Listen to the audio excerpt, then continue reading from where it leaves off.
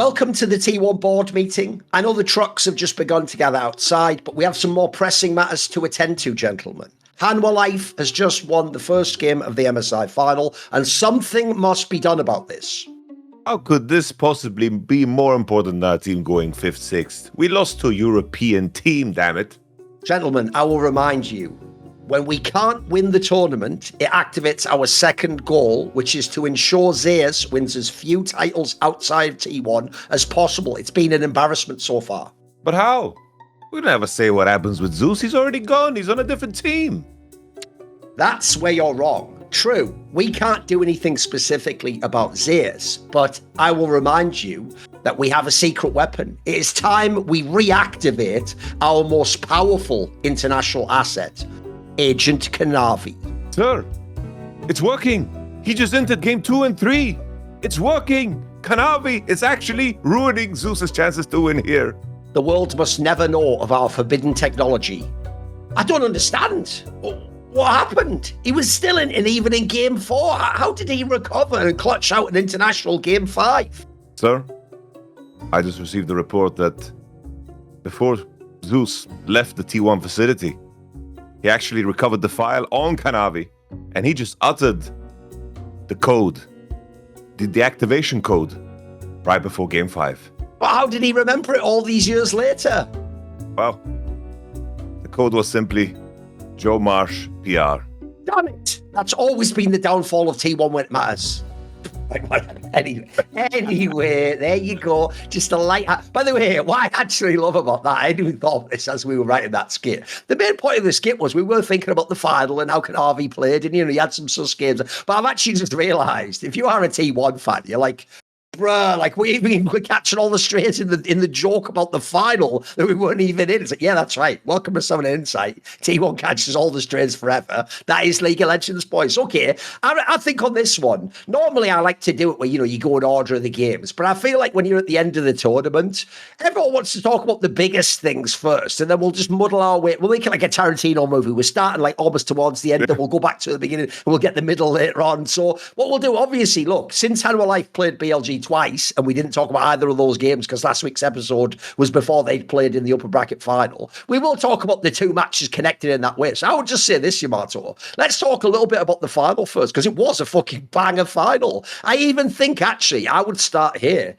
One thing I actually like, I don't know if you saw this, is a random side tangent, but on Twitter, someone posted, I saw even LS saw this later, someone posted this new app thing where basically what it does is it shows you during a game of League of Legends, normally we track things like kills, gold advantage, etc. Well, what this thing tries to track, as far as I can tell, is sort of who has control of the map, basically, using things like positioning, kills, wards, etc. And so the funny thing is, it's like a new way, just like with the gold graph, that you can see how extreme the swings of a game were. And basically for game 5 of the MSI Final, there is actually a moment, I took a screenshot of this at 33 minutes into the game, where actually BLG has 87% control of the map or something, because obviously this is right before they then lose a fight, it goes to the bar, all that shit that ended the game. So one thing I wanted to start with here is this.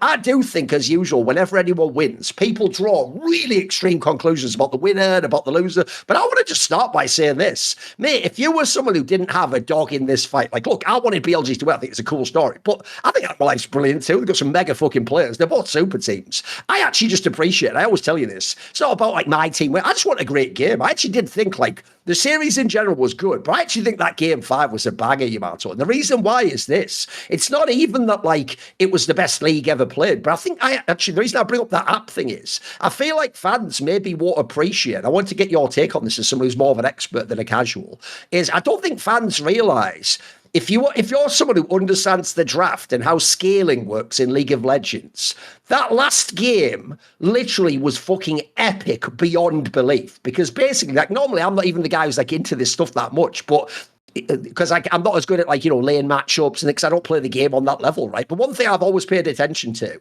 because I've told you my favorite thing back in the day was when Monty would do those win conditions and what does accompanied, etc. If you were watching that game, part of me actually thinks, mate, that way before they even got to the end of the game where Hanwha Life won, Hanwha Life was in so much control of that game, no matter what that app says, bro, because basically they had all the scaling on their side. I don't think fans realise.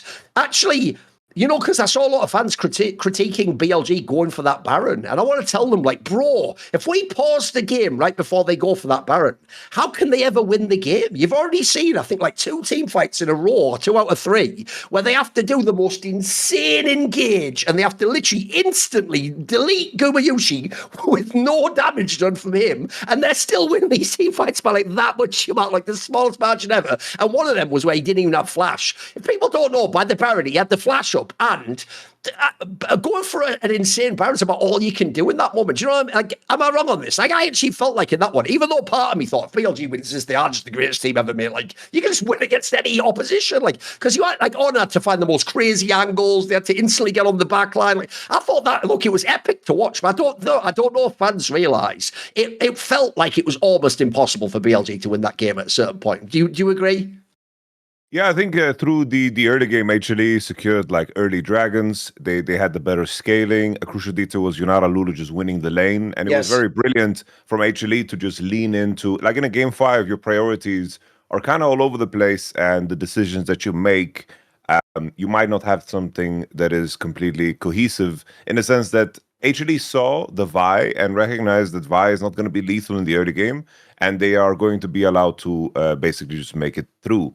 And Yunara Lulu found a very good trade onto Nico level 1. They trapped like in Tribush, and already this shifted the whole dynamic of the game because the draft that BLG has on paper needs to have like a soul fight at minute 22 to actually be viable. Because eventually, Dr. Mundo is a very bad matchup into Aatrox on paper. There should be a 30 CS lead, but eventually Mundo will be Mundo. And like you have a situation where Silas is also in a good scaling spot just because he has Nico'd. So from the draft read, I do think that HLE's game was a lot easier to play. And after the very strong early game, when they killed bot lane, they burned bot lane sums, they were in a very, very winning position. And as you said, BUG needed to pull straight miracles to actually find engage angles.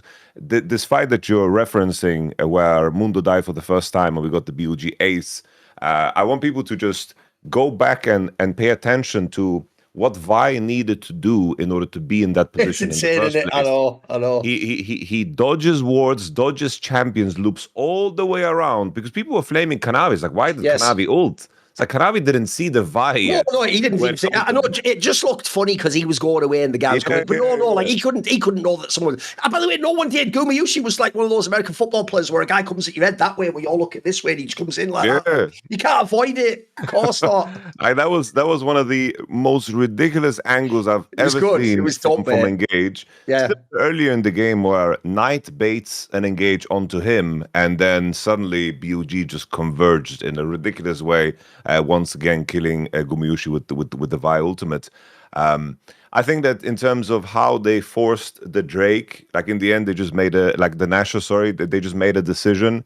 That's a play that maybe in a different world could work because they just have a read.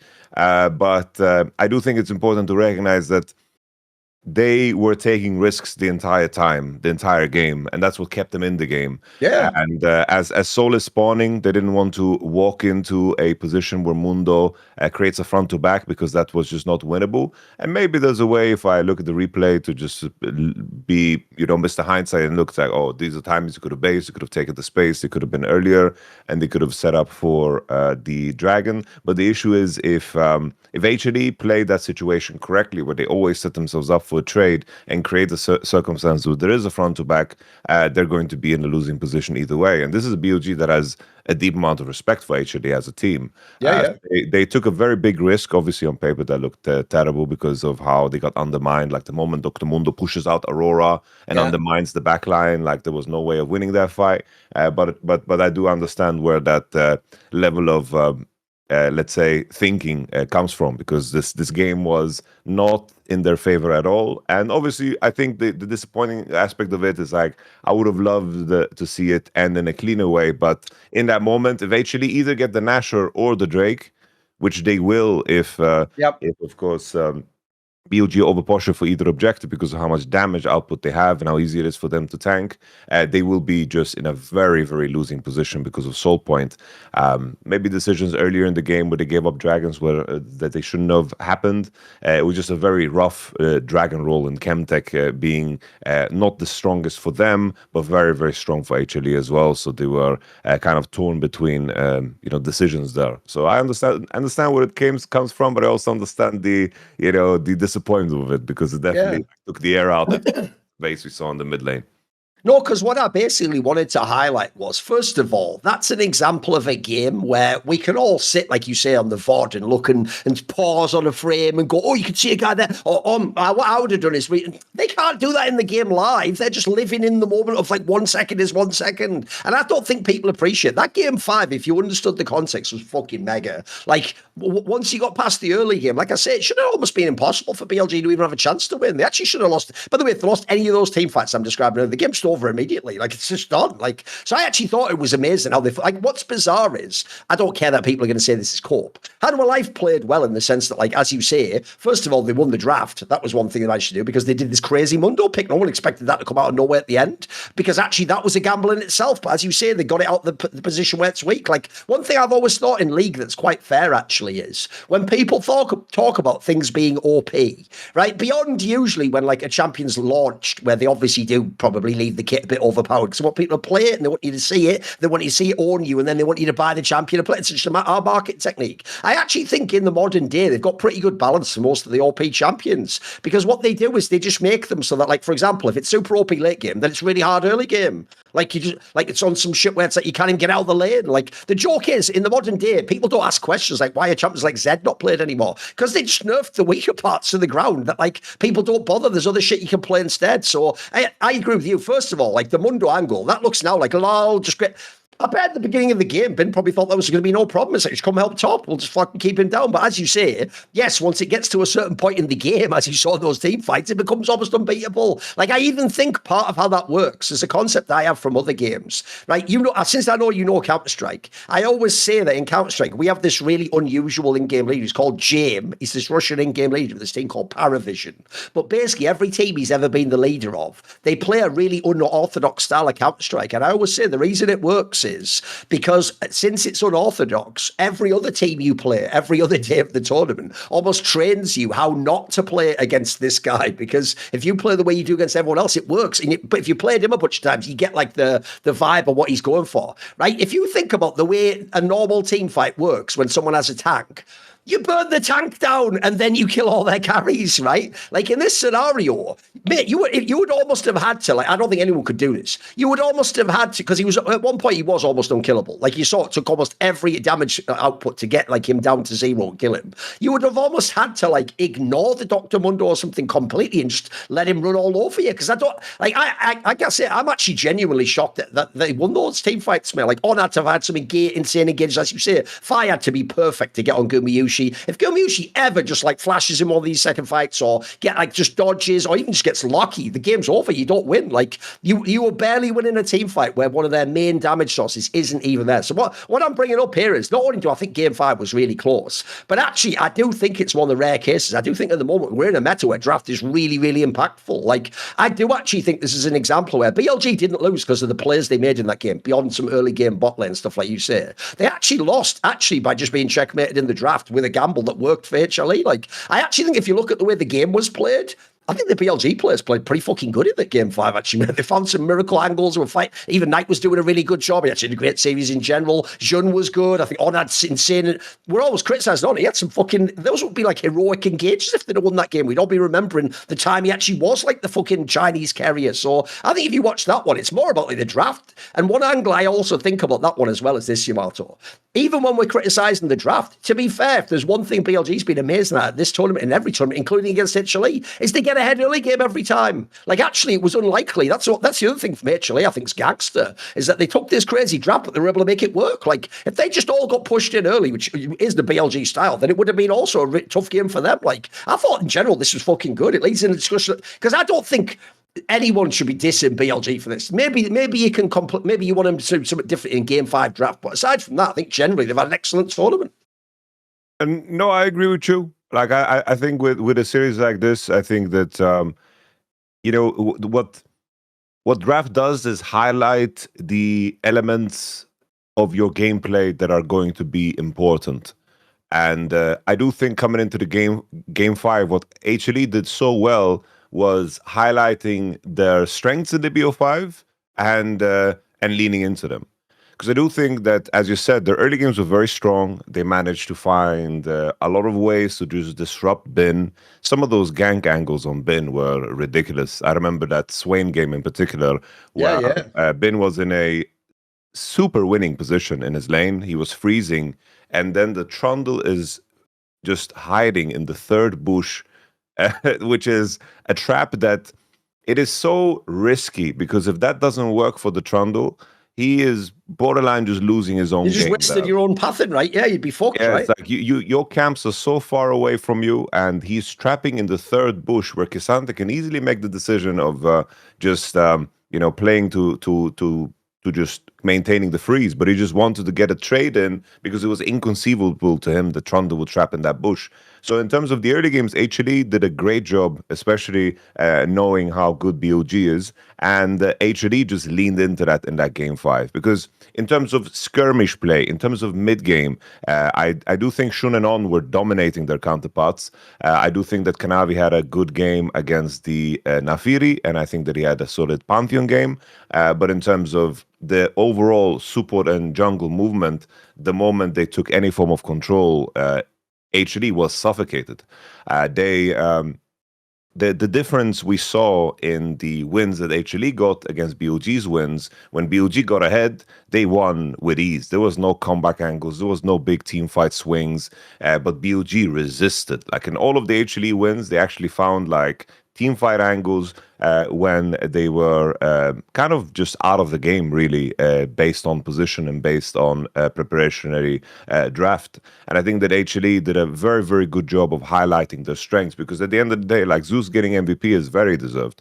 I think that the only thing that Bin really did better than Zeus was just his side lane management, because I do think that his team, BOG's team, like Bin's team, just allows him to fight more on his timers rather than forcing Zeus to come on everyone else's timers. But other than that, like, Zeus was just so damn solid, and he was just finding the right picks to really just shape the game around him, with the Swain angle into the K'Sante, and then of course the Dr. Mundo into the Aatrox. And I love seeing that, because I think often players, they look at matchups through the lens of how far ahead or behind you are, but they don't measure the value of your champion against the field and what you could do with a champion that is 30 CS behind, but just be far more useful, because often players just look at it through that lens. It's like they want to be comfortable in lane, they focus on the lane, and then beyond that, they care less and less about those details, because they don't get as pronounced when you play solo queue.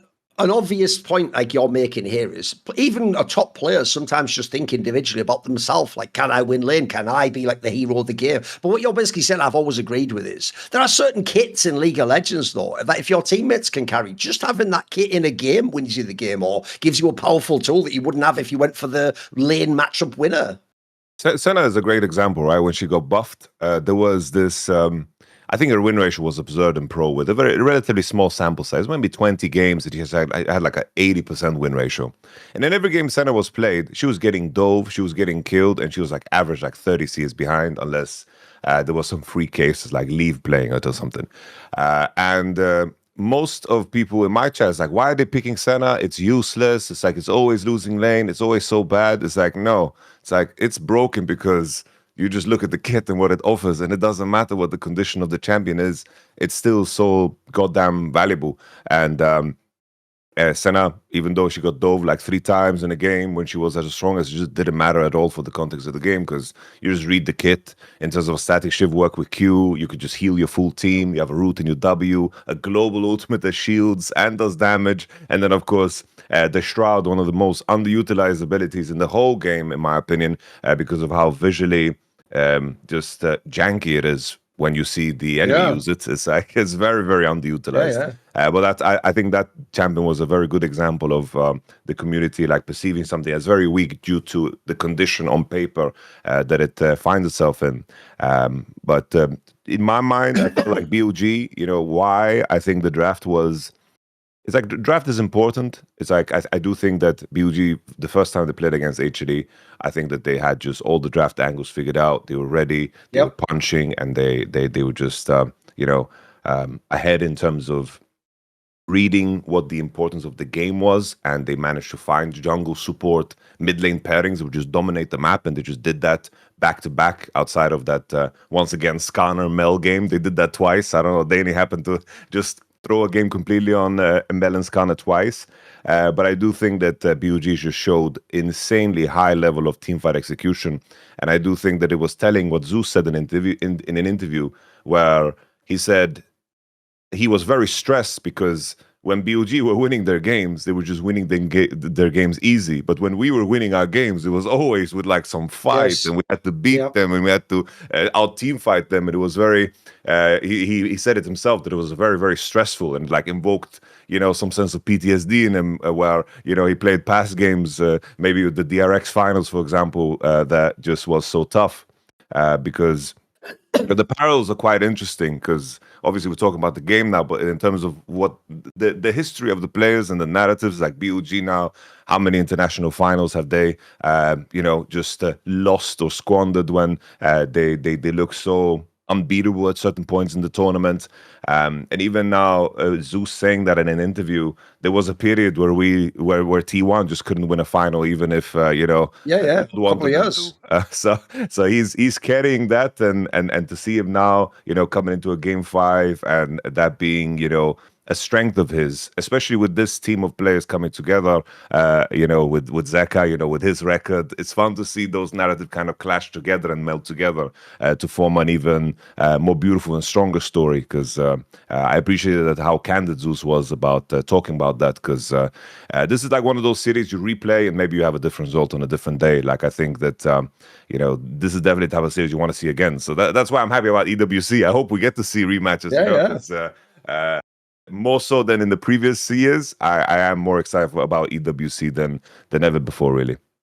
Yeah, I'll even spin it because I want to talk initially mainly about HLE, and then we'll talk about some BLG angles. The HLE angle I want to talk about as well is like just some of the players and what this means to them to win. Like, first of all, if you are Zeus and Gumayusi, not only if like now Gumayushi's won one as well, Zeus has won 2 international titles without being in fucking T1. Like, all I'm going to say is this is why the narrative that was overblown in 2023 was the one where Poby replaced Faker, and because T1 was terrible, people actually took the following analysis, right? Even though there's a part of it that does make sense. The part that makes sense goes like this. Faker is much better than Poby, and actually the T1 players looked way worse without Faker, and crucially, when Faker then came back and they won Worlds, that shows Faker's really important. The problem is, though, I think people added in a fourth one, which I think is nonsense, which is the T1 players actually just aren't top players without Faker. It's like, whoa. Remember, that's not actually what that tells you, that split, because think about this, for example. That wasn't the real lineup. Remember, if he's their shot caller, that means for months and months and months before that, years, in fact. Can you hear that siren, by the way? No, we're good. Never mind, right, okay. It's just driving me crazy, so I hoped it wasn't on the fucking call. So basically, right, if for years I've set up that your responsibility is to be the shot call and the leader, etc., you can't just leave mid-split and then expect me to just take over and, like, not that be a problem. Like, again, we have no idea, by the way. And also, at the time, Poby wasn't even as good as when he joined Fnatic, like, last year. Like, he was a nobody player. He was just an up-and-comer at the time. So, it's not... I've always said, the reason that one's unfair is they act like it was an equivalent player to Faker that joined, and then T1 players were bad. It's not like fucking BDD joined T1 instead, and then they were all crap and they couldn't win at all. Like, they essentially got, in that scenario, like, a much, much worse player that had none of the qualities Faker had. And then, yes, they looked way worse as a team. By the way, before that, even Faker had looked bad. People forget that. That's why he went to the fucking bench, because they were losing so much, and he supposedly had like hand issues. Then he went off. So anyway, the point to make is, I think people went way too far with the idea that these players, they're only winning because Faker's there. It's a bit like, by the way, people do this in every sport. In football, they do it right now with Argentina. They act like Messi does everything. I always want to tell them, like, bro, maybe not in the modern day, but if you ever went back to the 2010s when Argentina was really good as well, that guy Di Maria was pretty fucking good at football, mate. He was kind of a baller. Don't know if you know, he scored in a lot of fucking big finals in his career. Like, he's a stud. Like, so certainly you could say Messi was their best player, but the other players are world class too. There's some mega fucking... So I think the same thing. I'm happy for both Zeus and Gumayusi. They got to win an international title. In fact, the reason I bring up the narrative of the T1 angle is, bro, when they won game 5, I was just thinking, This is just T1 again. So Zeus has to survive a dominant 1v1 top laner like Bin by not going down. By the way, not by beating him out in the right lane, but just not going down as much as you expect. Then later, he plays an awesome tank game so that Gumayusi can carry the team fight. That was T1's formula. They won a whole bunch of worlds doing that, boys. Like, that's why, actually, I do think this is why I'm going to spin it and ask you now about HLA the Org. This is why, actually, at the beginning of the year, I thought it was quite a clever move to bring Gumayusi and then reunite him with Zeus, because what's funny is I'll do the same thing. I don't think you can now look at Gumayusi and go, he actually didn't have any problems at all in T1. He was a perfect ADC, and actually he's better than Perkz and all the... No. One of the things I actually think is clever about HLE realised was Gumayusi works really, really well with Zeus. I think they sort of cover each other's weaknesses, and also the fact that depending on the draft, one can carry, one can be the weak side. I think that's a fucking really underrated combo, bro. Most teams are like that. Most teams are like, this is either our carry top lane or it's like everything for the ADC. I think that's like a really powerful tool to have, especially for things like the draft. So I thought that aspect was cool because, like we say, the whole team fight really was just like, can Zeus basically like tank and heal up while Gumayusi carries the whole fight? Like, that was some classic T1 shit. I love seeing that.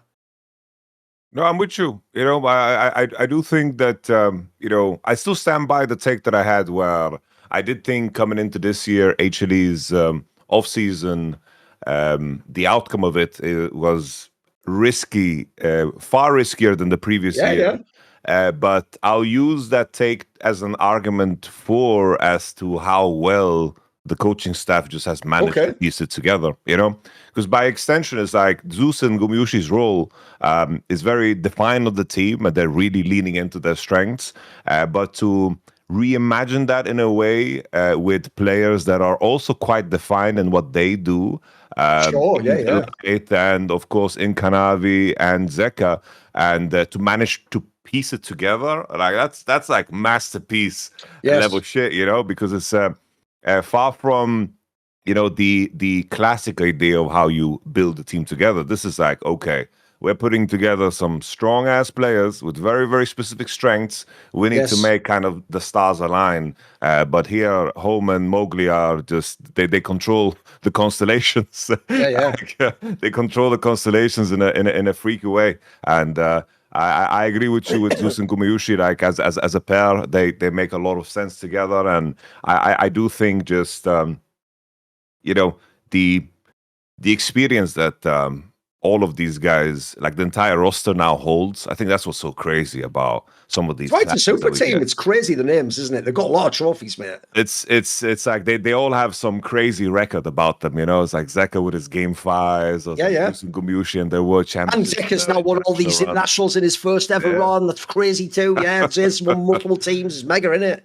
Yeah, it's absolutely like demonic. It's like even and then you have like some kind of connections between them. You have Home and Kanavi. Mowgli worked with Zeka and DRX, of course, and then Zeus and Gumayusi. It's like it's like intentionally chaotic in a very beautiful way that just on the way to make sense, because this story is so amplified by the fact that they were 10th place in winter.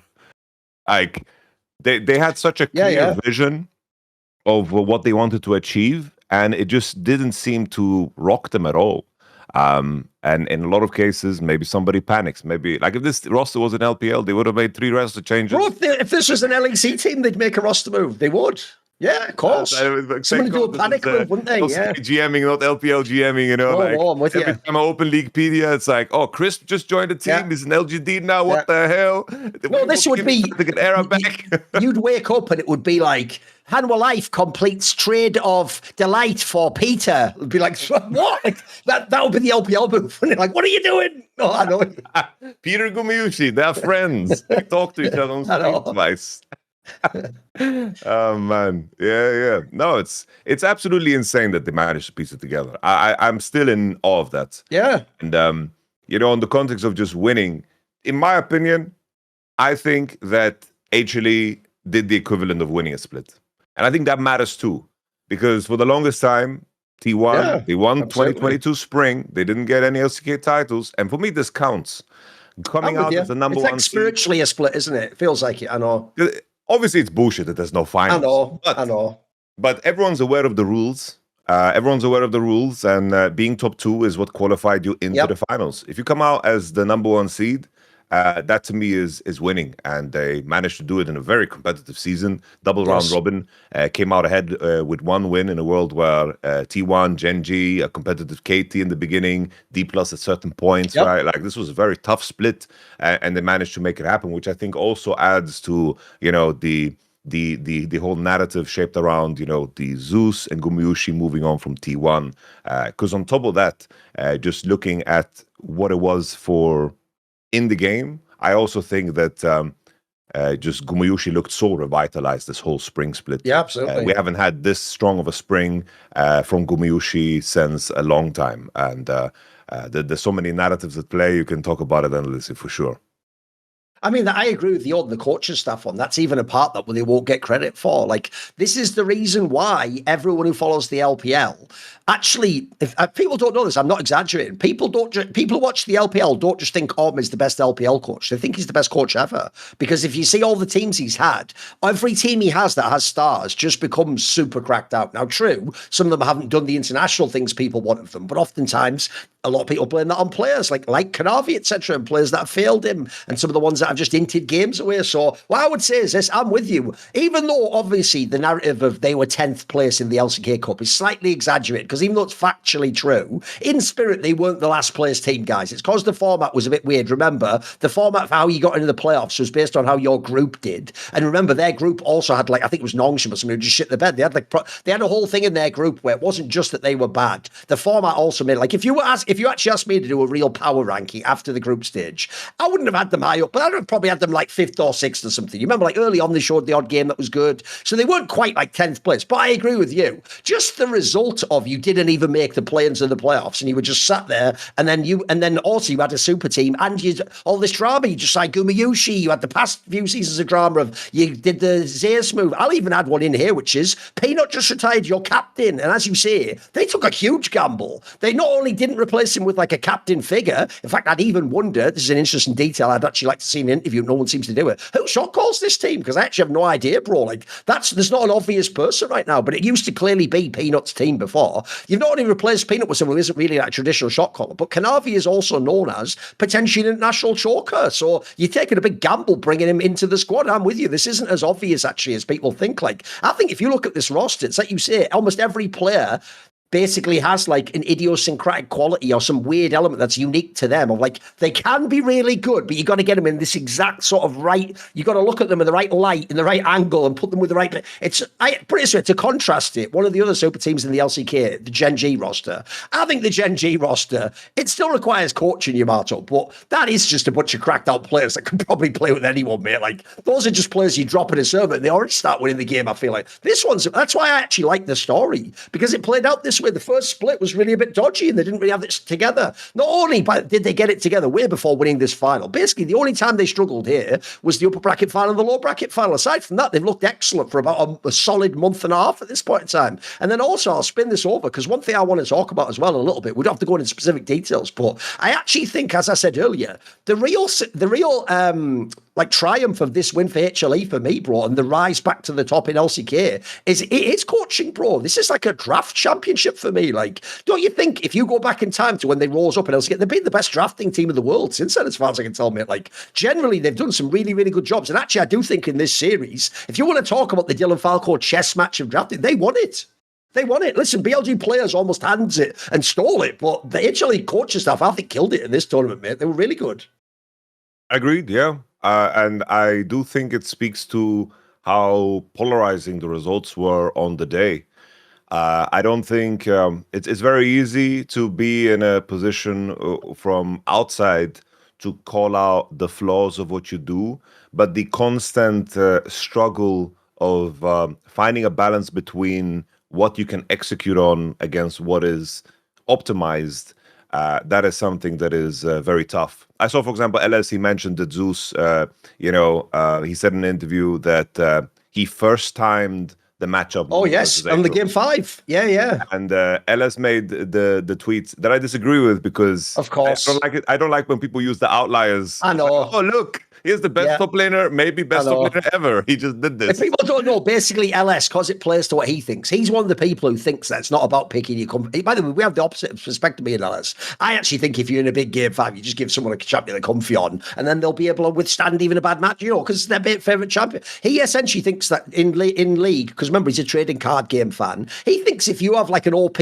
answer, you should do it even if it's not something you do all the time. So he essentially used Zeus carrying on the Mundo, which apparently was first time, as sort of proof that actually you can just first time something if you don't play it. I agree with you though. You have picked like not only one, some people call that the GOAT top lane LS, and he's also one of the GOATs having an insane champion pool where he can just play anything. Like, I know what you mean.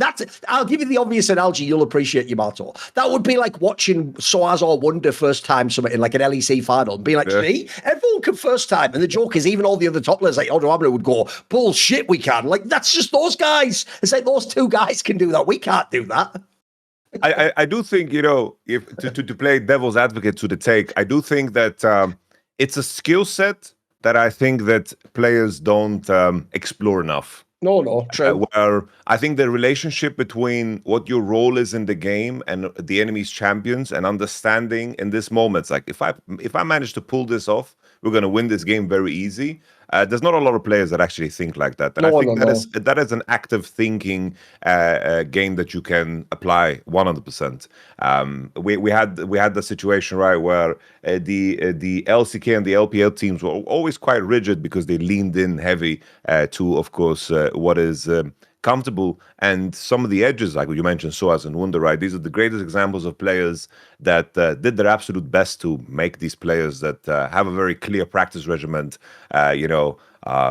just make them as uncomfortable as possible. Yeah. It's like, someone has been doing compound lifts their whole life, he just comes in, it's like, I can bench this, I can squat this. That's like the Khan equivalent 2019. And then Wunder just comes like, yeah, but can you do a backflip while you're holding this dumbbell, and can you do this move here and do a Turkish squat? It's like, there's some crazy maneuvers, I forget the guy's name, but everyone will know what I'm talking about. The guy on YouTube where he dresses like a janitor and he's like quite slim build.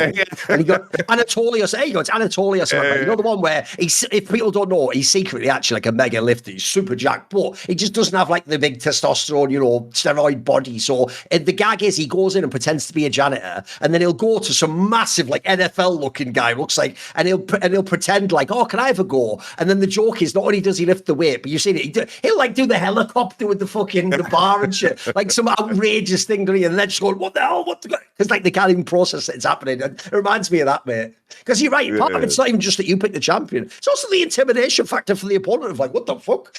He even plays that. I didn't even know. Like, that's part of it, isn't it?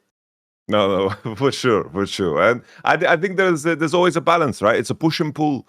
And it's like you're in that moment and you're making your decisions. For example, I'm looking at what BOG did, and to blind pick K'Sante 1-2 was very strange. But maybe through their estimation, they didn't have an answer into K'Sante. They needed to fill something 1-2. And probably going into the next series, they would never do that again because they invited the Swain that was already showcased in the previous series. There was, just a lot of moments like that for all teams, I feel like, which made the tournament quite chaotic because G2 went from having very interesting draft angles against T1 to then dropping the ball against LYON. And it was very, very back and forth. And just the gut calls you need to take as a coaching staff, because now, especially with Fearless, the player involvement is quite limited because they just don't have time to process all the mutations of draft after champions are out. Understanding where the wind blows is like, that's the crucial thing about HLE. They recognize where their strengths were and where their weaknesses were, and they made it so their early game was so significant that they could skip by the mid game where BOG was clearly dominating them. And I think that a read like that can be so right, but sometimes also wrong, because that game, the danger was that BOG just wins the early game and the game is over in 25 minutes. And then suddenly, like, they look like complete jackasses. But that's the fine line that you dance on in terms of reading your opponent and also the overall energy of your team. Because sometimes maybe a player of yours underperforms on the day and you need to adjust to it. And maybe one player just suddenly plays out of his mind and you need to lean into him. That can definitely happen. By the way, obviously, this was actually the gag that I set up in the skit, which is one of the things, because I'm someone who studied narrative so much, like, I can always tell before if this person wins this game, here's how they'll be the hero. If they lose, though, even though it might be like close, here's how they're the villain. I actually think the person who should be saying thank you the most after this final to Zeus isn't it isn't Gumayushi, it isn't Zeus. Bro, it's fucking Kanavi. Because, brother, if he'd have, remember, even though I agree with you, spiritually, as far as I'm concerned, he just won LCK, but because it's not an official title, he hasn't, by that logic. He's only ever done shit in the LPL, basically, as far as everyone else is concerned. So, actually, him coming back to Korea, the big risk there was, you hope it transforms and he doesn't have any of those problems in LPL, but he showed a little bit. He showed some dodgy things in the LCK copy, and people will wonder, was it a mistake to actually sign him? Like, people might have flamed Peanut, but Peanut was a very stable player. He was very good in the LCK too. It was only the big Worlds tournaments he failed in, which Kanavi's never done shit of those anyway. So I would say this, right? If you watch that series, Yamato, mate, if BLG somehow pulls out that game 5, or they just get ahead early in game 5, it's not as exciting a game. I think Kanavi gets blamed by HLE fans here, mate. Like, I think, first of all, like, earlier in the series, he had a couple of that's why we made the joke about activating Agent Kanavi. He had a couple of criminal games where he was in. Even in the game 4, like, he early on does one where you think, fuck, is he just throwing the finals here? Like, what the hell? Like, a completely crazy and out of nowhere in the jungle where you're like, brother, what are you doing? Like, this is nuts. So, look, in the end, it's all fine. He also was one of the heroes of game 5. He got the smites off. It's all good. He gets to win his championship. Cool. I think it's a good storyline. I like it. But, mate, that was, for him specifically, I feel like the difference between hero and villain was so close in this one, mate. I was very dodgy. Was very dodgy. Like, I think like just based off of player ratings alone, I do think that Shun and On just played better than their counterparts in this series. I think the Naafiri game was very weak from Shun for sure, and there were some moments that were a little bit dodgy in the Vi game, especially like in the earlier portions. But then he was also the one who just found the miraculous engages. So I think you have to take the good with the bad. And Kanavi, he's so feast of famine. Just he doesn't let go. Like what he did with the Kiana Xin Zhao stat line together being like 116 in the goddamn finals, and you win. That's so nuts, isn't it? I know. It's crazy to consider for sure. And I do think that Kanavi deserves praise for his early games, because even in like some of the gank angles he found on Trundle, or even the game that they lost against Rumble, were very, very nice.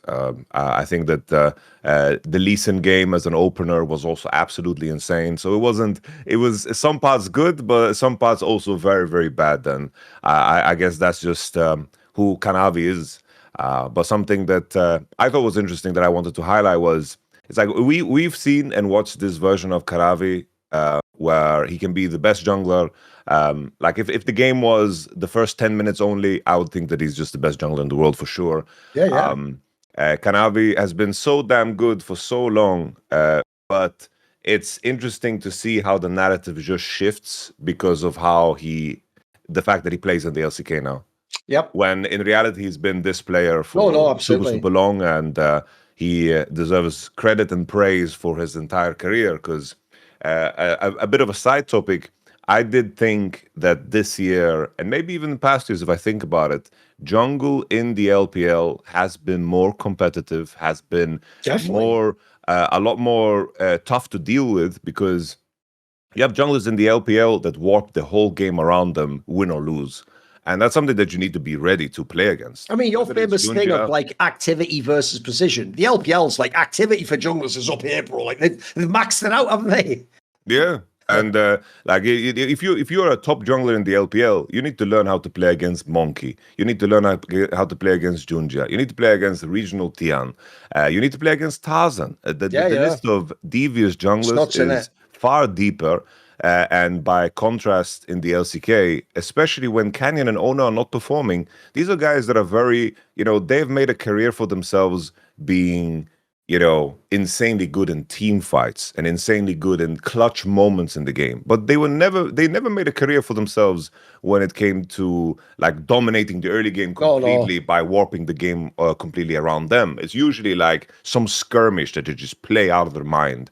And I just wanted to highlight that contrast because I did think in the matchup for Kanavi, when he got to play against the LPL style again. You could see that, he felt at home, but at the same time, there were moments where he's like, damn, I'm home again, but in the worst way possible, where Yes. you come home and, you get that anxiety again, as if you didn't like growing up with your parents, and you come home and you feel like you're a kid again. It's like, shit, I feel like the anxiety lingering. So I just wanted to highlight that and use that moment to also bring that up, because I do think that the framing of some players is strange to me, but LPL junglers, absolutely deadly. No, I'm with you. If anyone actually is foolish enough to think like, oh, Kanavi used to suck, but he's good on Hanwha Life now. You weren't watching the LPL, bro. Like, I'm with you. I always used to think the two players they'll trick me still to this day every time if they do this. The two LPL junglers that always tricked me and got me every time were Kanavi and Tian. And the reasons why are different. Kanavi, it's because, as you say, mate, when he's on his game, he just runs the first 10 minutes of any game against any opponent in the LPL. And as you say, he just looks like the best jungler you can have. He just look, I put it this way, if you were going to win a solo queue to save your life, you would pick Kanavi as your jungler. That guy will save your life, mate. You won't even have to have a hard team fight. You'll just be so far ahead. You'll get like 7 ganks off on Lee Sin in the first 10 minutes of the match. Then the other one is Tian. And with Tian, I always just say it, even though bizarrely this disappears internationally sometimes.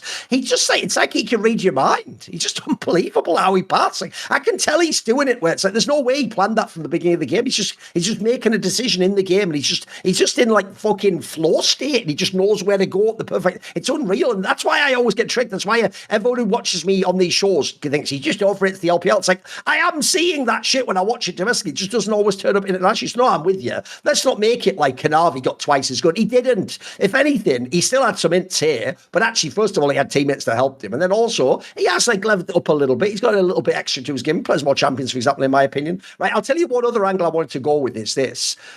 On this show, correctly, we labelled after 2022, that's the craziest fluke ever when DRX won. When DRX won, I remember watching that roster and thinking, look, I'll give it a deft. He is one of the all-time GOATs. And you know what? Fair enough, Beryl's had a pretty good career, even though I don't know that he's individually that good. But the others, I remember just thinking, this is fraudulent as fuck. King, and enjoy that finals MVP, mate. You never get an eighth like that again. Pioshik, I don't even know what you're doing here, mate. How did you win Worlds? And then Zeka, people won't know this because, again, they don't watch the LPL. I used to watch the LPL when Zeka, people don't know, by the way, Zeka actually used to play on BLG. He used to just be some whatever player that was He was Vikla. He was basically Vikla. He was basically just a player that had some hands. He could go crazy every now and then. But he had a super limit champion pool, even like he did in that DRX team. And when he won, that looked like the most insane ever. You just played 2 champions person to ever win Worlds. It was not. And by the way, I'll just say the obvious thing. You wouldn't even be able to do that in Fearless because you wouldn't be able to pick those champions every fucking game. But he got them off and he won the Worlds, right? At the time, this is one thing I want to make clear. You'll see why I'm setting this up, Yamato. It is not that now that he's now won everything, we can look back and go, I guess we were wrong. He actually was amazing back. No. You've missed the point that he actually did develop. I think year on year, this guy has gotten better at League of Legends. And that's why, if you go back on Summoning Insight in episodes before this MSI, we already were saying in the LCK, this guy is way better than he ever was before. In fact, now he even has a champion pool. Now he actually looked, by the way, if people don't know, he was way better than people like Faker in this split. It was basically between him and Chovy of who the best fucking player was by the end of the split. It was really good, yeah. So I actually think people will not credit that. It isn't that he was always secretly super good. It isn't that he was a fraud before and he fluked it. That he's actually done quite a cool arc where, as he's developed, he along the way has collected all these trophies. And then, yes, actually the whole meme of the Game 5 thing. I wrote an article about this, so I had the numbers. That's why I was able to show people the second this final finished. In his career, he's played 15 Game 5s and he's won 12 of them, bro. In fact, he had to win 2 just to win this tournament. He had to win the LYON one and then the BLT. He just has some special clutch factor in Game 5, so that's kind of cool. So I think Zeka's career, even though to me he was a bit of a meme early on, put it this way, when we do those questions, who are the most overrated players to win Worlds, he might have been in that moment, but he's not going to end his career that way. If you actually look at his career now, Yamato, he's going to be a Hall of Fame level player. He has completed it. He's won everything. He's won First Stand, MSI, Worlds, LCK. What a fucking... this is one thing I appreciate. I like actually when people can grow. A lot of players don't. You tend to hit your prime 1 or 2 years in, and then you try and get back to that. Not a lot of people develop and expand. And I think actually we have to give this guy credit. He didn't just stay a meme. He fucking became a legend. I have a deep... it ties into the greater point about LCK's... One of the LCK's biggest advantages, I think, is... we already memed on it, but the LPL's GMing in contrast to the GMing in, of course, the LCK. Because I do think that people look at HLE and they just see them as a team that is just buying very big player names, and that's all they do. Yep. But they do that, but there's been a very steady progression of how they have set things up for success. They've taken parts from here, taken parts from there, but a big one was always this push and commitment to Zeka. Like in the end, right, Viper made the decision to join BUG. What was rumored was that the big reason was that he just wanted to play with Knight, and that's something that is very understandable. But HLE made a commitment to Zeka, and there were periods that it was you got rewarded. They won summer splits, and they made the, of course, first stand after the first LCK Cup, and there were stints where Zeka was great. Maybe not the most important player on the team, but I remember specifically the AD meta he was good in with the Zeris and the Smolders, and he found a massive pocket of success there with his YON and his ADs. But now I think that similar to how we talked about Cream's growth as a player, like Zeka now, like I don't see him as a one-dimensional player. Frankly, I think that his Worlds run, he wasn't one-dimensional in that one specifically, in my opinion, because he did play Ari and Azir, Orianna at a very, very high level too. But in the remainder of like his regular split performances and so forth, he was always quite one-dimensional and had periods where, you would just run him into Chovy and he would just be a problem, right? And I think the main thing for me now, looking at Zeka and his growth as a player and HLE actually sticking to him, now it's paying off. It's like now you have a very, very complete player that is not going to be a problem against any of the mid laners in the world, because now you have actually reached a point where you can clearly say that he has experience comparable to anyone else. And I think that's massive. You don't find that. It's like the only other player that they could have potentially done as a move, which was something that the community talked about, maybe we mentioned it too, was to just grab BDD, right? Yes. That was the only other guy. And if you can't, you build your guy up, and actually sticking to him has paid off, because now everything just seems to be in such a good place. And I think as long as LCK GMing, sure, there's some points that we can complain about, but I think it's very easy to say that the top 15 players are actually on the top 3 teams. Maybe there's some one-offs. Maybe someone says BDD should be there or whatever, but we have the strongest players packed into the strongest teams. Yeah, definitely. And we have a lot of opportunities for rookies to actually show themselves off.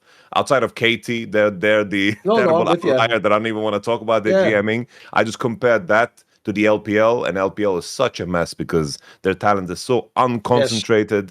Their off seasons are so unserious, and their auction rules are also so unserious. And it just seems like the big names are too important to the PR of teams, and that seems to be such a big swaying point because the stories we hear out of the LPL just seem so diva-esque, and we don't get that kind of drama. So at the moment we had the Diablo drama, it was like, holy, he doesn't want to go to a fan meet? That's crazy. And then we hear the content LPS like, yeah, this Bin just went home because he didn't like something during scrims. It's like, what the fuck? It's like the contrast is so massive. And I think that this is going to be eventually maybe the downfall of the LPO, because like the LPL fans are so extreme that losing a finals like this for MSI is something that hurts you, because looking at this BLG roster, the moment this roster kind of breaks apart, if for some reason it does, then I don't know where LPL will find ways to compete, because this moment in time is a moment in time where the LCK is actually weaker than usual with how Genji and T1 is playing, and actually having risen to the top. So that's also like the angle of the LPL, where I don't know where they go from here in a world where BUG actually doesn't manage to win, let's say, the World Championship now in the future in this year. No, I'm with you. I definitely think actually the LPL does a way better job of consolidating the top talent into the top teams, and then they have a chance to win the international tournaments. Whereas I'm with you. The problem the LPL has is, beyond basically this BLG team, almost every team that's even an elite team has like one or two players where you're like, how are you in the team? And then even worse, you have the players like the 1XNs of the world, where it's like, how are you not in a top team? What the fuck? You're just in the middle of nowhere. Like, how is no one identified that you're a good player and you might be on, I don't know, Weibo Gaming or something? What the fuck are we doing? Like, Like, how are you off over in some shitter team? So I'm with you. I do think that's one of the reasons I agree with you on the BLG one. The reason why I worry is it feels like when JDG 2023 broke up. If you break a team up like that, like when you have those teams, the LPL can beat anyone. They can win any tournament. But when you break them up, because you know they're going to scuff one position at least, it's going to be hard to play against some all-Korean team that's like actually like every player's top 3 at their role, which is a bunch of the top teams right now that we're describing. Absolutely, yeah. And obviously the joke is they've even got Gen G waiting at home who have fucking unbelievable players. They just didn't work in this tournament. So now I'm with you, right? I'll tell you what we'll do. We will switch now and talk about BLG a little bit specifically and some of the other teams. But before we do, since we'll be switching to talk about Korea to China, what if someone wanted to switch between countries, maybe using a VPN, Yamato? You know, Thorin, you wouldn't take out your wallet in a shady part of town, start flashing your money around, you know? You wouldn't do that, you know? You're a smart guy. Well, that's basically what you do when you connect to the internet without, you know, a VPN on public Wi-Fi.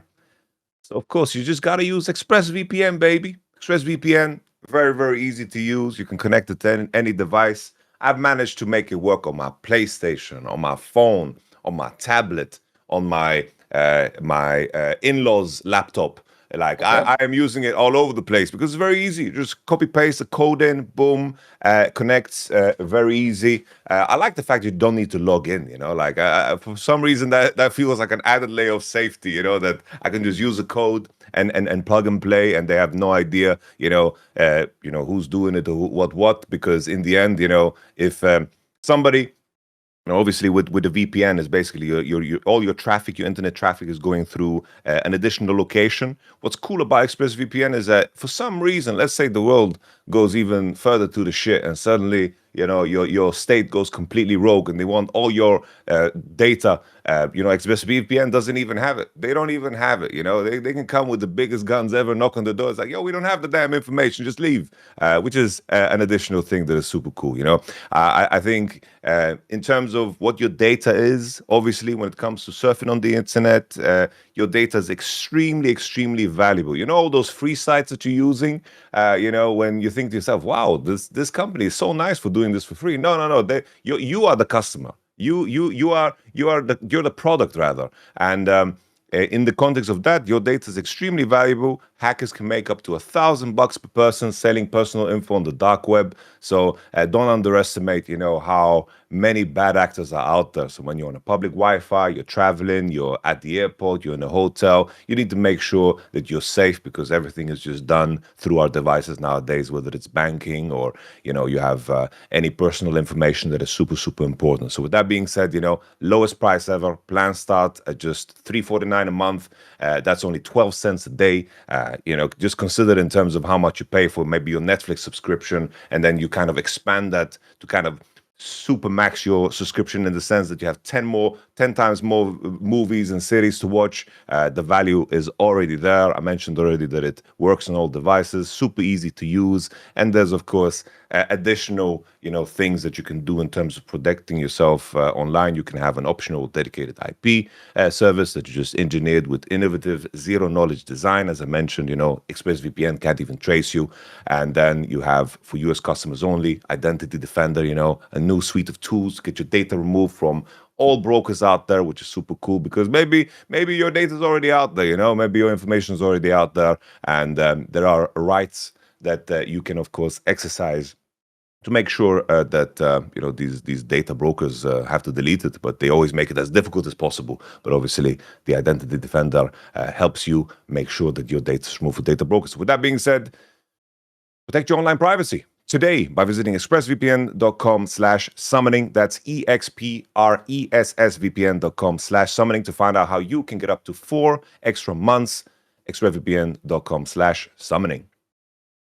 All right, let's do it then. Because one of the reasons why I wanted to get all the Hanwha Life glazing and all the cool details and the narratives and stories out the way is because I feel like actually, bearing in mind BLG didn't win this tournament, they deserve a segment as if they did, Yamato, because I think this is one of the closest tournament losses I've ever seen from a team, because I'll just run everyone through how it went in the tournament. So technically, they had the 3-2 game against T1 at the beginning of the tournament. One, there's no way they should have been playing T1 in the opening match. We talked about that in the seeding. And then secondly, T1 had all those warm-up series in in the fucking plane. BLG just came to the tournament and had to just play. Even so, by the way, they were still better than T1 in that series. That wasn't like some knife-edge series. They were just a convincingly better team. I would even say in that series, it showed you actually the power that BLG was going to have. Like, they get ahead early. They can also, by the way, T1, it's like when the one game Hanwha Life won in the upper bracket. It was really hard work, mate. It's like Zeus said. Here's the problem. This is the way it went in this tournament.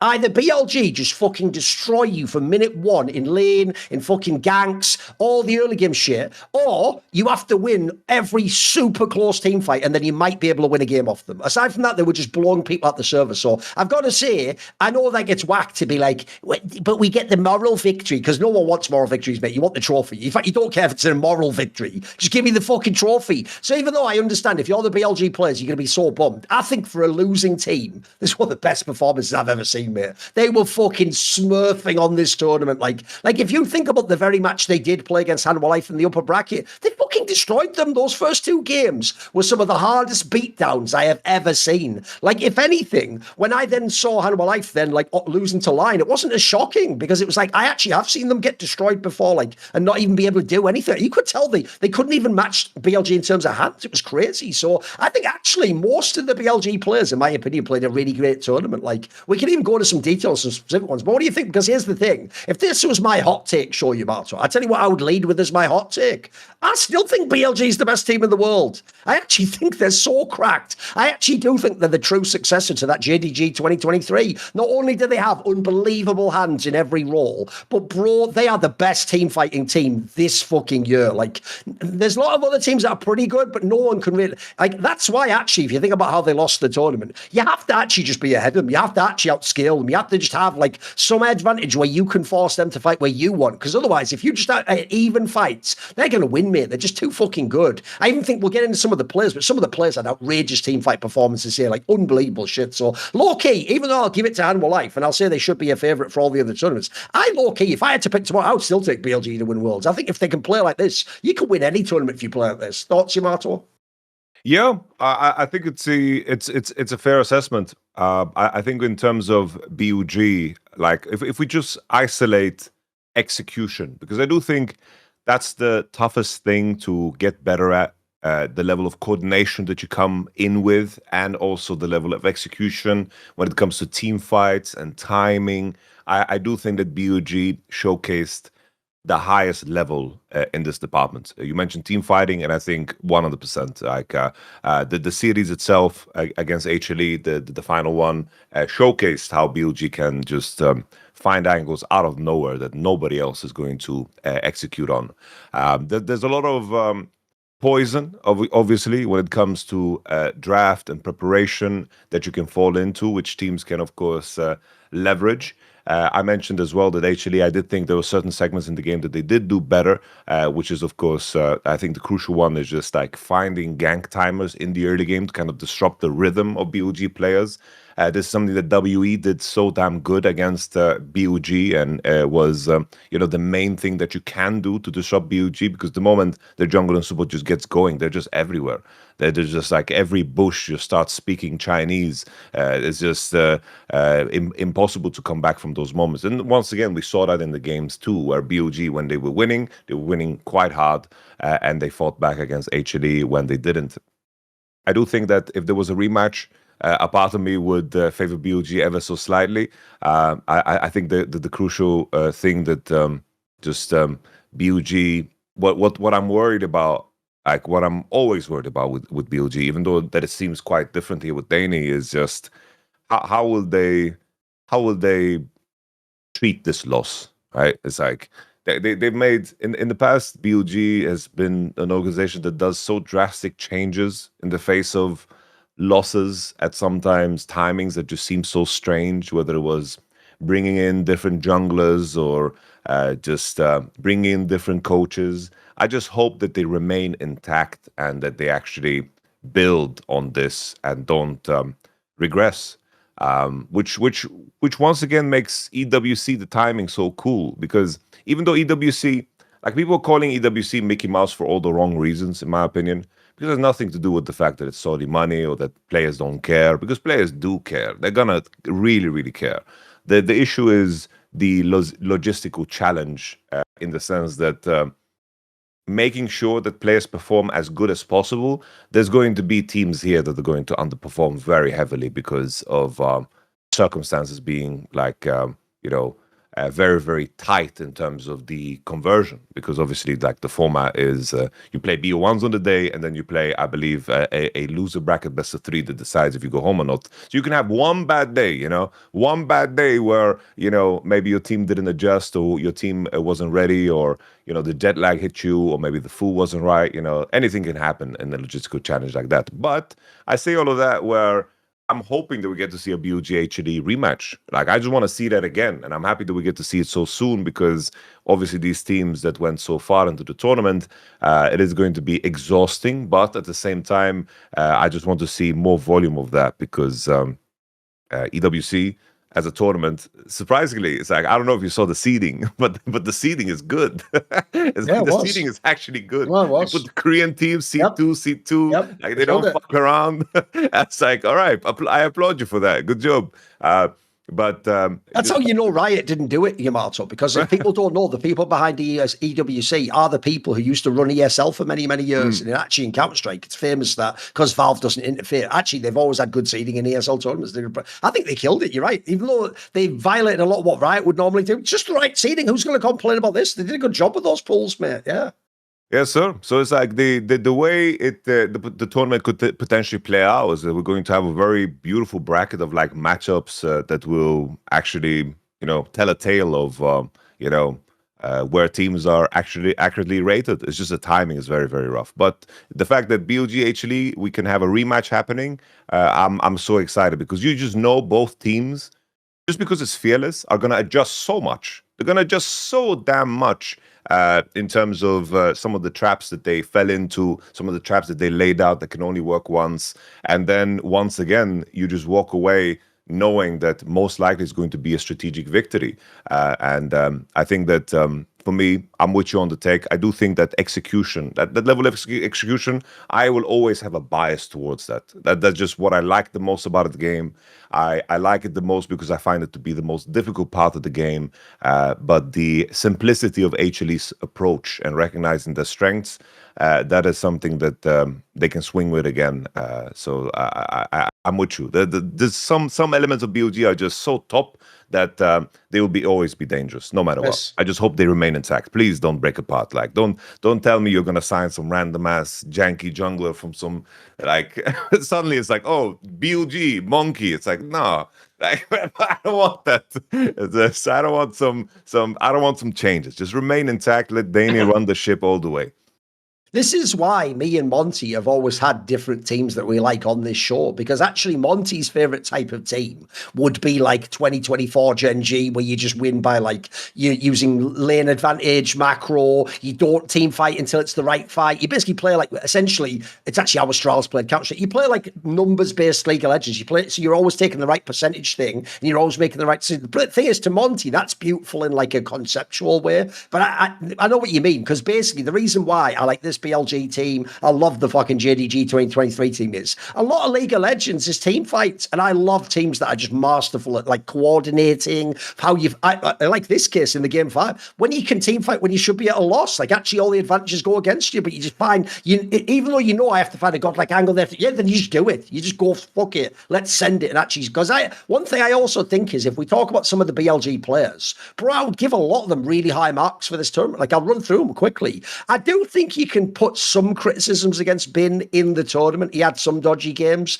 but I actually do think it's another example of that whole Kanavi thing, where no one's going to blame Kanavi now, but everyone is blaming the fuck out of Bin. It's like, first of all, I don't think there's any world you predict the Mundo as the game 5 pick there. Like, if anything, you actually think you've checkmated them by taking the Aatrox. Like, you actually think that's like a pretty good pick to take away from someone like a Zeus. Then also, to me, people forget me. Even in that series, Bin had a couple of games. He had his classic Jax game that was a banger. And in this series, look, he hasn't been as good as he was at first stand, certainly. But I think generally he's been good.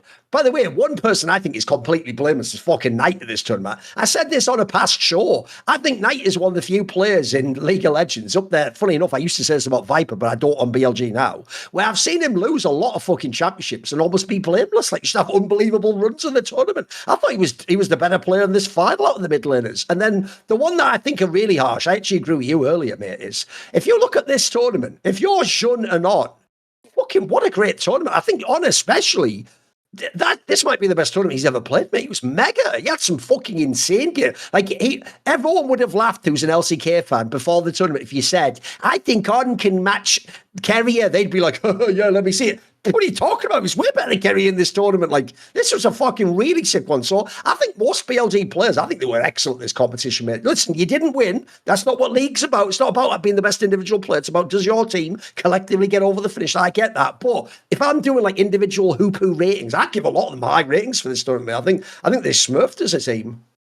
Yeah, I was very surprised. I don't know if there's it's because sometimes some players just hated like Kana hovering Twitch one time accidentally. Yeah, I know. And he just has the lowest super rating always. Yeah, like Ben was incredibly low rated, and he was mad one. Outside of his Rumble game, I thought that he had just a very, very good finals.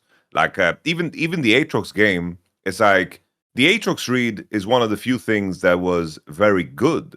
Yeah, I think that like the issue wasn't necessarily Aatrox, because Aatrox is good into Mundo. He had a big advantage. The strength of the Mundo was against the rest of the field. When you have MF, Aurora, Nico, these are just champions that don't do anything against Mundo, and that's why they picked it. Because even in that final game, it's like he played good as good of an Aatrox as you can ask. Like he played the team fights very, very well. He had a very nice Jax game, of course. Where I was reading the comments of people talking about, well, that only happened because he got ganked.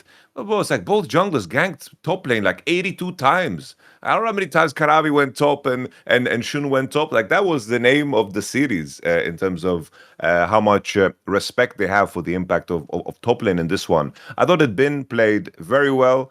I just thought that the genius of Zeus was just the fact that he found the right champions to just bend the game to his will, and that's a part of Zeus's strength. Bin is always been a player that just has like a list that he goes off of. What he picks next is always quite predictable, but that's also his biggest strength, right? He just plays these champions so damn well. While Zeus has always been, when you see Zeus counterpicking and finding value champions, then he's in his element, because that's basically how he, in my opinion, was the best player in the world back in 23 when they won, of course, their first world championship with the ZFGK roster, when he picked like Yone into Aatrox. Yep. Which is something they even banned coming into 4-5, which was kind of insane, sweet, with the Yone ban there coming against the Aatrox blind and the Zahen. So for me, like if I made a top, like if I made an All-Pro, then it would have 3 BOG players easily. Like yes. I would put Zeus as a top laner, I would put Xun as a jungler, On as the support, Knight as the mid lane, and then ADC. It's like maybe I throw in pace, but I am a sucker for volume and being in the important games. So it's hard to argue against that, because I do think that both Gumayusi, Viper, Pace, whoever you want to put there, I can argue for easily. Very, very easily. Yes. But the fact that we have 3 BOG players also speaks volumes to the run that BOG had at this tournament, because I don't think anyone can argue against that with putting Knight, Xun, and On there. No, I'm with you completely, mate. I mean, that's even though I don't think Viper in general was the best, he was better than he was in the LPL. And then secondly, it didn't end up mattering because they didn't win the tournament. But if they'd have won the tournament, another thing we'd all be talking about now in the success story of BLG was, actually, it did end up being relevant that this is Mr. Mage bot lane player. Like, he had a whole point, like, mate, his Cassiopeia was fucking good. Like, this guy's legit. Like, yeah, the Vel'Koz angle we talked about in the past one, like that was at one point a significant angle. It's why actually if you notice, I don't really flame the draft that hard. Actually, I know people did, because that's what fans just do. Whenever you lose, they say you drafted wrong. I actually think you couldn't have expected some of those things in Game 5, for example, in this series. And I actually think, in contrast, because you've got things like the major spot, I think you were playing a different meta. Like I do think for me, BLG is more like the comfort team in general. They're not the one that does here's the current meta, we just draft them all towards that. In fact, actually, I've always criticised most night teams for sometimes putting him on the meta champion. I did think in past years they did overforce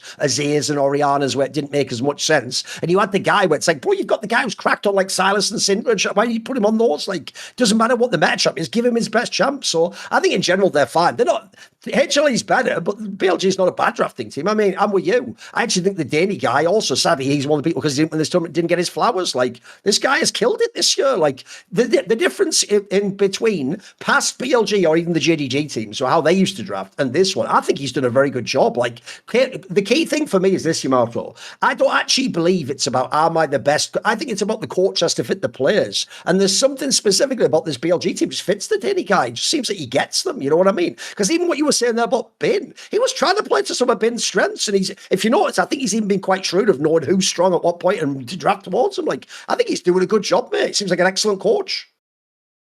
100%, yeah. Just, the nickname I gave him still goes strong. The Ego Wrangler. I like that. In the post game interview as well, he just said that like he takes the blame upon himself. Took it all himself. Classic, right? Yeah, love it. Love it. That's a classic gangster move. I like it. I think that on the topic of Viper. Last week, I believe, we had the question like if Viper, if he wins MSI and so forth, if he should be in the GOAT conversation. Yes.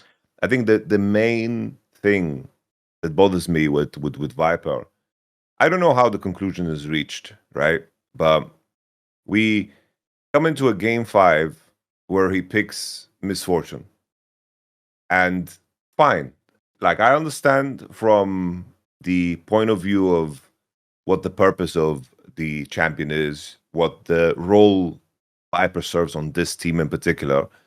But there's been too many series where I wish that Viper just grabbed the bull by its horns and actually put himself in a position to have some exposure to the risk in the game. Actually put himself a bit more like when he was in Hanwha Life. He would have done that in Hanwha, right? Well, that's the thing, right? It's like when HLE lost against BUG at 2024, he went out playing MF into Jin, or Jin into MF, rather. Like the MF game against the whole Kindred Galio draft that they put together, BUG, right? And that sticks in my mind. It's like, if you're a player that wants to really, really cement yourself as, one of the GOATs in your position, you need to rise to the occasion, right? You really, really need to rise to the occasion. Because if he said in that moment, okay, we have this top side that is very strong in the early game that is going to get us through no matter what. And he lets, for example, pick Kaiser there with the Nico and together with the Vi and the Aatrox. And he has this ADC that is insanely mobile, fragile in lane, albeit, but a champion that allows him to carry the game as the game progresses and give them a lot more chances and puts the risk on him. That would be that would be a significant argument if you have a player that actually takes those chances and says, you know what, give me the fucking ball, let me take this free kick. But he just, I have series that are too memorable where that wasn't the case, Like I think that's the main thing I am holding against Viper in the GOAT conversation. Because now on the flip side, right, Bin versus Zeus. That to me has been like the main conversation in like the top lane GOAT conversation.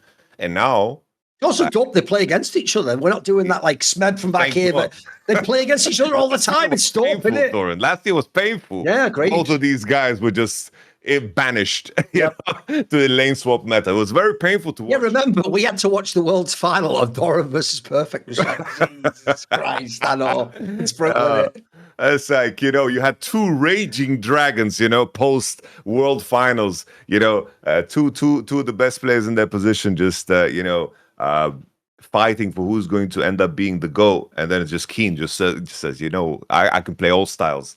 And then this year was so lane centered. It's like, I compare it to Zeus, right? It's like Zeus now, like this was a massive argument for his GOAT bid. It's like if someone told me Zeus is now the GOAT top laner, I'd be like, you know what? Yeah, why not? He's had tournaments where he has the right opposition and also rises to the task and he walks away from a game 4 and 5 in a tournament where maybe some of his teammates dropped the ball. We talked about Kanavi, and then he has the Swain and the Mundo performance back to back to win the series for HLE. That is GOAT shit right there. That is GOAT shit. Yes. Where do you land on the whole top lane GOAT conversation now post this tournament? I mean, it is tough because I am one of those people where when they won the last championship he won in T1, I did actually think, like, on the right day, I can say Zeus is the GOAT, because actually I also do like the fact that, like, he can do it in every sense. He actually has both styles as well. I think it's very rare. Normally, the GOAT, like, if I pick the Shy, I actually always thought the Shy was a mega sus fucking weak side of it. You almost have to play to him. Or even if he's weak side, he has to have a carry champion. He's that sort of fucked up guy, isn't he? So the problem is, the Shy is really extreme. If I say the Shy is the GOAT top laner, I more mean if I pick a specific month of play I could, or a match. But the difference is, if you were like, here's how I would say it, Yamato. This is a good case for him to be the GOAT. If you were starting a franchise tomorrow and you don't know any other player, and you are saying, which top laner do you want? You would do very well to take Zeus as the first pick there, because now you can build so many different squads, and he just might also perform the best. So I think that's actually pretty fair in that sense.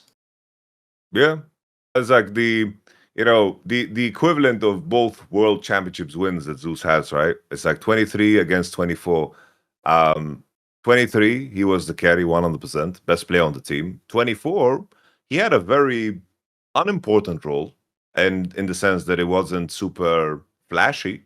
He was just kind of the guy who was in the lane swap and did his best outplaying dives. That was pretty much Zeus's tournament.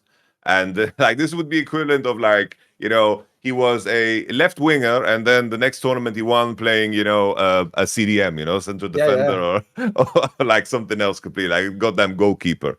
So with the range of styles, I'm with you. He struggled last year, but so did the entirety of HLE, right? With the whole fearless coming through and the issues with Peanut and Delay. But it's good to see him in good form, and I'm happy that the changes to top lane that happened did in fact happen, because I just want to see more Bin versus Zeus, because I do think that in a year or two, or maybe even, like, I think at the end of the year, the conversation will be like done. Like, I think the old legends that had like one insane year, 2 insane years, I think they're going to just fall too far behind in terms of how much volume Bin and Zeus. No, I'll give you the obvious example. The obvious example is if you ever go to positions like support, people won't get this because they're Zoomers and they weren't around then. Back in the day, if you had a conversation, like, I'll give you a random year. If we go to like 2017 and you say, who's the GOAT support? The first 2 names people mention, by the way, are going to be Matter and Mad Life.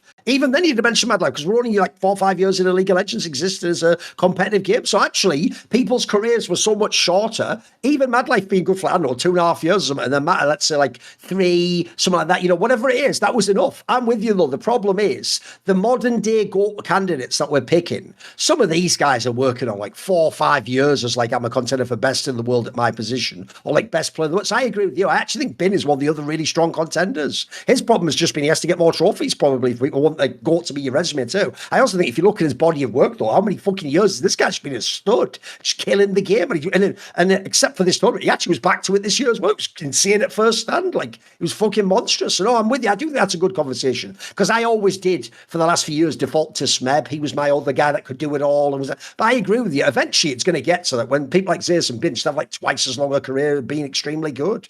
So I do think it's totally fair.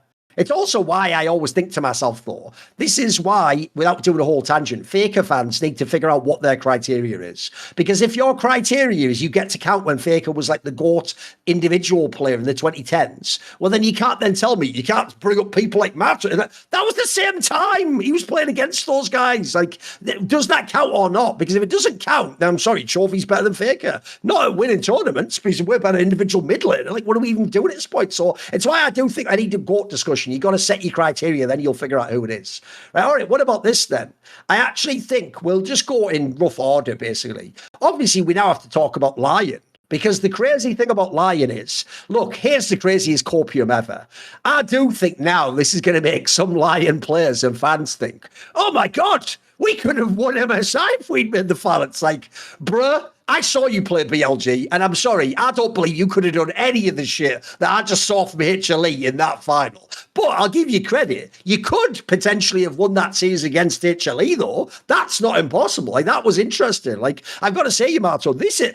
The result of like G2 T1, that's not insane. Like T1 actually hasn't looked as strong. The HLE LYON one, that was shocking to me. Like I did think that was like a really, really impressive performance. And in fact, it's one of the reasons why I'm actually glad people are going crazy glazing inspired again. Because I'm sorry, Yamato, even though he himself in interviews has the opposite perspective to me, I don't know if you saw this, he basically makes it sound like he actually sort of prefers the LYON players to the FlyQuest players. He actually thinks that, essentially, without naming names, he basically said he thinks those FlyQuest players sort of let him down in the series, and even if he got leads, he couldn't sort of trust them to carry. I don't care what he says. If I look player for player, I think FlyQuest is a much better roster than LYON. But I'll tell you what, mate, Inspired he was unreal in this tournament. Like, this is some fucking unbelievable level performance. And yeah, I'll also give it to the two Koreans. I think the Saint guy has just been a revelation. Like, if that's true, that's why Inspired joined this team, he has a fucking eye for talent, mate, because this guy, you would never know that in the first split. This guy's actually had some cracked up performances. And actually, I even think Berserker, like, what a great signing to bring him back. Like, he looks completely different to the player I saw playing in LCK, who I think was just going to be forgotten and would never be known as a good player. So, like, fair play to LYON. What a fucking sick performance at this event. Yeah, I think the most impressive fact in my mind when it comes to this tournament in particular, what the NA teams brought in, because I think TL brought some of that too, is that I think in contrast to the other teams, they had a relatively strong foundation in what their floor was in their gameplay. Yes. I think that strategically, they kind of ingrained something in their gameplay patterns that was very easy to repeat. And I think that regardless of what the enemy offered, they could always offer kind of the same. And I think that's what LYON brought to the table, where I think that we can point to massive underperformances of, for example, HLE. BLG is probably like the only one where we can't point to that. Maybe like game 1 against HLE in the finals, game 1 against T1 in the beginning. Like there might be some one-off games, or some of the early games against LYON, for example, sure. But it's like this tournament was very, very chaotic in terms of teams' performances. Regardless of what people want to say or not say, I do think that T1 underperformed against G2, but G2 performed quite well against T1. And G2 underperformed against LYON, while LYON performed good against G2. Like, two things can happen at the same time. And I do think that the person who makes sure that they have that backbone and spine, that they always kind of enter into a game in a way that makes it playable and circumvents some of the issues that, a weaker team on paper can have against a team like HLE. That's...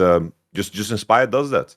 Coming into the tournament, as a jungler, I didn't rate him higher than some of the guys like Kanavi or for example, Shun.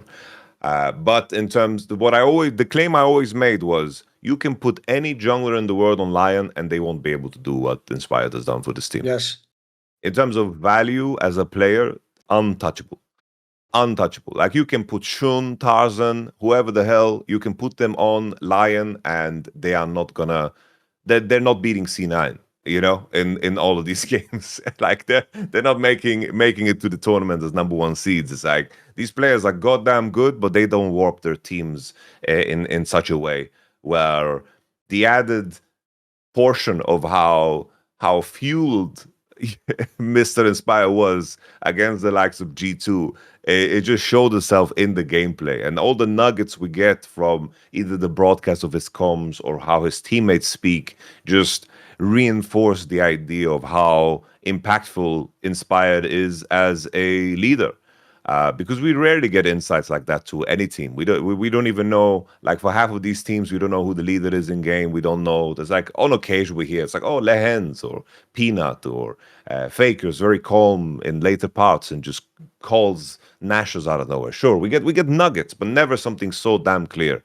And the fact that LYON could get away with getting very strong mechanical players that didn't necessarily have like the the best macro sense, like a Saint. So very obvious Saints, mechanics super good, but he played very stupid League of Legends. Yep. And for him now to, be working with Inspired and now have that spear so sharpened, that's just an additional layer of why Inspired is so impactful. And Isles, to me, on top of that, is also one of those players where I think to myself, like, this guy is just, even at the beginning of the year, winter, parts of spring, like, he played quite bad. And then the glow up in this tournament. Oh, it's leveled up so much. It's crazy, isn't it? He had an awesome tournament, this entire tournament. He was really good, yeah. Yes, it's just complete night and day. I don't know what the hell has happened there. But considering, once again, the track record of Inspired, it's like, I just want to give the guy credit again, because the same thing happened on the Busio. And I think Busio hasn't really found himself in the same way on KC. So you put 1 and 1 together, and everything the equals Inspired deserves more and more credit. There's a thing that just happened in Counter-Strike because we just had the major and Kerrigan came over, this legendary leader, and won with Falcons, right? When you look at it individually, the difference is individually he's a much worse player than Inspired, obviously. But the key thing we call it the Kerrigan effect. That actually where you see the impact is the teammate plays better. Like, that's it. I think there's an Inspired effect. I'm with you, bro. Because I'll tell you what, despite what Inspired said in his interview, I don't actually think he is like way better than Skewmond or whatever. I think he just head-to-head has some interesting tricks against Skewmond, and Skewmond's not as experienced. I think in terms of a talent and ability at the end of their careers, that'll be the interesting discussion. It's going to be between Jankos, him, and Skewmond, like, who was actually the better one, right? Because obviously Diamond was a million years ago in the fucking era when the goalkeeper had no gloves, to give you that analogy. So I think actually, like, I'm with you though. If you put Skewmond on LYON, look, Skewmond might have some awesome games as a jungler, but he wouldn't do any of this shit to the rest of the players. I'm with you. Like, the player Saint looked way more experienced than he is. Like, he was making good moves finally. Like, I agree. Before that, he was just one of those Koreans who import because he has crazy hands. Like, you'd have no idea what they're going to do as a player. Sometimes those players just like Thanatos looks mega in lane, but is he ever going to win a tournament? I don't know at this point in his career, mate. He also looks like he needs someone to lead him a little bit and to sort of coordinate him. So, no, this is why Inspired, unironically. I'll tell you one angle I want to ask you about, because I feel like a lot of fans didn't even make any attempt to really understand why Inspired has been doing the trash talk to G2 and all this like shit. Because if people don't know, I saw actually, you know that guy Empire who used to work for Evil Geniuses as like a coach, and he was obviously in the Evil Geniuses that had Inspired. No, Empire. He was a coach that worked for Evil Geniuses, not the player Emperor. Yeah, right? I know. So I know what you mean. He was at EG Empire, with Peter Gunn. Not Emperor, fucking fanatic. No, that's what I mean. The guy, he used to work with Inspired when he was in EG, so obviously he has bias towards Inspired, but it means he knows Inspired, right? I can tell you, basically, he made a tweet, and by the way, I'm pretty sure he probably just asked Inspired, and he knows this from behind the scenes. He made a tweet where he basically said something like, this is why, by the way, Inspired's pissed off at G2 and LEC. He basically said that all the top teams in Europe just ignored Inspired over the off-season. Because here's the thing, right? You'll have seen in the off-season, I think he even said something like, it was implied that actually Inspired himself reached out to G2, like, do you want to sign me? Because remember, people are going to forget, this is like, Skewmond's still like a young player, he's an experienced. He actually reached out supposedly. And look, here's my problem. If you look at the top 3 LEC teams in terms of the orgs, right, G2 is probably not going to do it because you're gambling that Skewmond is the next Inspired, aren't you? So that one I don't think's terrible, even though I get why Inspired thinks he's better. The MCoy one, I also think you actually can't make that change, Yamato. Like, your whole team is LYON. It's not only the most fan favourite. He's also an Inspired. He's a captain of the team, and he's done pretty fucking well, even though he's not as good internationally.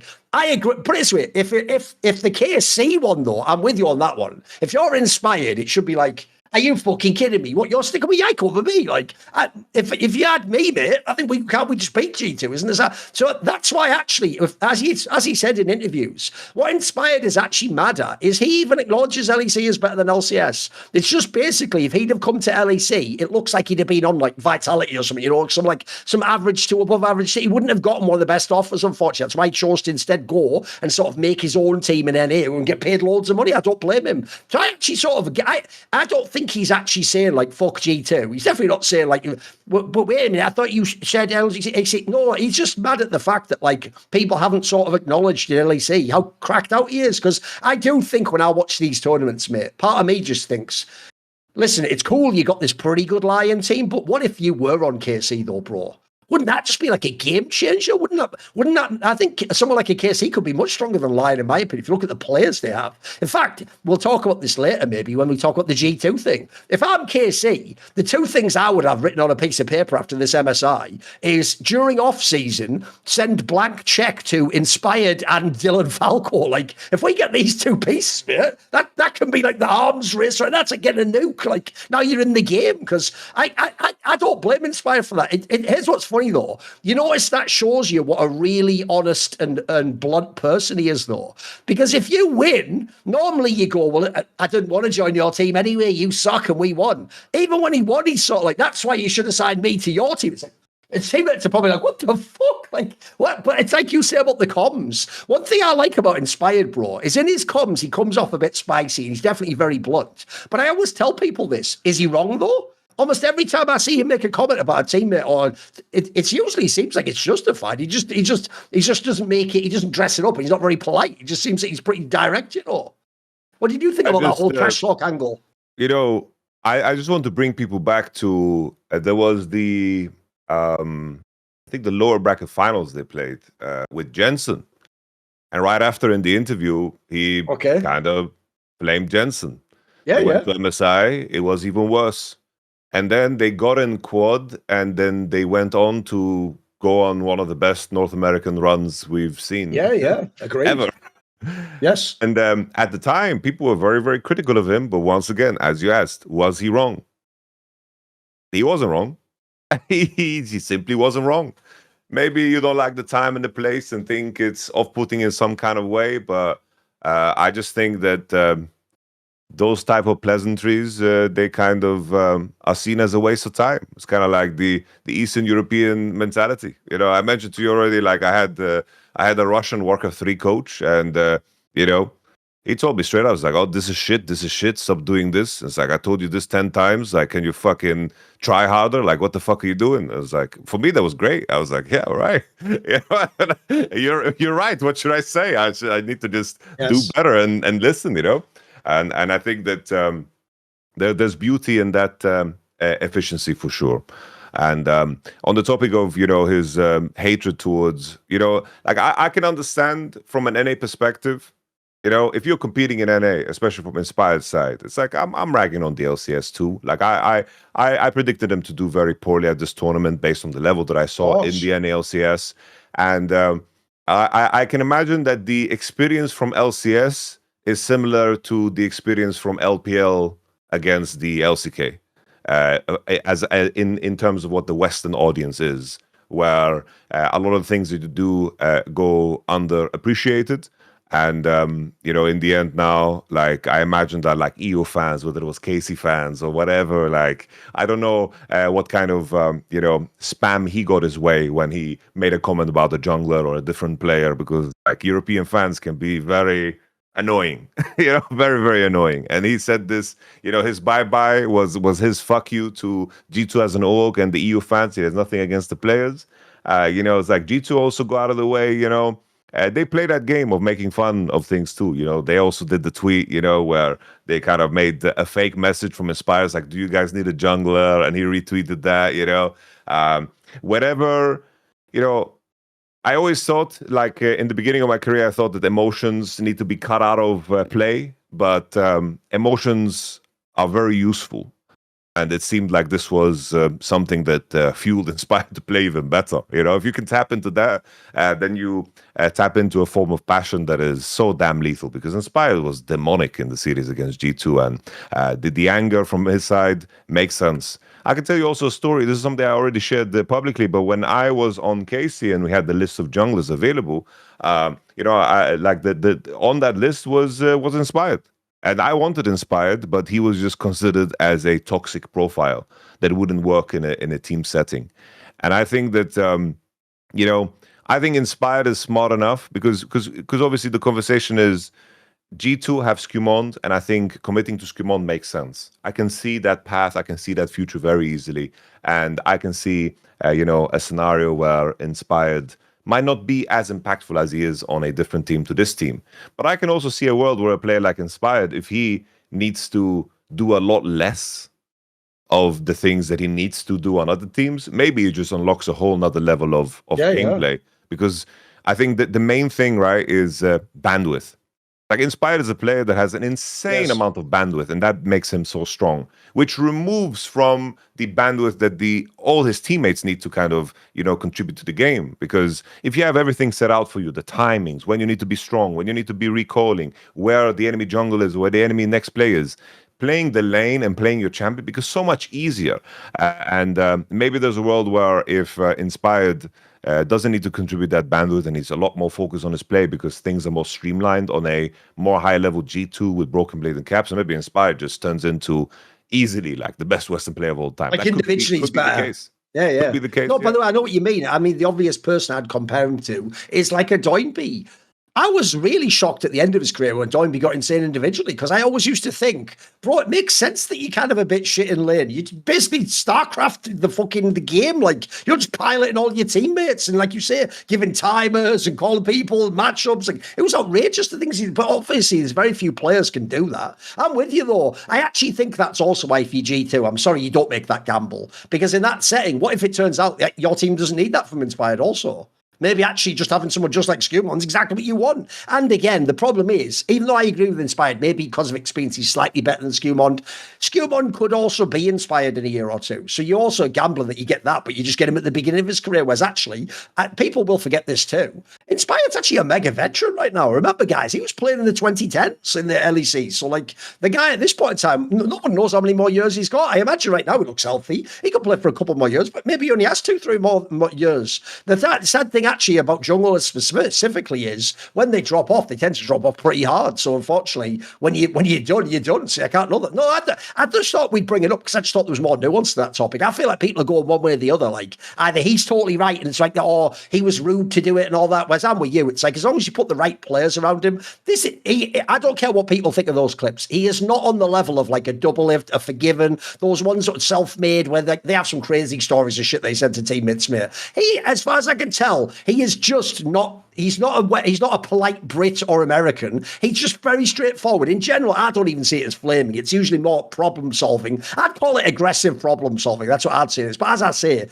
because I am someone who's known a lot of people like that, someone would say I'm a person like that, I can sort of see past the way he's saying it and see what he's saying. And I think what he's saying is usually correct. Seems also, by the way, like a really smart guy as well. It seems like very shrewd, like understanding of teammates and what they can do. Because that's another thing. I'll tell you what, I'll tell you one last thing I'll say on Inspired and then we'll move on. Is I actually think a thing that's underrated is the notion people think he's just flaming. No. If you have a look in his teams, actually, when he has a player who has a weakness, like I heard he was like this with Danny in EG. People will know in EG, Danny was weak in lane, and then he also probably had like some mental fragility as a competitor. I've heard actually that Inspired like understood how to get him ahead in the game, and basically was actually like a mentor figure outside of the game. It was the sort of guy who'd put your arm around you, like, oh, we'll get him next time. I think he also knows Yamato who can take the flame.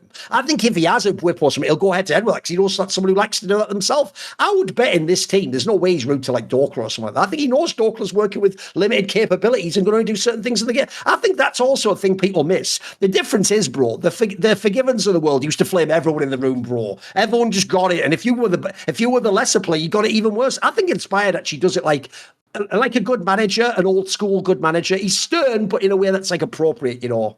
So I think a lot of it's overblown. I actually love his style. Again, if I'm with you, I'd love to have a player like that in my team, mate. As long as I put the right teammates around, we're going to win. We're going to, rather than have 50 conversations where we dance around and talk, we're just going to go straight to the heart of the matter and fix it immediately. I think that's kind of cool. That's an asset in a team. I was just straight up, like some of the memes people pulled about Chuck Norris and Zlatan and shit. It's like, I think, saving Fnatic only Inspired could do, like his track record is so insane for reasons that the fact is that nobody else could possibly pull it off, it seems so inconceivable where he won with players you didn't have any expectation of winning in a world where most trophies are just consolidated by the top 3 teams. Inspired was never signed to what was on paper a top 3 team. That is what is so insane about his track record. Whether it was EG, FlyQuest, and of course now LYON, where they started from was never from, oh, this is where all the talent is. This is the team. This is a team that just makes top 2 no matter what. It wasn't the case. It's like pre-FlyQuest era, like EG before that. Sure, they were competitive, with the Jizuke era and so forth. But then they had, of course, coming in with Jojo Pune and then Danny. Like them winning a first title there was absolutely insane in a field of organizations that just have grabbed most of the trophies. And then FlyQuest as well. They had the whole situation with Prince, and they had the roster with Vulcan, and of course with Impact, and they didn't manage to do shit before Inspired's arrival together with Bwipo, and how they kind of put together a team with pieces that were relatively discarded by the rest of the, of course, region. And I think LYON is the same. It's like you have Inspired, who now we hear the rumors about how EU didn't look at him, in a way where they saw him as a super valuable asset, even though we can understand how the top 3 teams are attached to the jungler in some shape or form, outside of maybe the Yak angle, right? And then the extension would be just Dokla, a player that just plain and simple, he wasn't supposed to play 2 years now for some reason, which is crazy. Like, he just wasn't supposed to play 2 years, and he somehow makes. By the way, you know what triggers me about that is that when he performs, people do that thing where they go, the other teams didn't want him, and I always go, his own teams didn't want him. His own teams didn't pick this guy first. So, like, we can't. You have to blame the whole league by that logic, bro. The other teams had fucking FlyQuest and LYON didn't want to remember, bro. He was a coach. He wasn't even a player. He was a coach on one of these teams. Because fair play, I'm with you. It's a cool story, but like we're all acting like in hindsight, you could tell he was going to do this. Like, if anything, the crazy thing about Dokla is, I still think eye test wise, he never looks crazy. He's just one of those people. They have the term in American sports. They call it you're a gamer. As in, what they mean is, like, when you're in a big match, you can just sort of like hang with the vibe, you give your best in the big games and you just hang in there and you battle and he has that thing. I tell you what, an obvious thing to me is he had good mental. He seems like he has like strong mental fight. He doesn't need to be ahead in the game. He doesn't need to be ahead in the league. Just have to have the champion pick. It's just a guy where it's what you want from a veteran, really, isn't it? Yeah, I think his runs at internationals are very similar to is very similar to what Perfect offered to KT at the World Championship last year, where he just does a great job of attaching himself to what the plan is and doesn't add any additional volatility or risk to the game, which is something some players can't. Some players are really not good at that. Like, the reason Castle didn't work is because he sucked ass at that. He made the game about himself when the game wasn't about himself at all. But to just continue on the line of how LYON is a team full of rejects, it's like Isles was just plugged in here because they couldn't have more, of course, imports. And then you have Berserker, who had a relatively mediocre showing in the LCK, and he just realized that he's now a small fish in a big pond after coming from North America.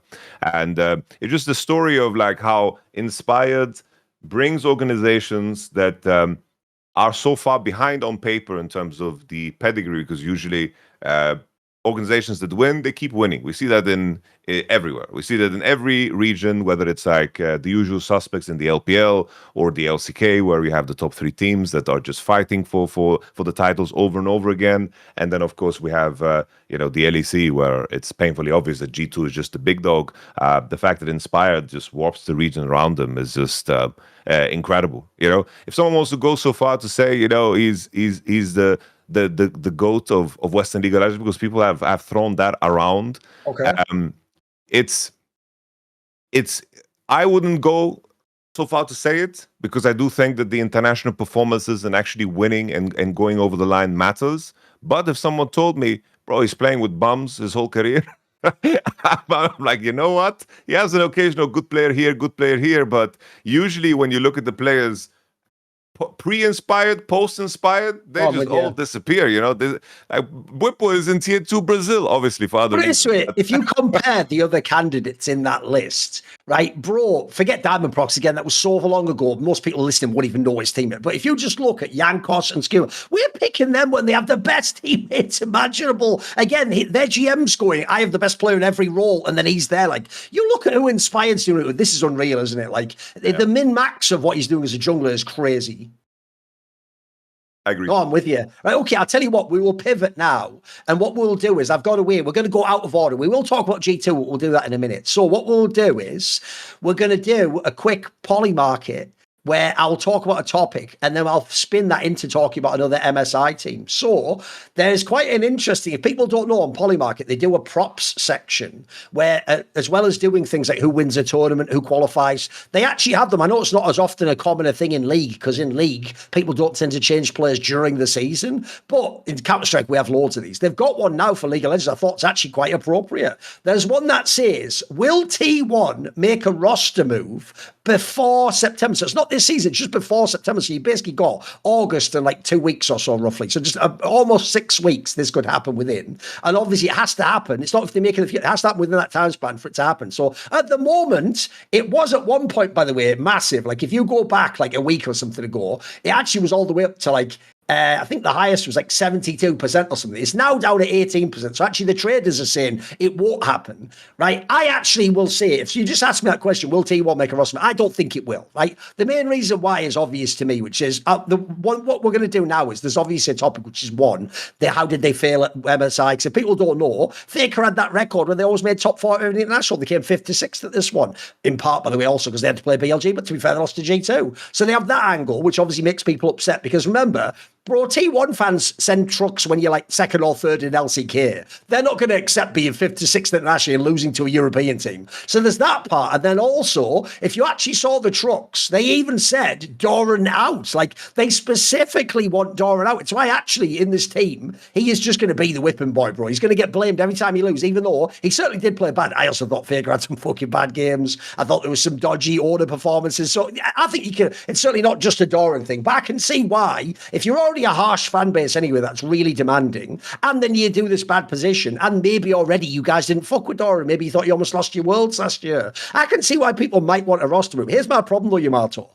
I don't think there's anyone they can bring in before September, though, because this is the problem. It's not the off-season. It's not free agents. Like, at this point in time, what you're basically saying, assuming Doran's the player you want out, is get us a better top laner than Doran in the next 6 weeks. It's like, well, who the fuck's that going to be then? Because if I go and look elsewhere, you just said it earlier, all the best players in LCK pretty much play in the top 3 teams. So you're not getting any. There's no universe even where you can get Zeus or Keen. That's not even on the table.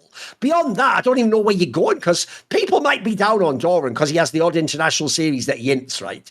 I'll remind people, he is still a really good player, especially domestically. And actually, he has a fabulous resume for his career, because even though he's like bad at hinting, he's actually a pretty strong player overall. So I'm thinking of other players out there. Bro, I don't know how in good conscience you could ever upgrade them. Like, listen, I know he played bad at the end in the road to MSI, but I in general like Shiwu from DPlus. I can't in good conscience tell you he's going to be better than Doran. I have no idea how he'd do if he was in a semi-final or a Worlds final. Perfect. I've already made the meme. I don't even think he's that good, but I think it's crazy he almost won. Well, I don't know who people want in this move here. Like, that's the problem. I get the idea you want this guy out, but I always say it's not about who you want out. It's about who can we bring in and replace them. They have to be better. It has to make sense. So do you think they will make a roster move, and would you? Is there even someone to bring in? What would you think, Yamato? Should they make a roster move? I just feel like that equation is like one of those math equations that scientists have like wrestled with for years. It's like, oh, I've sat with this for hours and I can't find the solution to like time and space and how it bends or some Schrödinger cat shit. I don't know. I don't know what kind of math equations haven't been solved. I can't reference any, but I feel like to that list you can ask, who do we replace Doran with? Because I feel like this question has come up with any team Doran's been on. And the issue is always that his ints are far too memorable. His mistakes are far too memorable, and he just can't get it over the finish line when it comes to the best of the best, when it comes to Keen, Bin, and of course Zeus. He's not better than those, and the issue is that he's better than everybody else below him. It's strange because we are now in a situation where I do think that when it comes to the LCK, talent in the ADC position, in my opinion, is the strongest. Mid lane ADC is by far the strongest in the LCK. After that, jungle and support, you have like some specific players, but in terms of what top lane is, we already talked about this on previous episodes where we talked about how Keen going to the military is going to hurt Korea immensely. Because not only do T1 have to solve the question, it's like, what do we do with Doran? Is there someone to replace him? There's going to be another team in the race for that conversation. And then suddenly, maybe there's a world where the speculation of these crazy potential lane swaps of some players could happen. Because, you know, as much of a pipe dream as it is, which I think probably would never happen.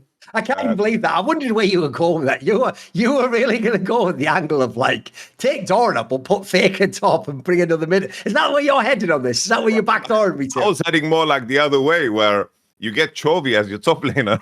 Oh, right. Okay. And have Faker and Chovy, right? Yeah. Okay. And there you go. Okay. You know, like, because that's how crazy you need to go. Yeah. The moment Keen is out, and we don't have some crazy new name in top lane, I just don't see a world where whichever team Zeus goes to, how are they just not winning every split? I know. Yeah. And Zeus is free agent at the end of this year, which is the crazy thing. And by the way, obviously, I know people have speculated this in the past that maybe Chovy could even change top lane. If people don't know, think of two things Chovy has in his game that would be quite appropriate as a top laner. One, he is famous for just only giving a fuck about the lane. Like, he really cares about 1v1. And then two, he's really good at side laning. Like, actually, it's not as crazy as people think. People are thinking this is some next level one, but I actually think it's more comparable to like when Perkz went ADC and he just had the brain to do it, didn't he? He had the right mindset. He didn't play it like an ADC, but he could play the lane, couldn't he? He could be that position. Listen, it goes out saying this move definitely isn't going to happen anymore. We're just spitballing, right? We're coming up with a hypothetical, yeah? Yeah. It just, you know, outside of T1, it's like, I don't think they can make roster changes. I don't think it's going to happen. No, of course not. Unless they have some academy play that I don't know about. Like, I'm not in a loop about their academy. But it just, what's going to happen? You know, people talk about how Zeus would never come back to T1 or whatever. I think there's a world where maybe in this offseason, Zeus might just become like, in terms of pay, it might be comparable to, like, probably not Faker level, but he, just because of the existence of Faker, he'll probably be the most paid player that isn't Faker. That's my expectation. Okay. You're going to have three teams that are going to fight tooth and nail for this guy. If Keen, of course, goes military, maybe he high rolls and he gets to stay. That would also change the dynamic of the region. But because right now, if you don't have Keen, we only have one top laner in Korea that we consider better than Doran. That's the freaky part about the T1 dilemma. All right, here's what they should do. I've figured out. I'm going to take your point and I'm going to add to it, and we're going to up the ante. Here's what they need to do, Yamato. I've actually solved it. Obviously, it's way too crazy to think you can get Chovy. First of all, he's probably going to be in Gen G the rest of his career. He's their prize and gem. He probably only wants to play mid lane anyway. Here's what you actually do. I've solved it for you, Yamato. Right? Faker himself needs to go to the fucking president of Korea and tell him, you have to let Keen not do military service as long as he agrees to join T1.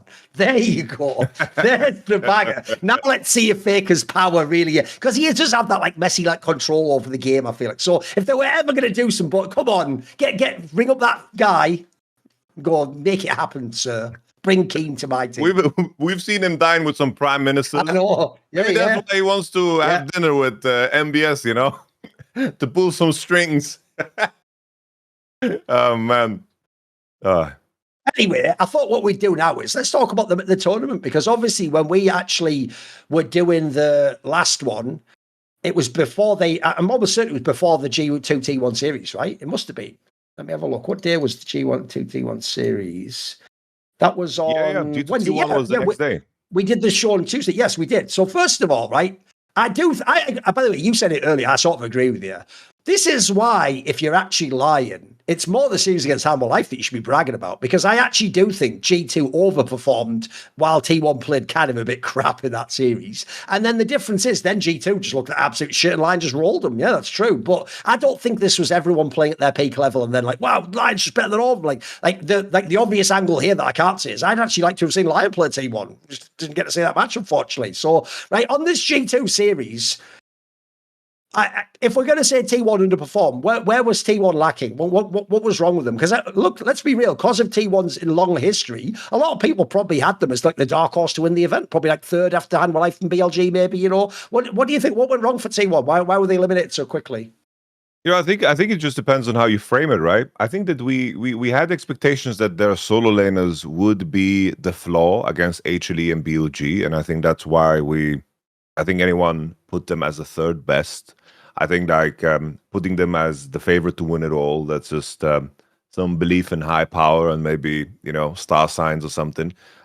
Because the solo lanes would be the aspect that we expect to be disappointed by, in the sense of performance, which to some degree delivered. I thought that Faker was fine in some series and good even in some of the early series that T1 played, especially in play-ins, but that wasn't the super impactful. Like his Galio game, the final one, was atrocious against G2, and Doran definitely made it very easy for opponents to just roll over them. But I thought that what would keep T1 very competitive would be their unique identity and style, in the sense that they have a jungle and support that can easily perform at the best level of anyone else in their position. But I think that's where the biggest disconnect happened. I think that Keria and Owner, by their international standard, their international performances, this was probably the weakest tournament we've ever seen from them at an international level. I think that, in terms of Keria finding his own identity, the take that we had earlier in the year, where this Owner, like basically this meta has been shaped by On as a player, Keria didn't have the power to move it. He came into that BOG series opening with Leona, Nautilus, and then Camille giving over Bard. He said so himself, like it's kind of funny how ever since Keria proclaimed himself to be the GOAT of his position, he hasn't won and has looked quite bad since. Something very, very cursed about it, because obviously we agree with him, but there's something about the player uttering those words that can definitely, maybe plant the wrong seed in your mind in terms of how you approach the game. But I think that just Owner and Keria were the biggest disappointments for T1, just because we expect them to perform at such a higher standard than what they showed. Because in that series against G2, Labrov ran laps around Keria. Labrov was much better than him. Absolutely. And those are words that I never thought I would utter. Oh, it's crazy, isn't it? Labrov has had a great year. Fair play to him. He had a very good tournament outside of the LYON series. Really good. Like really, really breakout tournament. But Keria being just late on every play, being late on every situation, and not doing anything mechanically creative, it was very lackluster. And Owner was very uncreative in his play and just looked tired in his gameplay. And all of that happened where your game identity could have worked because of how good FaZe played. FaZe had the biggest carry performances from the ADC position when everyone else around them was just leaning into the weak side style. And I feel like FaZe was ready to carry a T1 to potential victory as a dark horse if he had his teammates actually perform to the higher end of their standard. But Owner and Keria just weren't online at all during this tournament. And I think that's the biggest thing that weighed T1 down. On top of the fact that the preparation, I already mentioned, the whole Camille, Leona, Nautilus priority for a player like Keria in a series against a player like On, which makes very little sense. We also had the Trundle blind pick. We had the whole interview where they didn't expect Kled. It's like, it's very, very, sure, Kled into Olaf is not something that we see often, but it's very, very easy, like it's a very, very basic way of how you do your prep work. It's like, oh, we know he plays Kled. It's the classic pocket pick from him, yeah. It's like they knew he plays Kled into Sion, but it's like you have to do a little bit of a deeper exploration. It's like, okay, what is Kled good against? What angles can he pick it in? When is it dangerous? It's very, very simple, prep work. It's very, very basic prep work. And to admit that they weren't ready for it, then that's just crazy to me. I think T1, in a world where we talk so much about coaching, T1 is the team that showcases that they have very little of it. because in the end, we give a lot of praise to Dane, you give a lot of praise to Home and Mowgli and the coaching staffs around these teams. You give a lot of praise to G2's coaching staff before the LYON series, of course. I just think that element of the game now with Fearless is becoming more and more pronounced. As teams have more experience on the Fearless, we also see in terms of the new side selection, in terms of how much impact that has in terms of your choices. There's a lot of strategic wins you can take, and T1 has never been good at that. And I think at this tournament, they paid the biggest price for it. No, I mean, what we'll do as well is we'll do the thing where we can talk about this series and the LYON series from G2 as well. Here's the biggest difference as well for me in the T1 series is that is easily, I think it's not even content, that is easily the best Broken Blade international series you have ever seen in your life. Like, people are going to do the same thing again that where the Zeka one, where they changed history. Broken Blade had many years where he was sus internationally. I even think, not in that distant memory, I even think last year you had tournaments where he was just kind of whatever.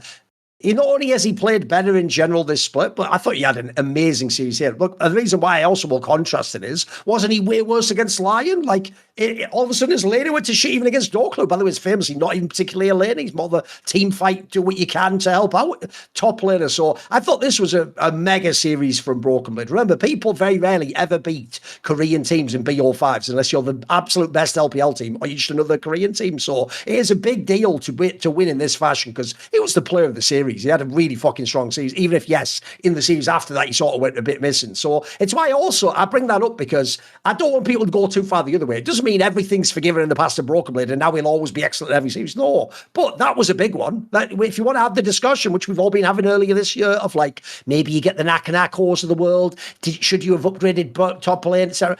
This is one of those series that at least he can put up and go, what about that? It's like, okay, fair enough. That keeps me interested. Bear in mind, I know you're not going to make a roster move. I want to see what you do at EWC at Worlds, etc. Let's see it.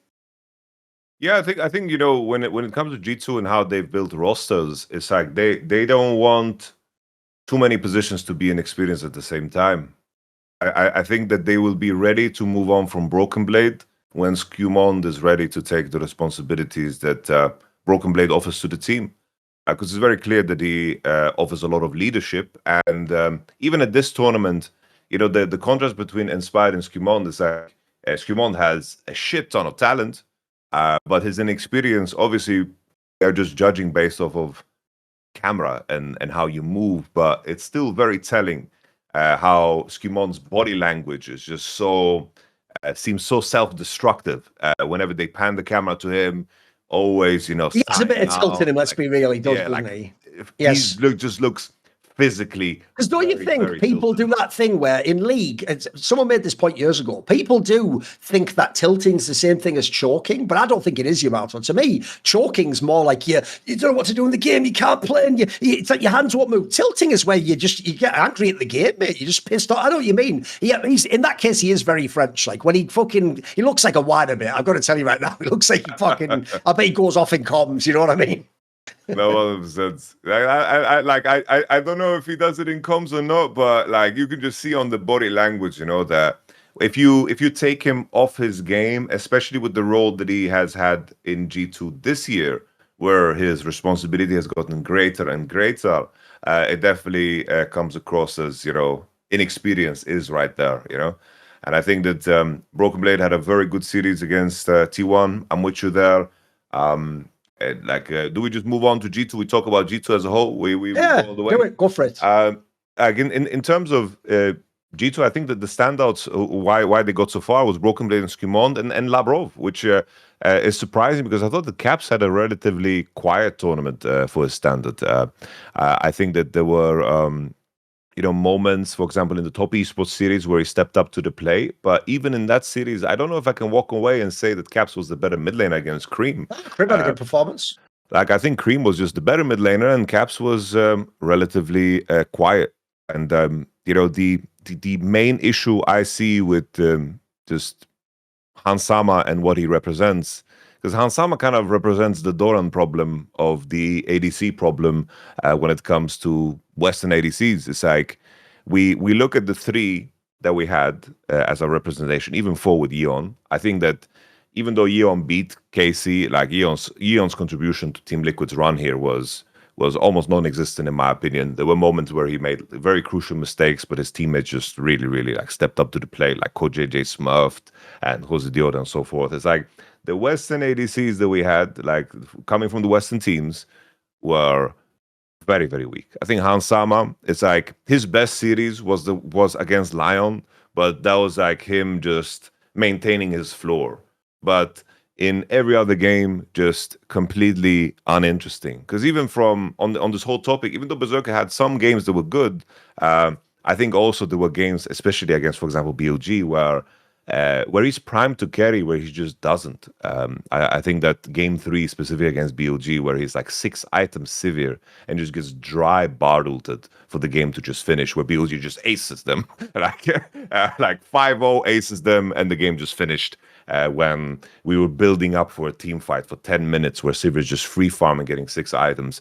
It's just that in the context of the West versus the East and how the gap is going to close or widen, I think this tournament in particular, I think the Western teams were a lot more competitive because ADC was less important than usual. But I think the moment becomes a little bit more important, or it's it's a little bit more relevant. That's where I think the Western teams would just suffocate completely. Like metas come and go, and this was a very, very unique opportunity to hide that fact, because I feel like Western ADCs have just been so lacking ever since the introduction of Gale Force, which was 2021 and 2022. I just feel like there's no Western ADCs that have actually gone to an international tournament and have actually wowed me. On the topic of G2, Hansama is once again, so you look at this tournament, I thought that it was quite uninteresting. And then people say, it's like, oh, but let's replace Hansama. With fucking who? Kalis had an even worse tournament. Yeah, the way worse one. Yeah, absolutely. It's a very, very no, I'm with you. That's the question. problem. We're supposed to say Kalista in the same way we're supposed to say Nakanako is supposed to replace Broken Blade. But the difference is, Nakanako doesn't even get it, but I've never seen him play a big international series like that. Kalista was way worse than the fucking Plains. I said, he lost to fucking Yon, and it looks like Yon's best years are 2 years ago, mate. It's been a while since he's been that good. So, no, I'm with you. Also, on the whole thing of like G2, even though we'll talk about it later in this episode, the whole like Perkz coach, Dylan Falco thing, I'll tell you one area where actually I was kind of shocked that they lost to LYON. Bro, it was I would have expected G2 to be the team that plays better around like objectives and like understanding the map. Bro, that moment in that series was fucking dope when LYON just perfectly baited out the Baron, where they were like letting it go all the way down, but they were like, it was like, look, if you come in, we're going to fuck you up. If you don't come in, we're going to like that was like some Korean level macro, man. That was really well done. Like it looked like the G2 in comparison to the G. It's why actually another example of how people trash talk and then it comes true or goes the other way. People forget this now. Everyone clowned on Faker for 24 hours, remember? Because after he lost to G2, he was like, I actually think they didn't play that well. We just played like shit. Mate, about a day later, you're like, you know what, Faker? You are sort of goated. See what you mean, mate? Like, yeah, you're sort of right. They aren't just like twice as good as you are there, mate. Like, they looked kind of crap in that series against LYON, because it's not just that LYON beat them. G2 had the assist, mate. They looked like absolute shit in some of those games. Oh, D2, that was a complete catastrophe, honestly. Like, I made a joke, which is even funnier now with some of the news. I made the joke. It's like for G2 to play like this, I just imagine like Dylan Falco in the huddle just said, you know what, guys, your parents don't love you. I don't like you guys either. I just want to go home. G2 on 3. You know, like that's how G2 played. I feel like, and with some of the news, it's the joke is a little bit funnier, but it just looking at the contrast of performances, because it was such a wide jump. Psychologically, I think that when you have envisioned yourself climbing a mountain for so long and you finally achieve that, you allow your body to catch up to yourself. And I'm not saying that's the case or what happened. That's exactly the case that happened, because it could be something as simple as fatigue. It's just the question is like, why does a team underperform on the day, and why is there such a big jump in performances? And I could imagine a world where all G2 did was envision beating T1 and fighting T1, that finally when it happened, this kind of tension that keeps you in the game and in the tournament, when you let go of that mid-tournament, and you let your guard down, that's something that can be deeply dangerous. Like I was watching an Age of Empires tournament the other day. We were just watching the semifinals. Hera was playing it, and he's basically like the current like Chovy of the game, where he just had like a tournament run where he won 16 tournaments in a row, and he was basically in a series. They play best of sevens. I believe this was best of seven. He was 0-2 down, and then I'm watching with Grubby, and Grubby pointed out to the player, like the other player was ACCM, who basically he won a game that was very it was very tense, friction. But what the player did when he won one map, he celebrated. He just put his arms up and celebrated. And Grubby just said, you know what? He lost. I was like, what do you mean? He's like, he lost because in this moment, he let go of that tension. He removed himself from the moment and actually felt relief when you need to be like so hyperactive and tense throughout. Tense might be the wrong word, but it's like you need to be really in the zone where after the series, you need to feel like all the fatigue. You can't ever feel that moment of reprieve and relief, because that's the moment where you actually feel all the exhaustion that you've built up over the entire prep phase. Because there's never been a single world championship where I went through it, like the boot camp into the tournament, where after the tournament, I didn't feel like complete burnout. You never felt a sense of it during it because you're just so dialed in. But then the moment it finishes, all that pain and exhaustion just comes out all at the same time. And I think when you are so, the history between G2 and T1, especially Caps and T1, runs so deep when they've been so close and they have tried to push it over the finish line, that's the only thing that you envision, that there must have been some form of just, finally, we did it.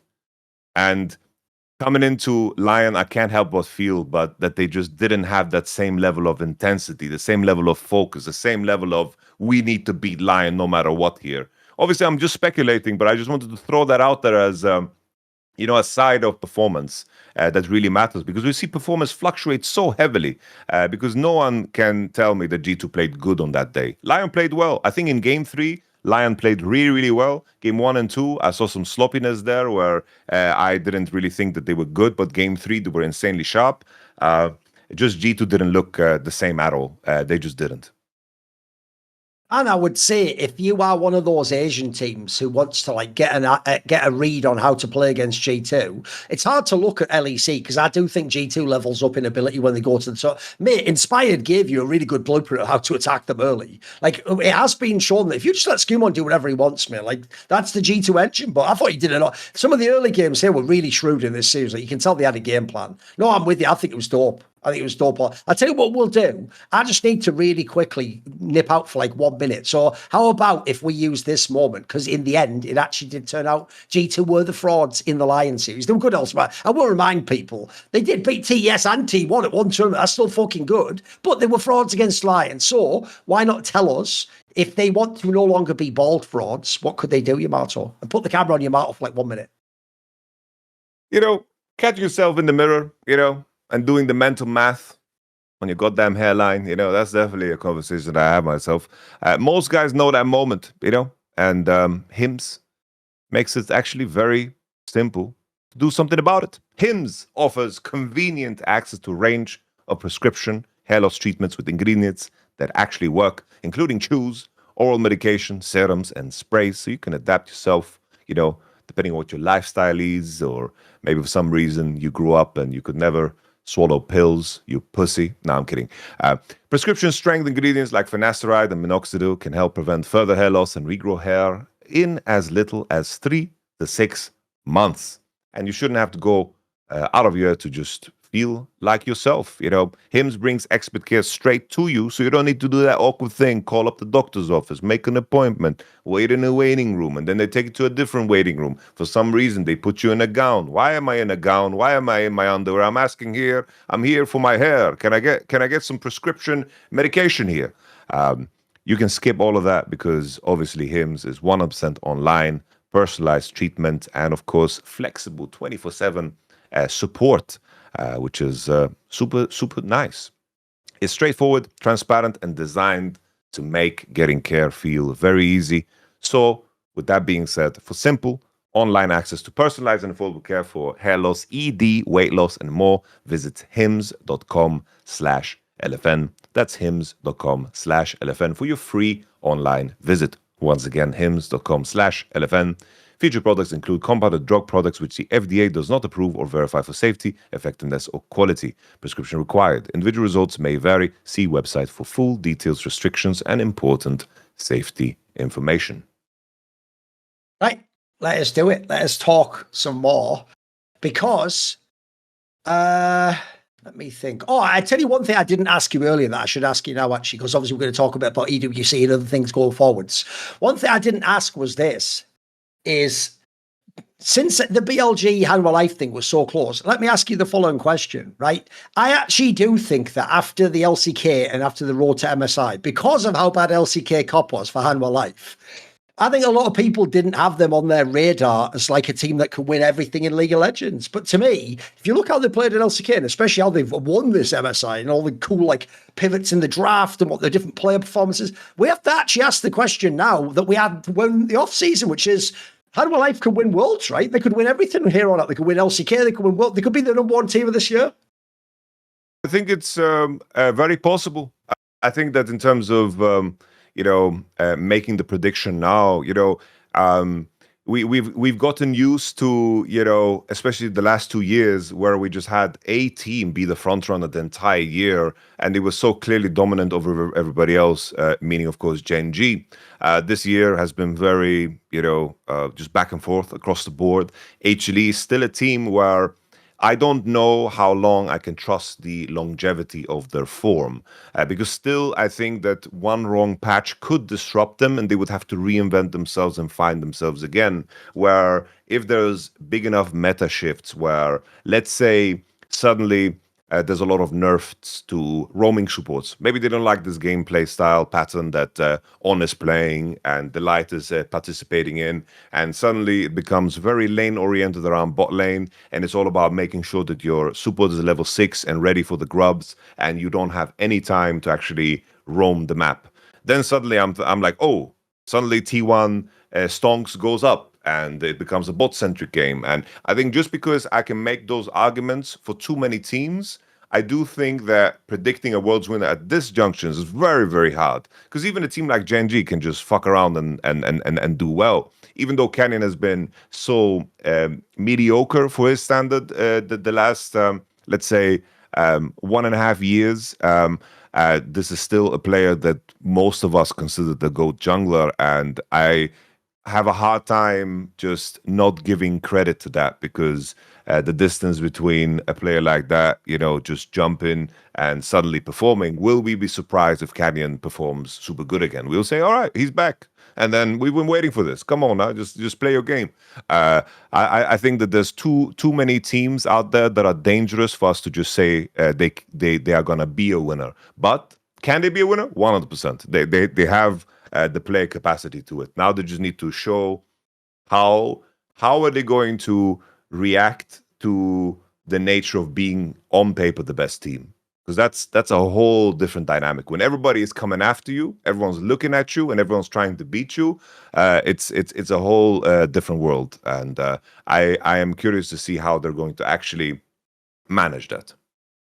I think the cool thing for me is that at a minimum, your eyes tell you have to say it is very plausible. They're at a minimum in the conversation of content. Yeah. It's probably no matter what happens in summer, as long as they qualify. But I would say the angle for me is this. It's harder for me, unlike past a lot of the past MSIs, whoever won it, I could actually say, this is the clear-cut number one team. I think they should win worlds. You can win everything. The reason I hold back from saying that is actually the discussion we had earlier about Hanwha Life, which is they're not like a very straightforward team. They're not just a team of 5 really good players you can drop together and let them just loose and they'll play the game themselves. Like, I do think it's a team where you've got to really, really finely coach this squad. I think the drafting has to be really, really on point. Like, an obvious angle for me would be, let's see how they survive a bunch of meta changes. Like, by the time we get to Worlds, what's it going to be? Like, I'd like to see certain meta switches and see what they would do in that kind of a setting for players like Delight. Again, by the way, people like him, just because they won the tournament, get to skip past what a dodgy split they had, actually. In fact, there was moments where that looked like the obvious weak spot. Again, with Kanavi, as I said earlier, mate, Kanavi could have changed almost no mouse clicks, but if Zeus doesn't get him to game 5, I think he's the villain of this tournament for Hanwha Life fans. They'd be like, fuck, you're one of the reasons we didn't win the tournament. Because I actually do think the other thing that saved Hanwha Life is, because they had that epic finals and they won it, they don't have to now answer questions for the upper bracket final against BLG when they were getting absolutely destroyed. That's one of the hardest beatdowns I've ever seen from an LPL team over an LCK team. Like, they were just destroying them completely every fight. They were even just doing that shit you normally don't even do against other top teams, where you're almost like solo queue, trying to just start fights constantly everywhere, just going for every angle, and it was just working. So I think with Hanwha Life, it's just, they can do it, but for me, compared to some of the all-time great teams, I think they're more on like a tightrope a little bit. There's danger either side depending on which way you go. So I think the cool thing for me is, if they do it, I think I'll do like I did for MSI. I think I'll give a lot of credit to the coach and stuff. Like, I think this is one of those teams where you can't say to yeah, but you just had all these superstar players. Like, yeah, but look at the type of superstar player I had though.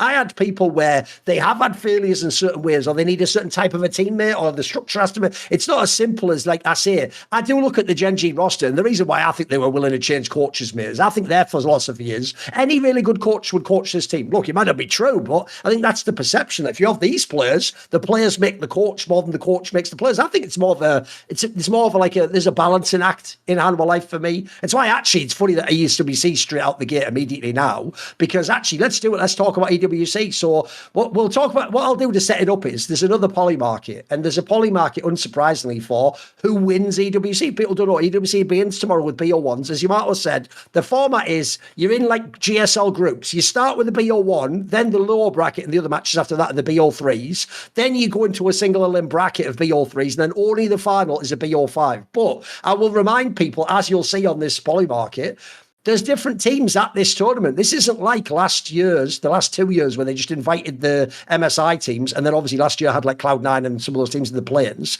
This was where they did those regional, basically Gen G auto-qualified, if people don't know, because they won last year, and then everyone else had to go through online qualifiers, which in some regions were a bit scoffed.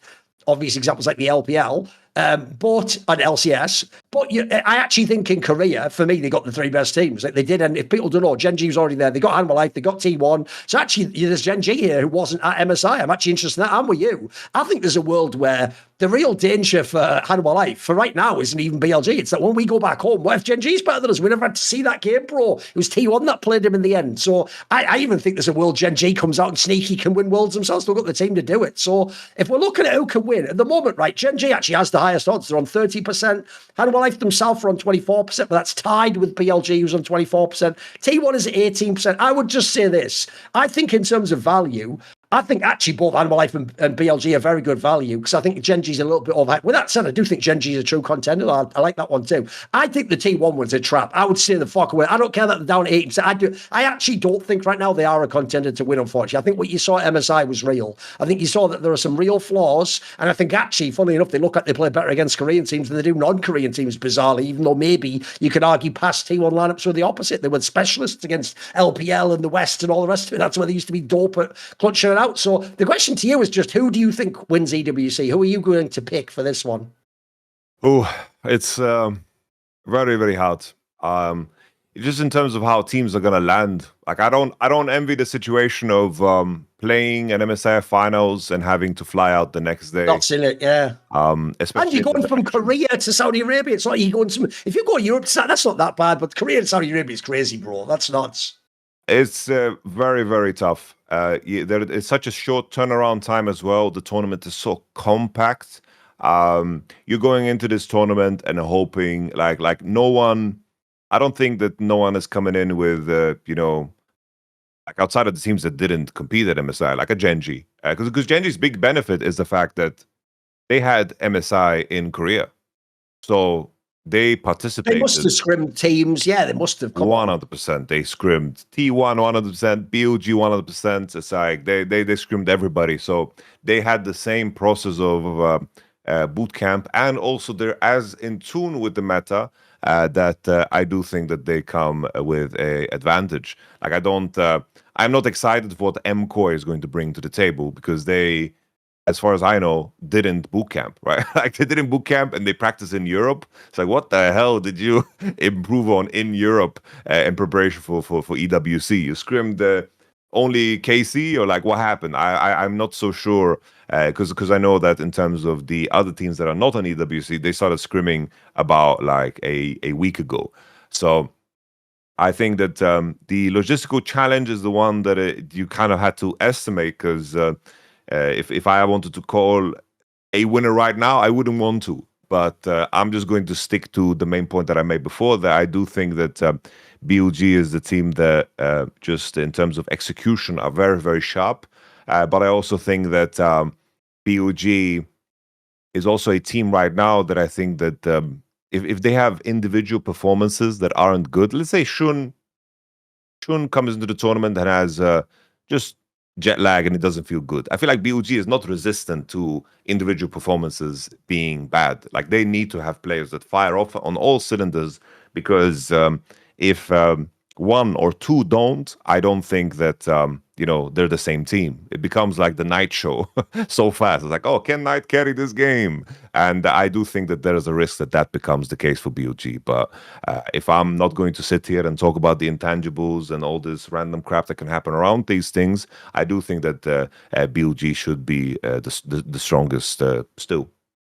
Yeah, I'm going to go the same. I'm doing the salty run back. BLG wins this one, as they should have done at MSI. It doesn't matter. I also do think as well, I said it earlier, I agree. I actually think that the real danger here that everyone's missing, because think about it, right? BLG, everyone's remembering how they made a fool of themselves against G2 at first stand, and then obviously they didn't even get out of, because T1 beat them, they didn't even get out of the road to MSI. But I actually think that has meant people now have just ignored them. Like, mate, that's still a really dangerous squad. Like, and as you say, if anything, if they've been scrimming the MSI teams and playing on this patch in this meta, they're going to come in with essentially as good practice as a real MSI team, but none of the official games to show what they're going to do. Like, I think that's actually really dangerous. I think there's a world where they just sneak up and fucking win the tournament. So, but I'll tell you what, since obviously loads of these teams we talked about at MSI, let's talk about some of the ones that actually weren't at MSI. So I'll give an interesting angle, which is because the LPL, even though BLG and JDG made it, it had its own wacky angle, which is actually in the end, even though we thought for a while they weren't going to be that good, there is no top esports here. There's no team to be. It's actually anyone's legend that made it.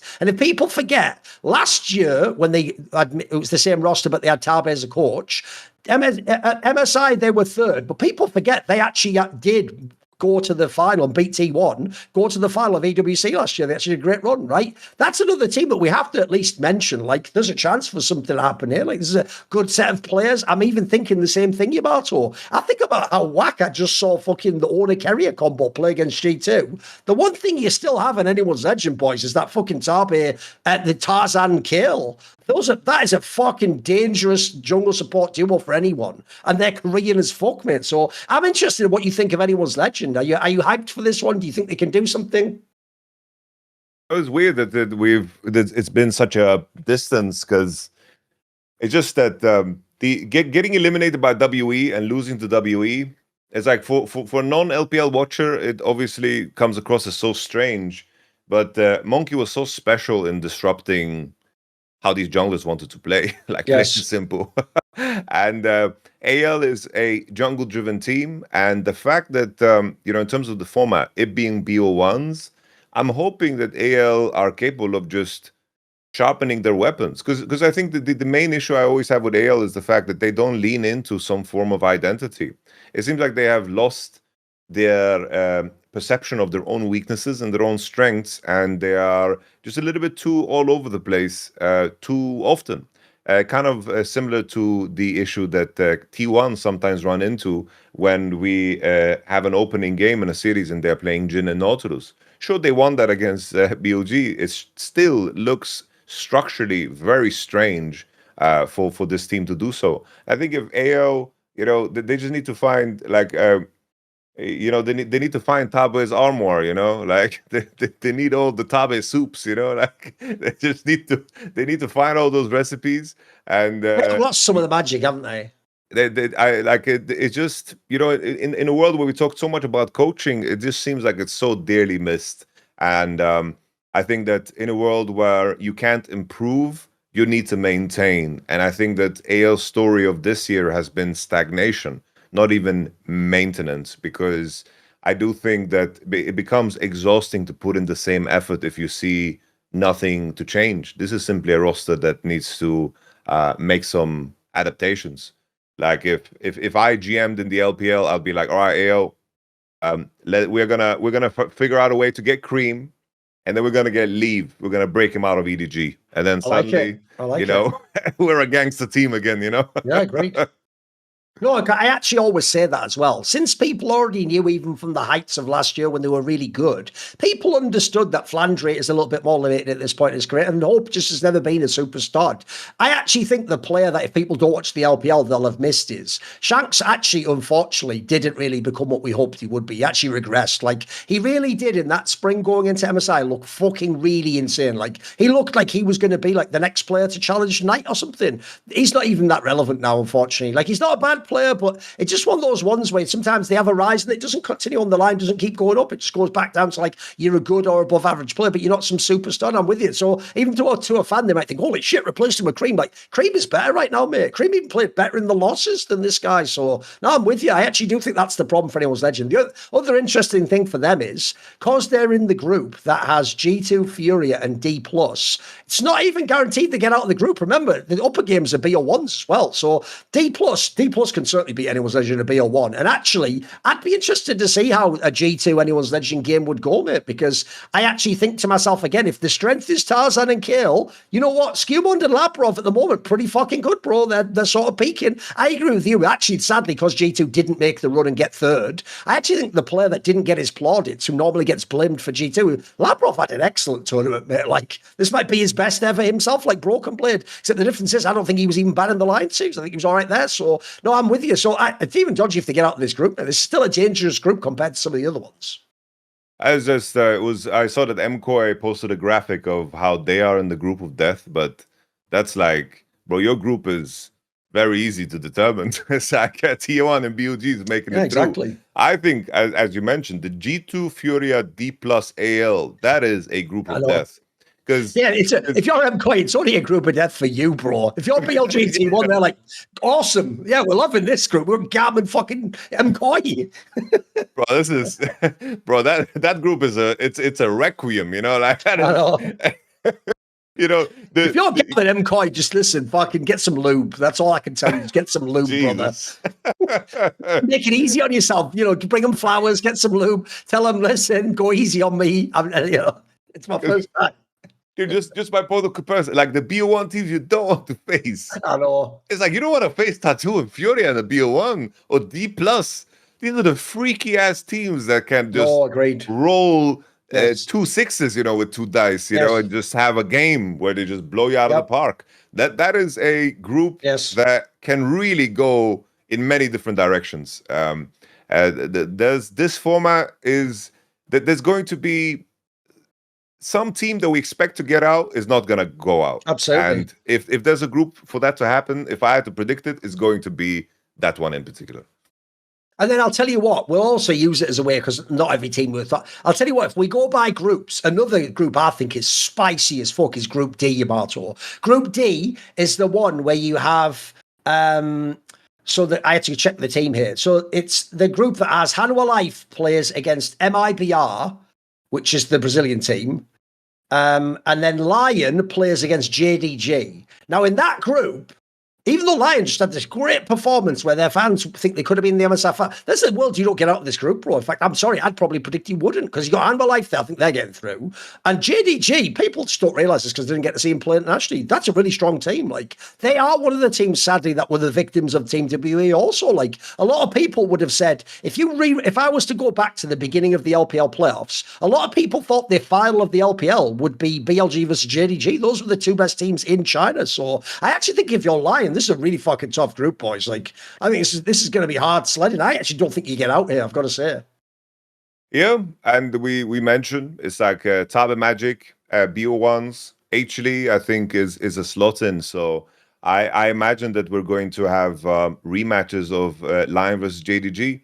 But even in a world, it's like BO1s, there's a world where H-Lee just drops to the lower bracket and just does what Okay. BOG did to you. You know, like that could also happen, where HLE just lose the BO1, and then you just stare on the piece of paper, and you're like, well, you have to beat HLE in a best of 3. God damn it, you know, like they just won MSI. Like, well, what kind of a world are we living in?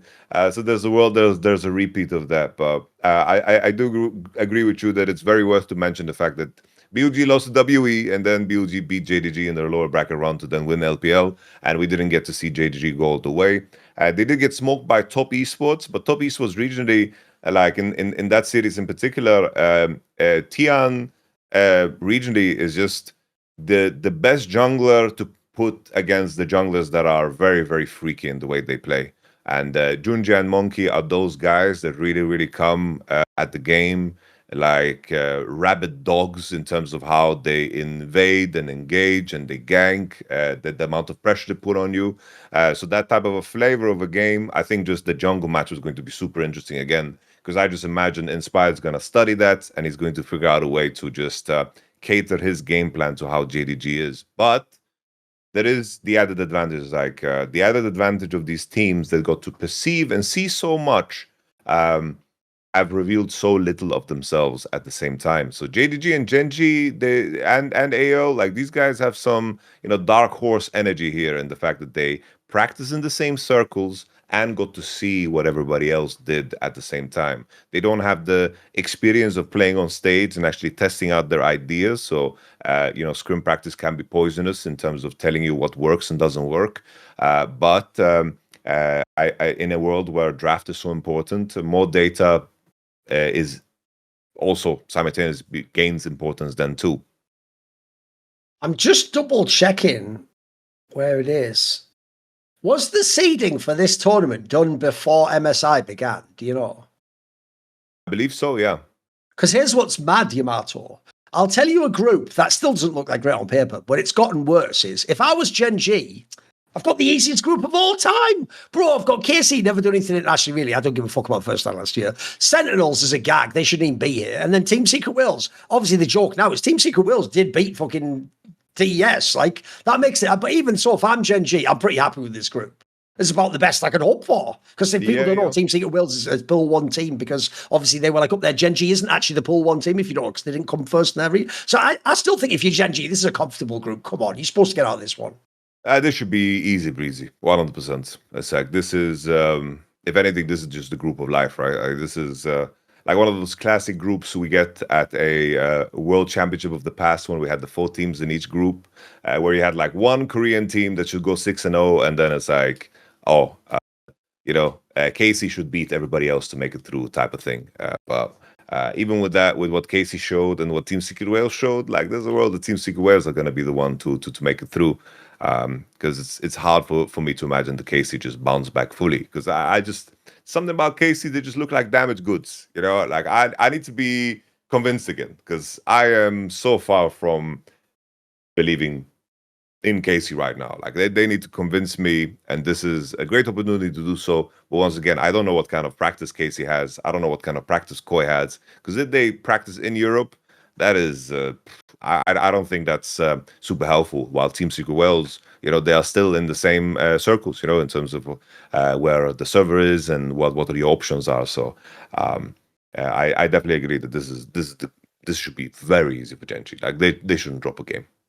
The obvious, more interesting thing in that group is who will get out second, because actually the Team Secret Whale angle makes it really interesting. Like, otherwise, I think people would have just picked KC. I don't know about that, mate. Like, look, I am going to say, I personally don't think Sentinels can do shit. Like, I think they're just lucky to even be here. I'm not a fan of that squad. I've always thought the roster was underwhelming. They've never really come together. It's funny, at this point, almost every other big name in NA has gotten good, actually. Like, that's the only team I don't give a fuck about. But if I think about KC playing at MSI, mate, if they have to play Team Secret Wales in that BO3, that could still be spicy. I don't know which way I'd even go that, because think about it even. The players that were popping off, as Vestion pointed out, was the jungle and the top laner. Those are the 2 players who were actually pretty good on Team Secret Wales. Like, I don't know, actually, mate. I've seen kind of some screamers in it, actually. Yike is kind of a bit hit and miss. What do you think on this one? Who are you taking to come out second?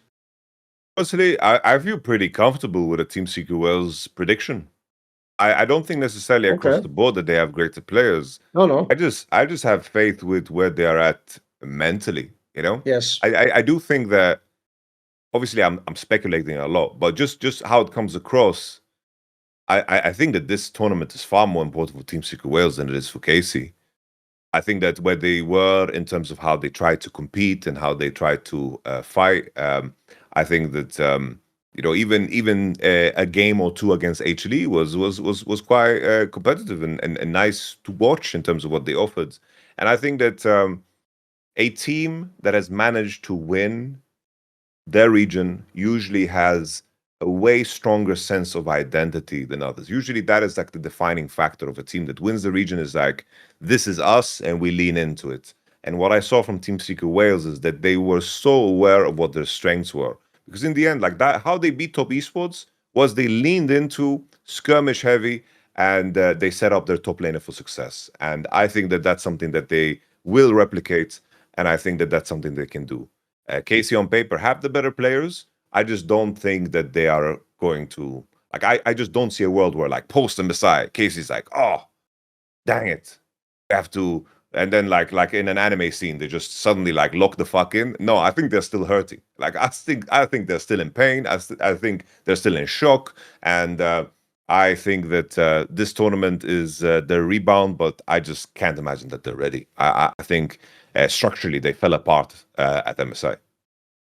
And I think people are missing that the reason why EWC every year throws up different results than what we expect is because of two reasons. One, the format's always condensed. So even this one, your BO1s can get you out of the group. Then in the playoffs, it's BO3s for the first two matches. It's only the finals of BO5. Even the third place games are BO3, if people don't know. And then also, the whole event is 4 days long. It starts tomorrow, Wednesday, and it is done on Sunday. So that is way more like, and you know from your playing career, this is more Randy. It's like the old LANs we used to have. When you had a LAN that lasted 3 days, you only have to be good on 3 days in that scenario. You don't have to. You think about things like MSI, you have days between matches, you have time to plan the BO5. It's so hard, it's so comprehensive to be the best teams at those. And that's why we give props to people like LYON for even coming close to the final. This is way more likely to be a tournament where someone can just do a Randy ass run. By the way, it could even be a LYON. Maybe it's the event where they make the final or something. Like, who the fuck knows? In BO3s, they can catch the right team. You have a great draft, you have an inspired game, you have a Saint pop-off. So actually, I think this is also an event for dark horses, mate. If you want to see some of those middle of the group tier, like, by the way, we mentioned some of them earlier. If you're a team like Anyone's Legend, you can make up for a lot of the bad performances this year if you make a sick run and you're in the final here, even if you then lose to a Hanwha Life or a BLG or something. So I think that part's spicy too. People have to take into account the format definitely does change how you feel about the competition. Again, think about this. If MSI had been single a limb, we're talking about Hanwha Life completely different right now, boys. Like, this would be a very different conversation. So I think the format is also going to make this really exciting, but also it's going to be so hard to predict. Yes, sir. Yeah. It's going to be strange. so many question marks, but it'll be fun to watch either way. BO1s into best of threes, and it's so damn rapid. It's I think the community underestimates, the challenges different tournaments pose. You get tested on very, very different skill sets, and I do think, if anything, these are the type of tournaments where you expect, the Zeo of GK guys to just do better, because that's true as well. Actually, T1s, by the way, if anything, they don't have to. Maybe T1 wins this event. You don't have to be good for a couple of days and put a few BO1s. I don't even need that. All I need is Thorin to just not int for 2 games. There you go, we win. That's doable. I'm with you.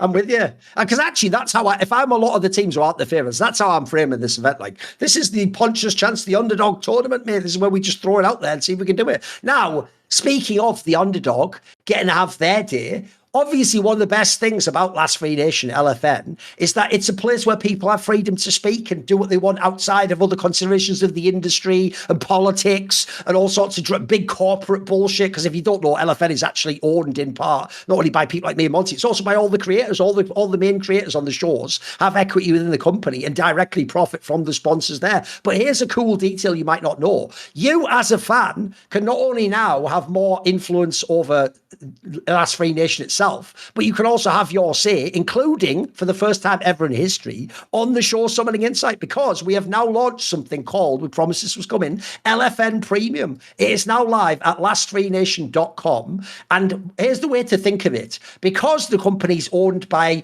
the people who are on the shows, and we do have sponsors, think about it this way. Sponsors keep the lights on at LFN, but actually people who subscribe, because we're going to have this all expansive premium system, you're the people though who ensure that no matter what the sponsor situation is and where we are in the industry, we don't have to sell out and we don't have to get bought by some bigger company and some massive corporate entity that sets guidelines and tone polices and does all those things where they go, I'm pretty sure I won't say what, but we've had episodes where I've asked Yamato certain questions that maybe were a bit edgy about. What do you think about politics of the world or philosophy? Or there's certain things there they would tell you don't talk about in a corporate environment. We can do that here. So we appreciate our fans. And what's cool is we've designed LFN Premium. So there's a bazillion perks that you get out of it as a subscriber. So first of all, on this show itself, you'll see later on, we'll still have a Q&A episode on this one. But for this one, we actually sourced the questions from a tweet, because going forwards, we're basically going to change how the Q&A section works, where essentially, if you're already a Discord subscriber, you can still just subscribe there and you'll still be able to ask questions on the show. But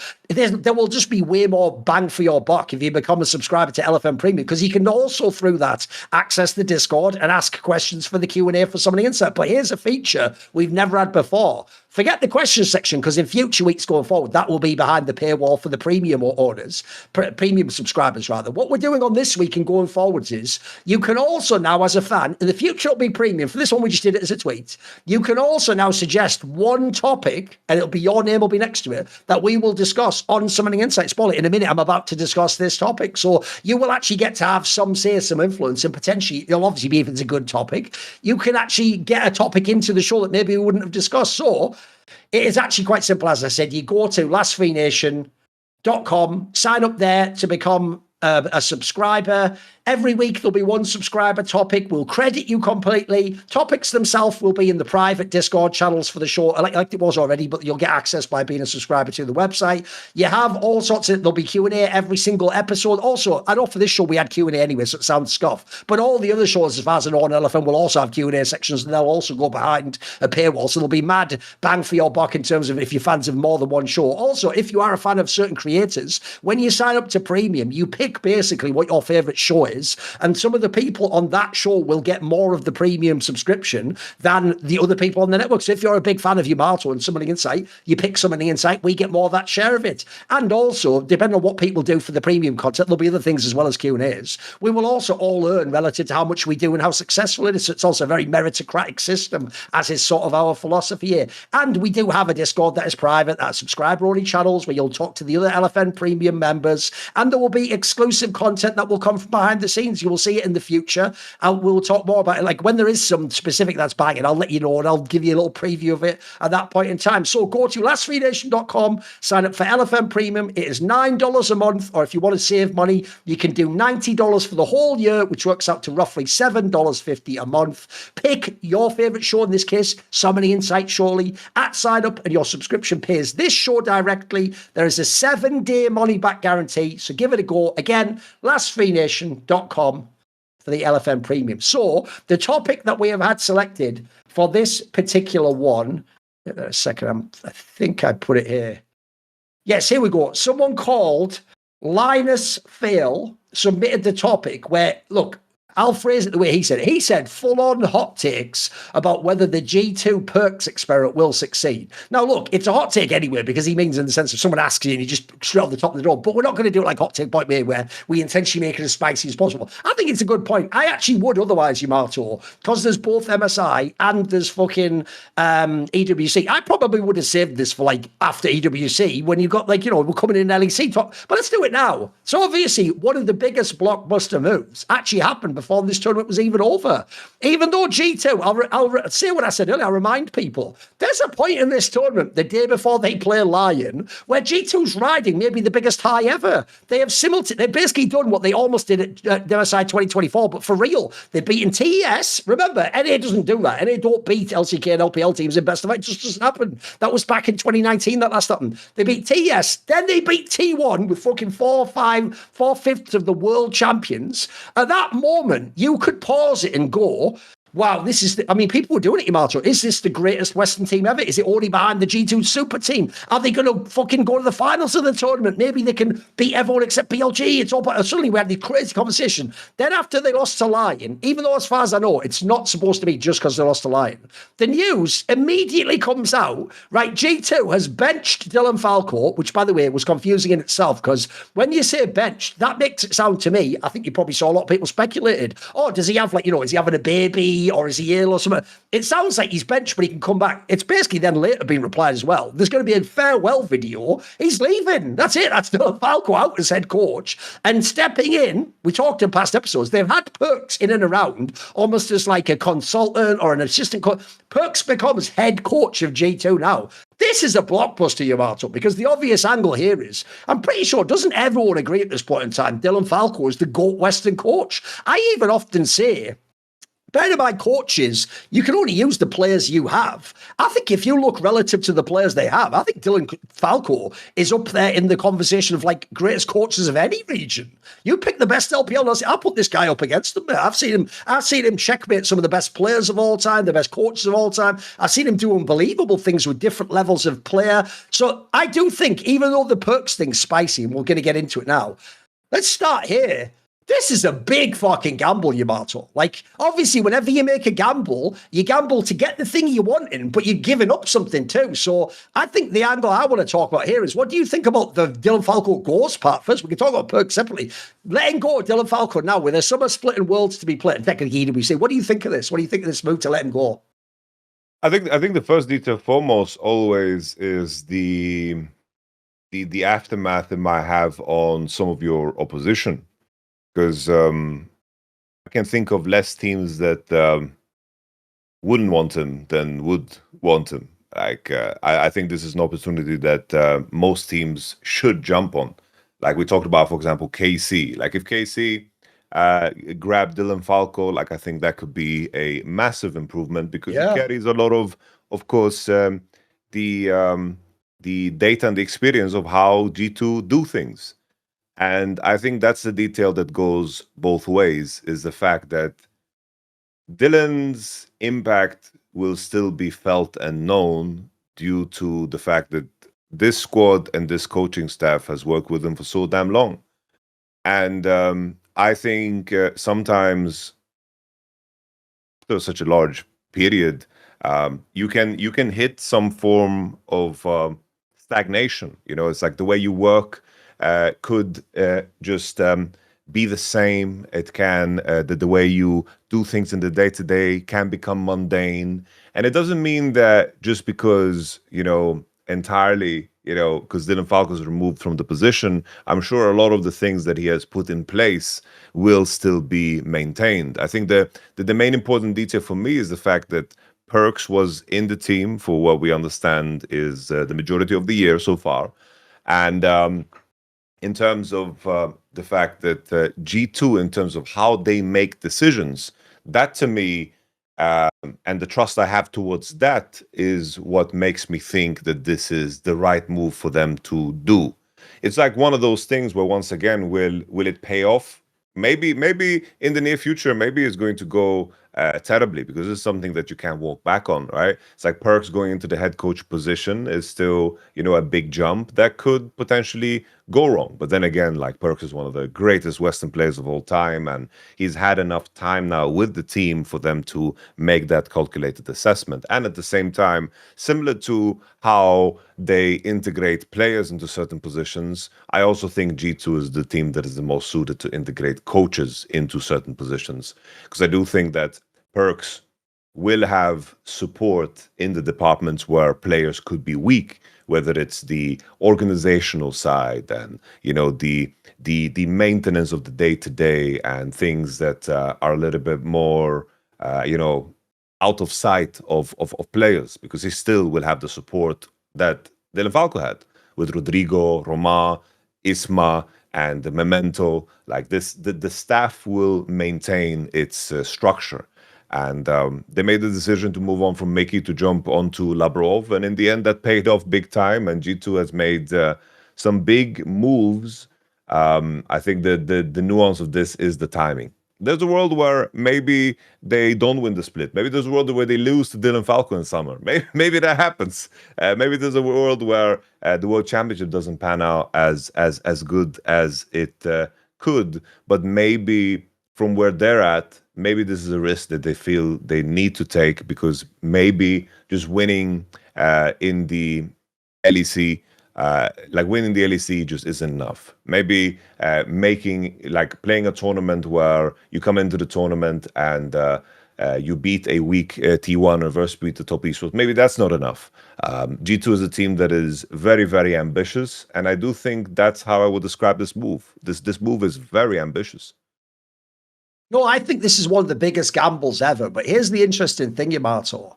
Even though I actually don't know if I would make this gamble, because I do think the problem is I can't really know what the environment's like within G2 and within the scrims. Like, I'll give you some details if people don't know. Think about only a few weeks ago, there was that whole drama of when they won LEC, when it was revealed, as usual, the scrims, etc. KC also pointed out they just wouldn't scrim them anymore because it was implied like KC was just beating them in scrims consistently. Like, that's one of those things where, look, sometimes as an opponent just is your kryptonite in scrims, but sometimes that might also mean that in the scrim environment you're having real problems and there's flaws. You're just getting it together enough in the LEC, and bearing in mind, considering it was pretty close, it's not like he can just go, well, no problem, don't worry about the flaws. Like, if there's a problem, there's a problem. And then I would also say, what I really, really am interested by, and no one's given any hints about this, is I would love to know, even though they did win these two big series at this MSI, were they having some sort of bad problems in scrims here? Like, maybe, for example, I'll give you a random example. We said it earlier. Maybe they scrimmed against Gen G and just lost every game or something. And now you're thinking, well, fuck yeah, we won the officials. So then when you lose to LYON, it's like, oh, well, shit, actually, now we're even having problems with the officials. Like,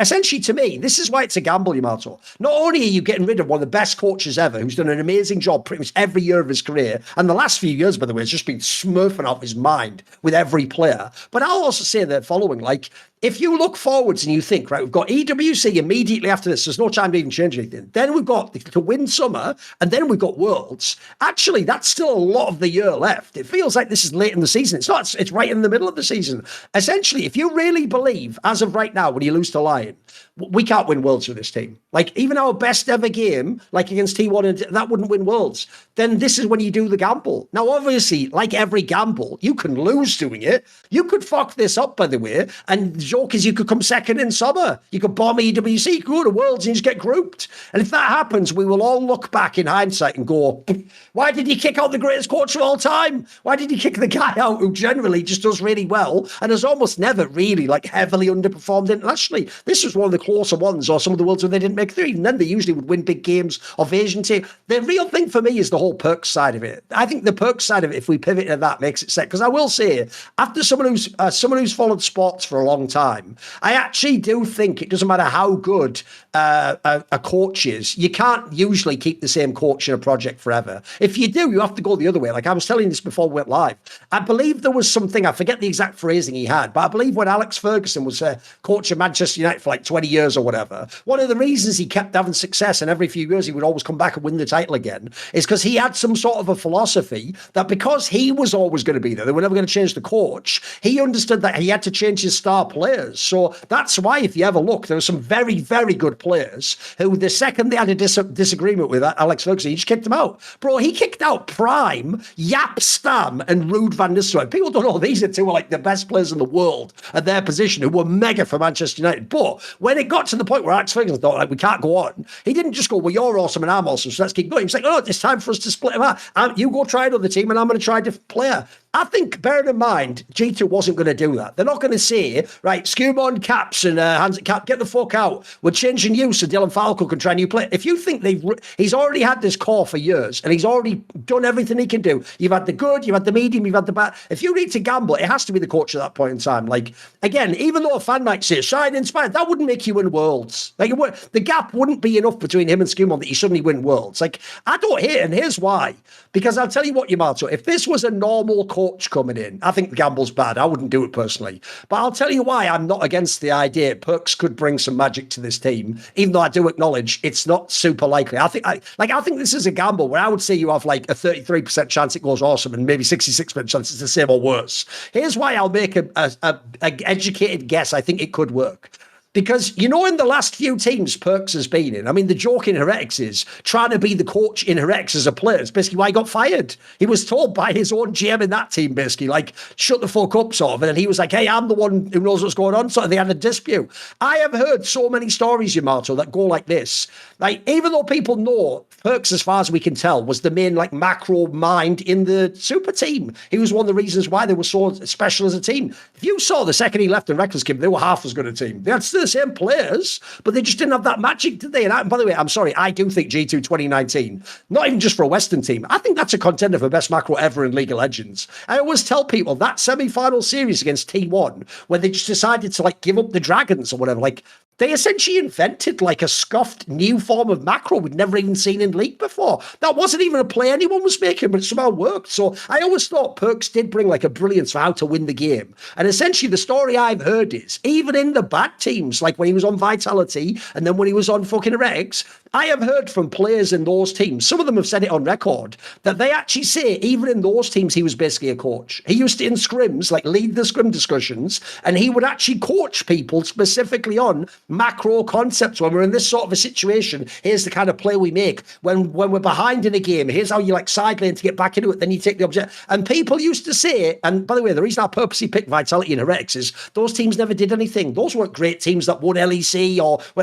people tell me, even in those teams, Yamato, the words they described him as was he is a genius of macro. Not like he's just good at it, but like the idea was he not only had like a great mind for it, but they said he was really good at explaining it. And what I was told, and by the way, I think it's very telling that on my shows with Peter Dunn, even Peter Dunn sings Perkz' praises, even if you don't know, guys. Peter Dunn was the guy on my channel who did that whole interview where he told you all the bad things about Perkz. Here's the difference people don't get.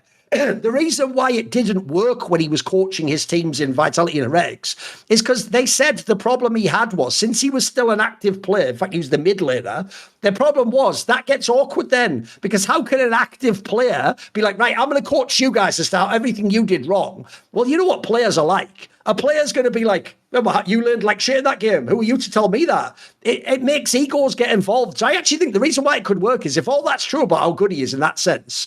And by the way, if you could ever bring some of that to G2, that could be the secret sauce. There won't be any of the conflict, so because he's not playing anymore. His playing days are long gone now. He's never coming back as a player. He's just a coach. I think you get a lot of the upside. You get none of the downside. And then also, I'll throw it in there. I'll give you a football comparison, Yamato. This might be like when Zidane took over Real Madrid. Because I've always said, I actually don't think Zidane would have been a good coach in any other team. I think he was very shrewd to take that gig and also to leave at the right time too. Because if you put him in a normal squad, mate, I don't actually know how good Zidane is tactically. But in that room, I always thought the genius was, you're putting him in a room where even if you have Ronaldo and Gareth Bale and massive names, bro, even they look at Zidane and they're like, listen, you know what you're talking about, bro. Whatever you say, I'm open. I'm listening. How do I win the World Cup? How do I win Champions League? You've done it all, mate. How do I win the ballot? You've done it all. So I think Perkz has that buy-in, bro. I can tell you, these players, it's not just Caps because he played with them. Those players look up to Perkz, man. I think everyone in the West does. I think fans are way more out on Perkz than players. I think players see him as a legend and see him as a guy who accomplished great. And also, if you're going to say to these players, this is how you win worlds or go to the finals, some of them are going to listen, mate. They've never done shit like that. So what do you think on the Perkz side? What do you think of the gamble? Yeah, I don't think there's a lot of players this makes sense for. I think Perkz is one of the greatest Western players of all time, and I think that his leadership in his teams is very evident. You know, it's like there's been criticism towards maybe his gameplay at times, but in terms of what his teams achieved, like even his stint on C9, because people look down on that, but it's like in terms of what they did, it was very good. It's like they won splits, they went to quarters. Yep. It's like they got out the group of death.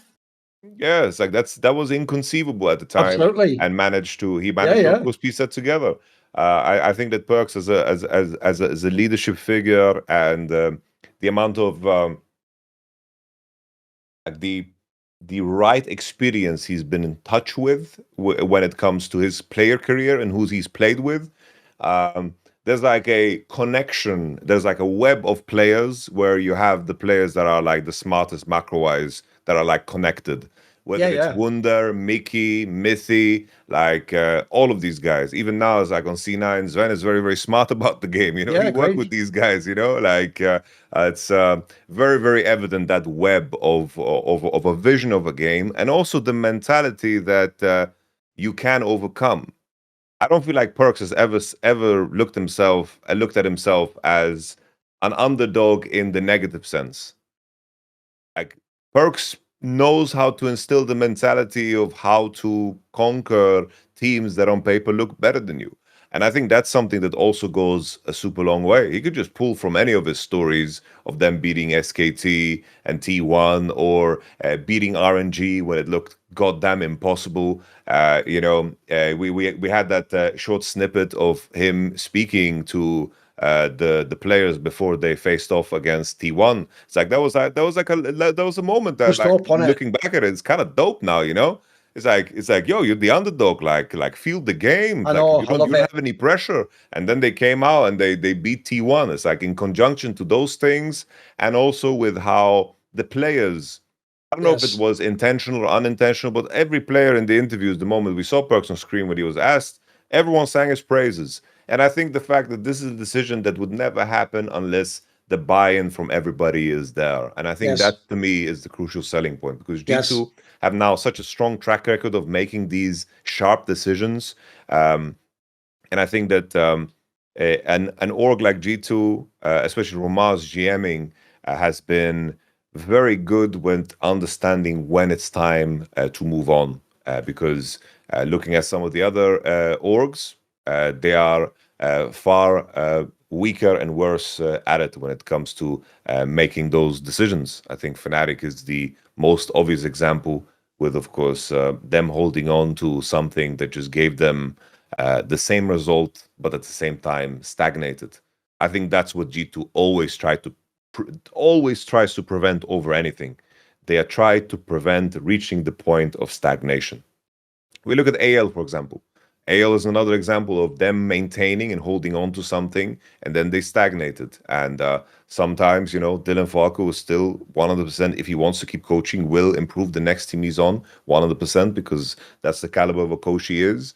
But sometimes you just need to, when the ship is moving in a specific direction, you need to keep it fresh, you need to keep it revitalized, and you can never reach the point of stagnation.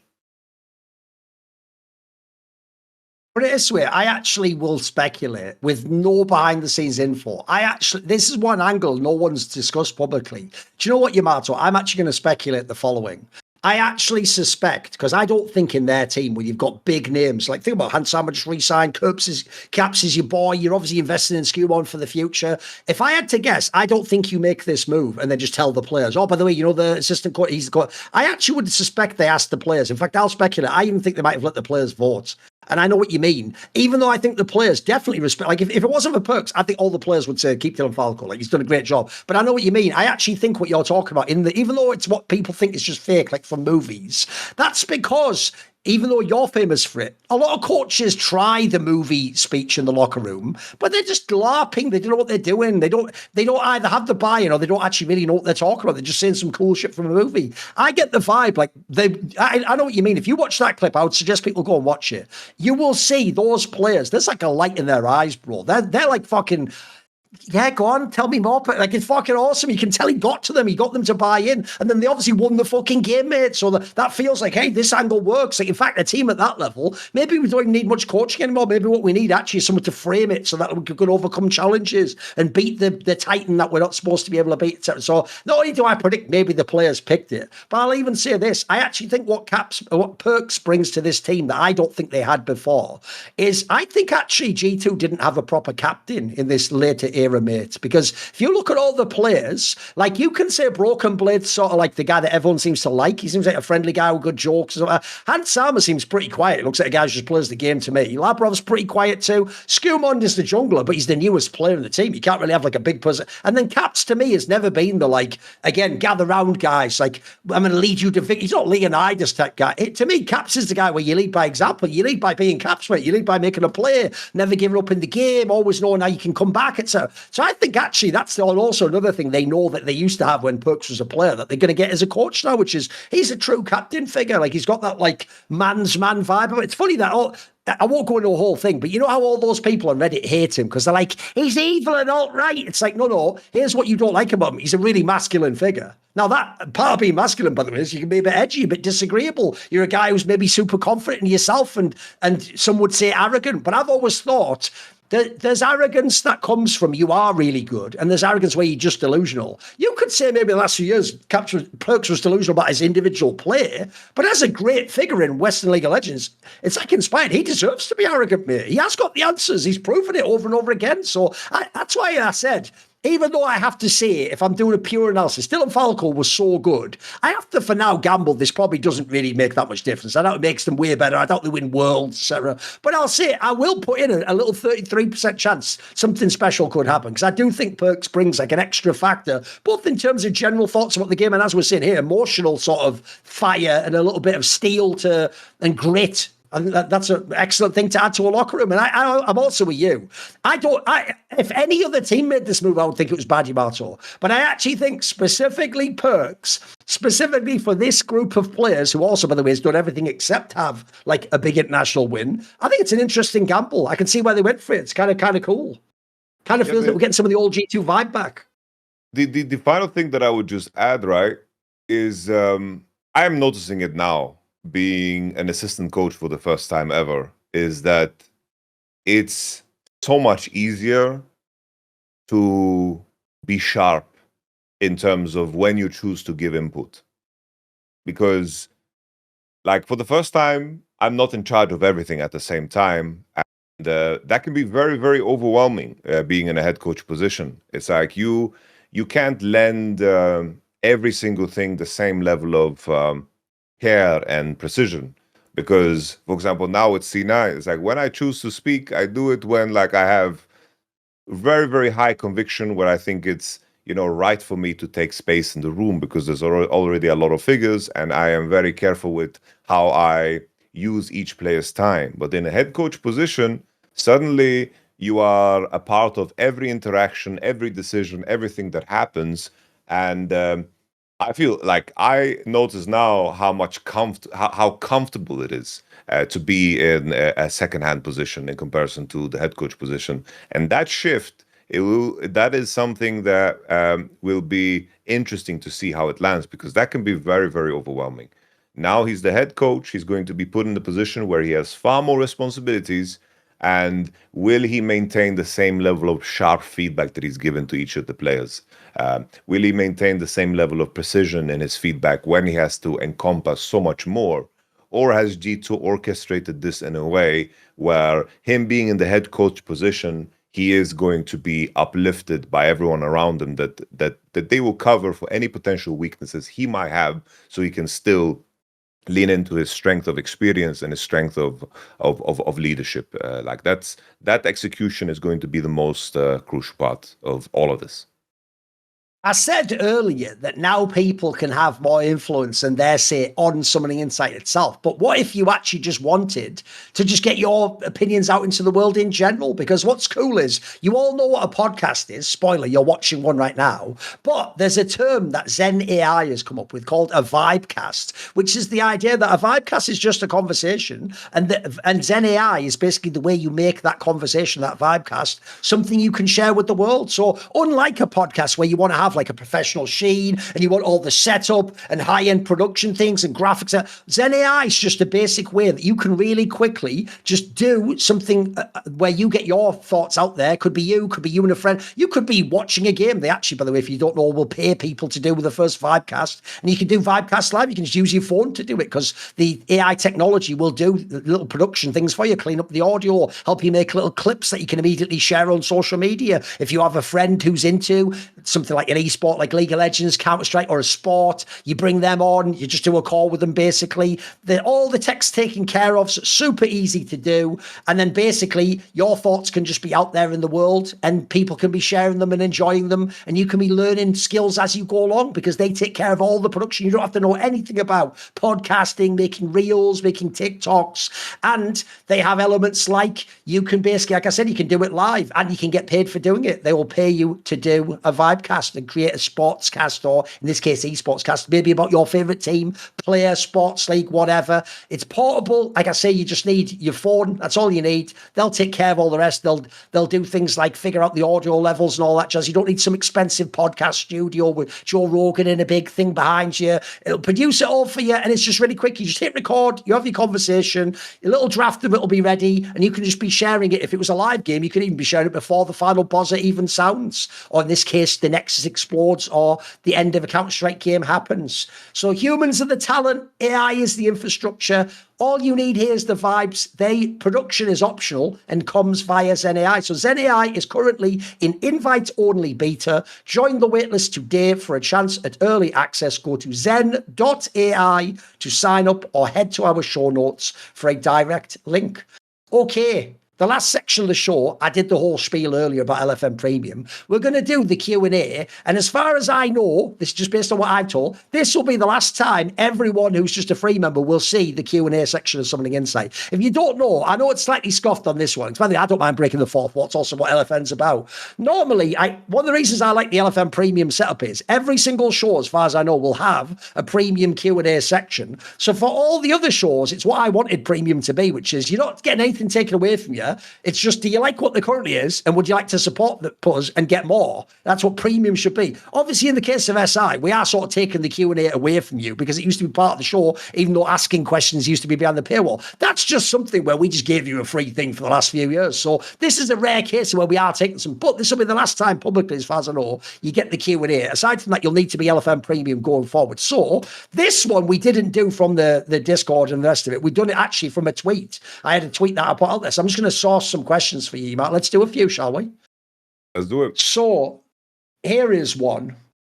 It's a bit of a crazy one, but I'll ask it anyway, since it is in keeping with the conversation we just had. So someone called your boy Nate said a lot of people, including yourselves, have talked about Keria and now On contending GOAT support status. I don't know if we ever said On was in GOAT support. Certainly best support in the world, let's say that. He says, but is Delight low-key underrated and maybe should be in talks of being at least top 3 or top 5 support all time? What do you think, Mark? Where does Delight get into one of these conversations for you? So first to clarify, the last time I brought up On in that conversation, it's more in the context of like top 3, top 5, you know? Right. He's not, hanging not out. Not contender for number 1, right? Okay. But okay. Number 1, I think, is pretty cemented. Sure. This is the last time we had that conversation. The lie, you know, the main issue with the lie is that, you know, I think that the periods where he was the greatest wasn't necessarily due to him doing things that were extraordinary. Sure, on his Rakan, his Rel, he's had amazing moments in terms of finding engage angles, and that has been his biggest strength. But there has been many supports throughout time that can be mentioned in the same category because that for large periods, that was all that supports needed to do. Like you can throw in a name like Ming there. You can throw in a name like Lehens. You can throw in a name like Mako. Bunch of people. Mako, I put even above that status. Oh, I see what you mean, right? I see what you mean. Such a range. I mean, by like players that I potentially even put above the light in that conversation, right? Due to them having a wider range and also having what was the light's biggest skill sets. Because I do think that the light's highest peaks always happen during, you know, the valleys of. Would you have put Mickey X above him? I would put Mickey above the light. Yes, another great example. The list is very long of guys that are just so good at engaging and having like a wider range. P. Killer-san? Even Hilly, yeah. I think I would put Hilly above him. Yeah. Because he is asking where we see the range. Special and how they had periods when they were the best in the world. I really believe so. So yes, I think you can put a lot of players above the light. Is he one of the strongest ones? Yes, but would we even go so far to consider like Duro in the same time span he had? Like he had longer periods where he was potentially the best support in the world with a far wider range than what the Light has offered. So I think the Light is very, very good, but the moments where he's been great are far too few, I would say. Because even this MSI win, does this change the conversation about the Light? Not really for me. Like I think that he was a cliff note in this HLE journey to win MSI.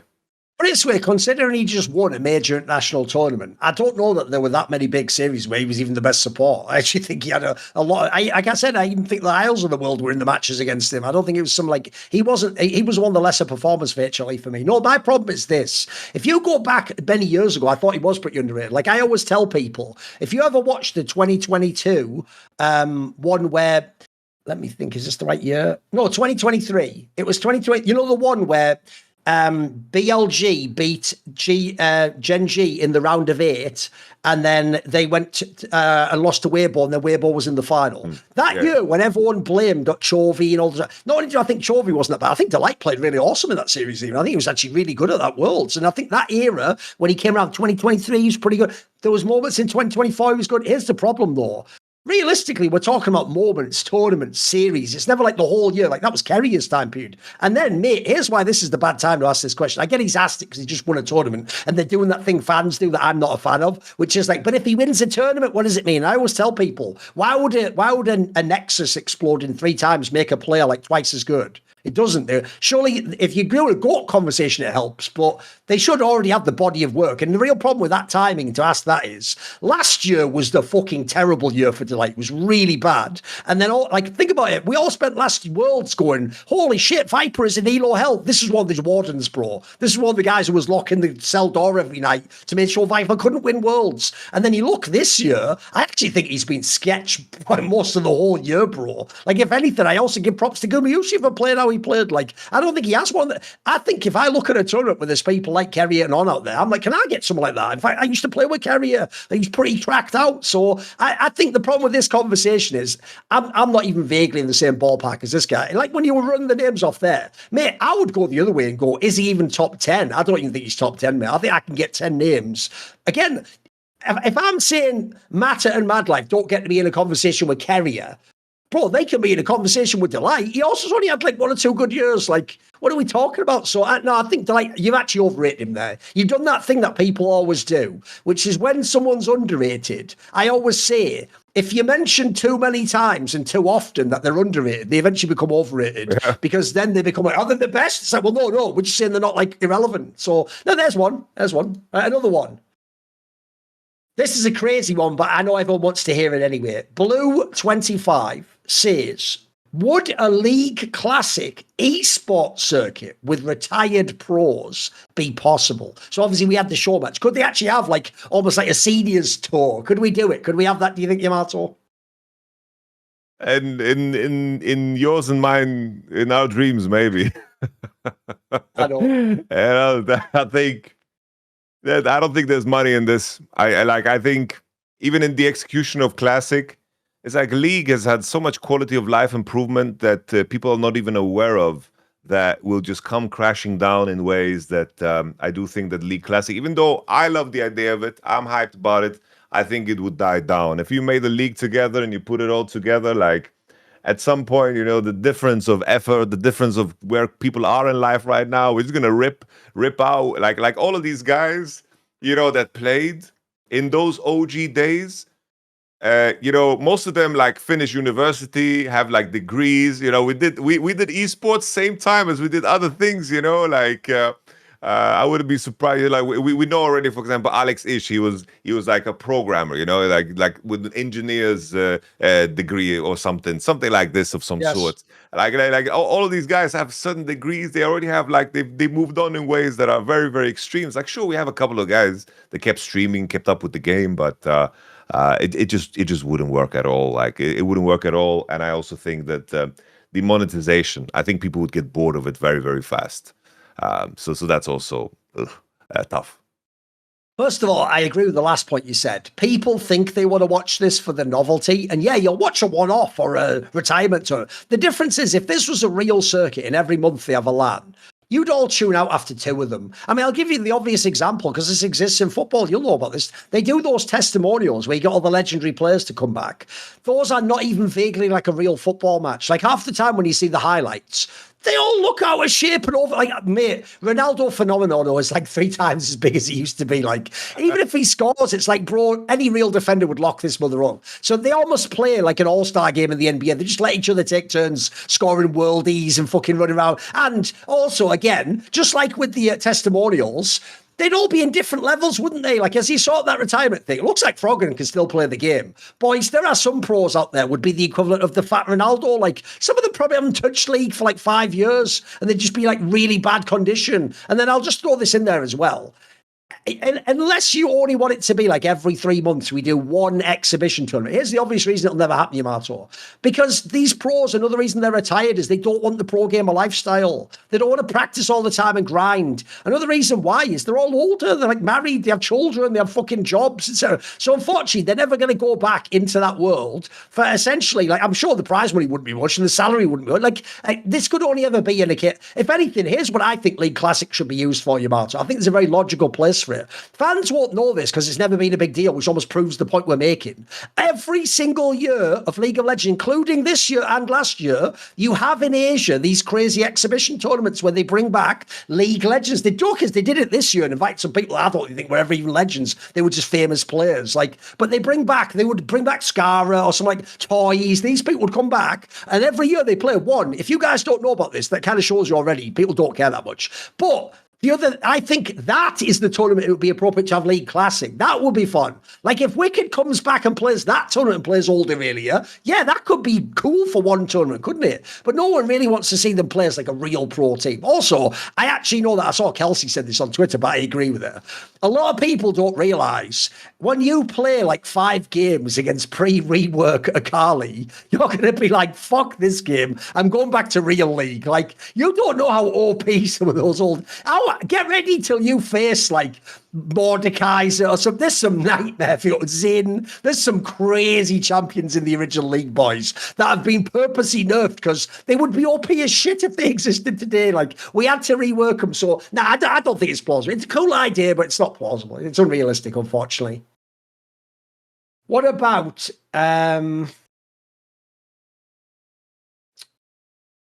let's see... All right, here's the question. It sort of ties to what we were talking about before. A guy called Hansi Olivia says, Jankos is the Western jungle GOAT. Has Inspired done enough in his career to contest that position or at least enter the conversation? So is Inspired in a convo with it? Is he even better than? What do you think? I think he's done enough to be in the conversation, yes. I think Jankos, his longevity and being top 3 in...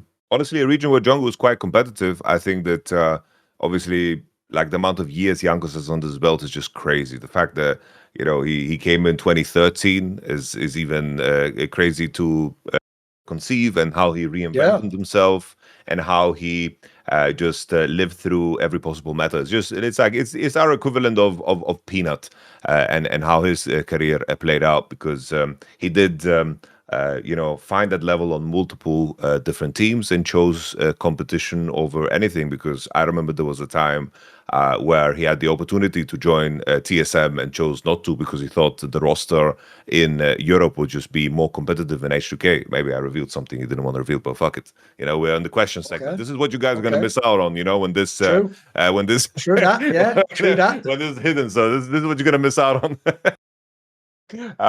But as I mentioned before, it's just it's like it's so impressive what Inspired has done, because still, you can poke holes in some of the strong arguments for Jankos, right? It's like, oh, they beat Albert Noxeluna to make that semifinals, or he had that success only with caps, and that's other junglers could fit in the role of G2 as well. It's like, obviously I don't believe that, but you can poke holes in that. Can you really Absolutely. poke holes in Inspired's arguments? No, no. That's what makes him so damn strong, is that Yes. all the players that work with him, like they perform so damn good, and they level up, and then when they move on, you just see like a massive dip in performance, and he manages to do this for organizations that just on paper have no business winning, but they manage to do so with the help of Inspired. And now the track record is so damn long that you just know it's not a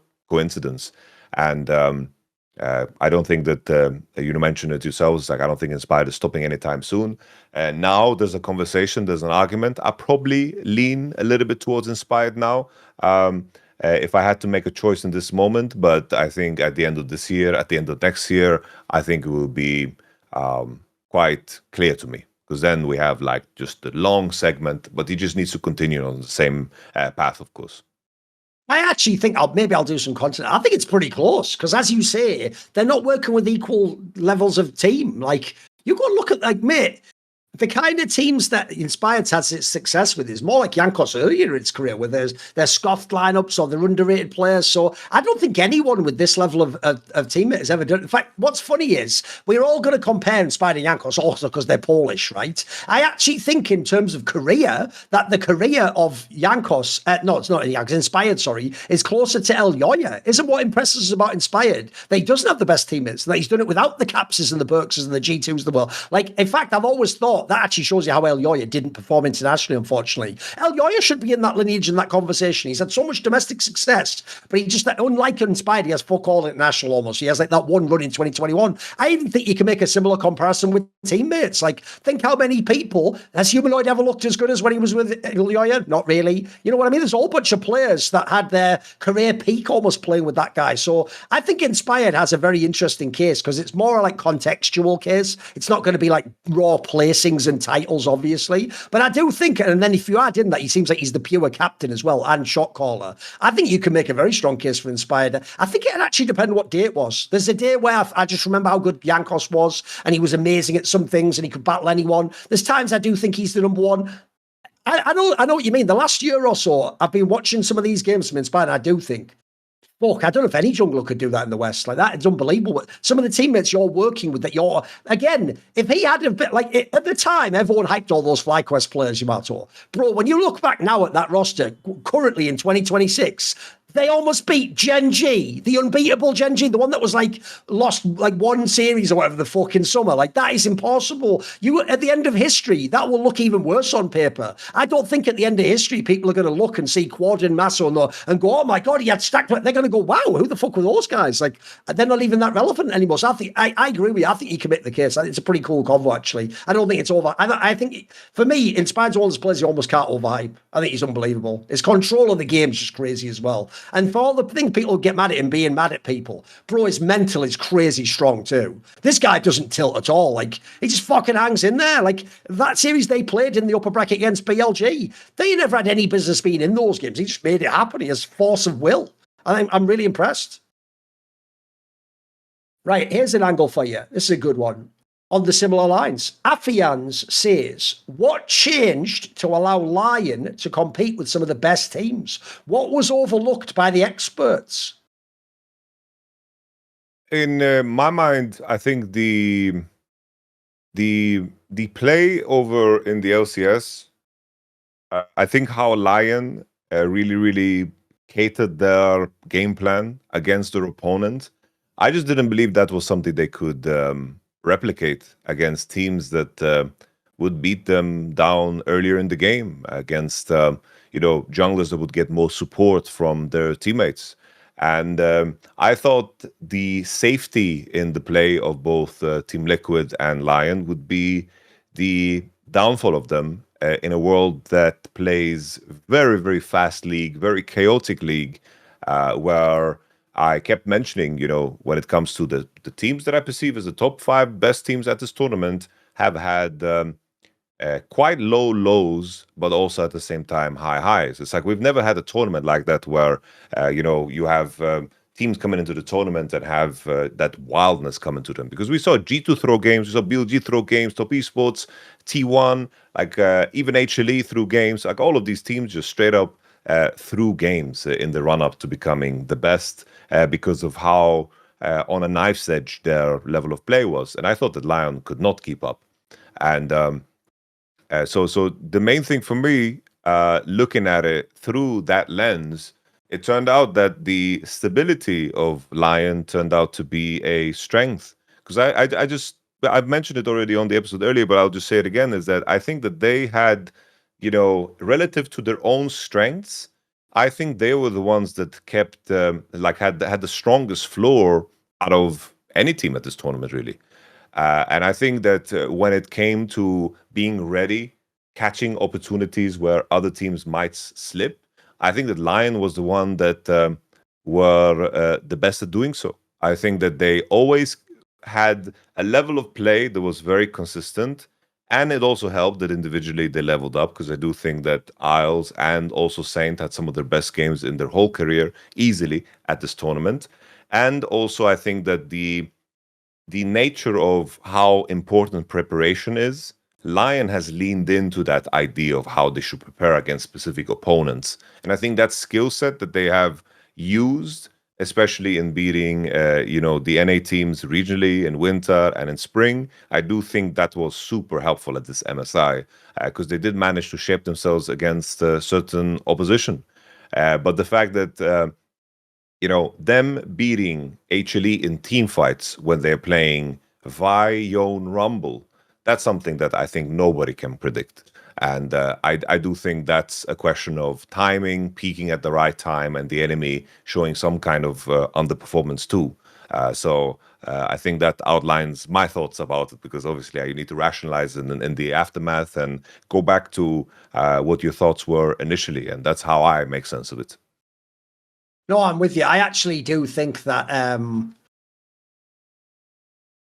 I don't think anyone could have predicted how this team would do it. It's why the only person I ever even reference it for is actually Inspired himself. Like, he clearly saw something in players, like, say, I don't think anyone could have seen. Like, it can't have just been, guy has crazy hands. There must have been something. Maybe he thought he could work with this guy, or maybe he had a conversation. I don't know what it was, but, and obviously then also, here's the other reason why no one could predict it. Because they never was supposed to be Dokler. That part's a completely unexpected angle that's got thrown in the mix later. So I think people are even ignoring how crazy that part is. Like, I don't think anyone could predict this. I even also think they've slightly overperformed. I'm also sort of with you. I think a mixture of inspired performances and the fact that actually fair play, the team's been well coached. I think they're getting the absolute max out of this team. I think it's crazy they're even in 5-game series against HLE. Like, on paper, that's a super team of like mega winners who are some of the best players in the world, and you almost beat them for real.